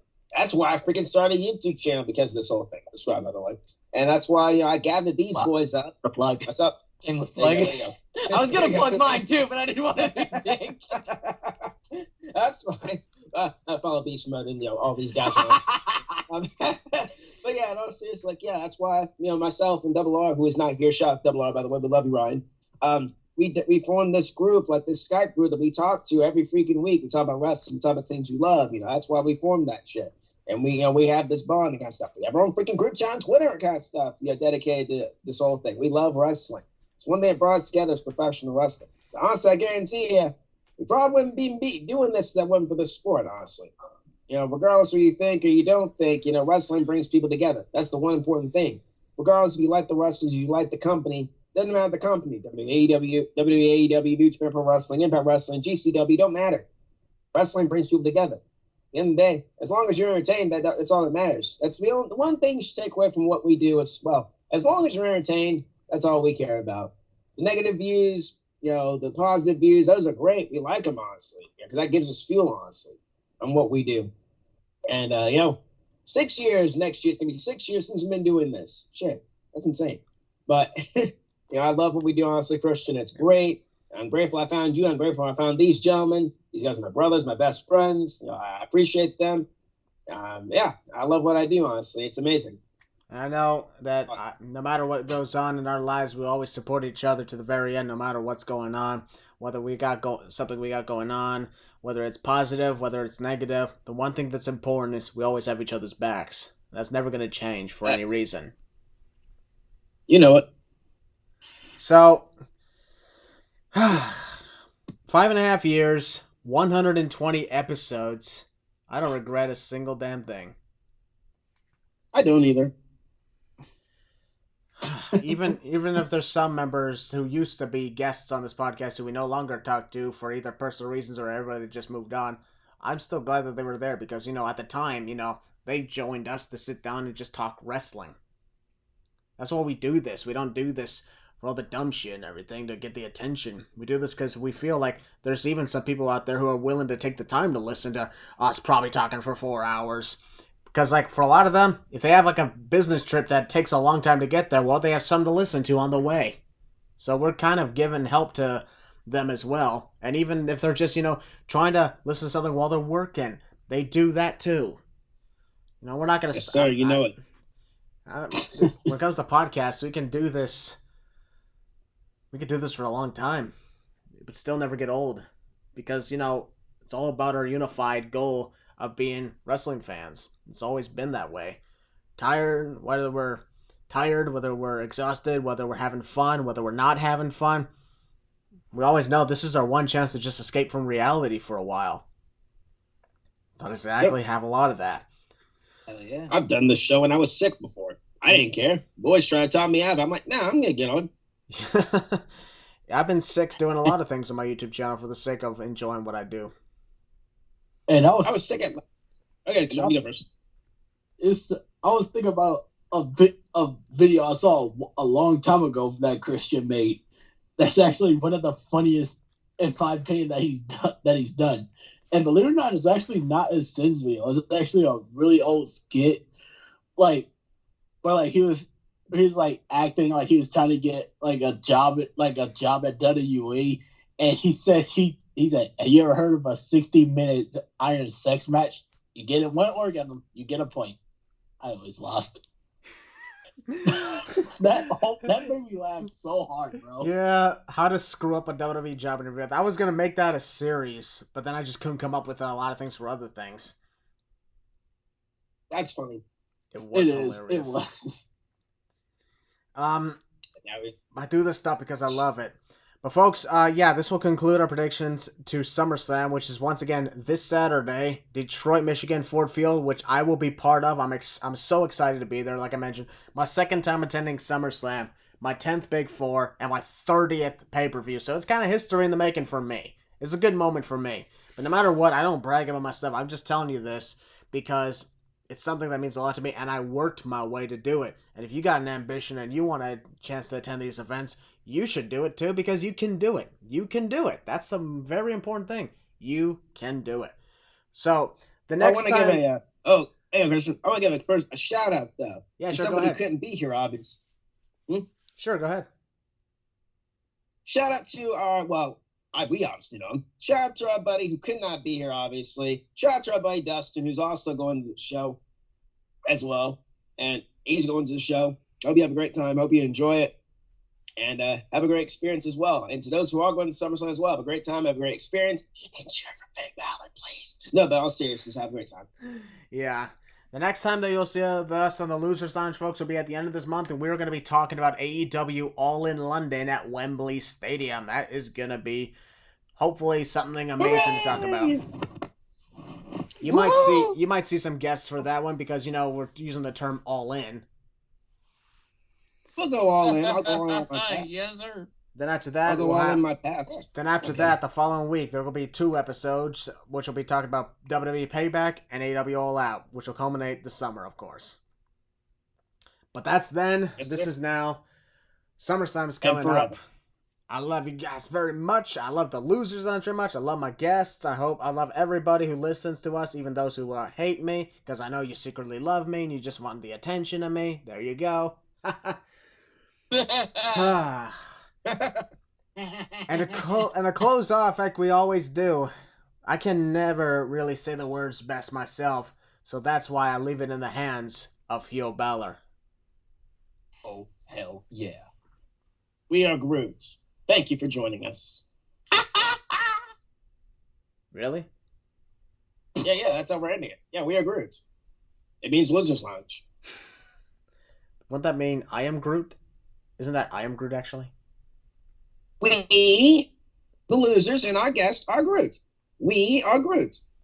Okay, we are the losers, and this is our lounge, and we are Groot. Oh my Cut it. You guys enjoy All right. SummerSlam. Good night, everybody. Enjoy SummerSlam. Good night, everybody. Boom. It made the force be with you. I don't know.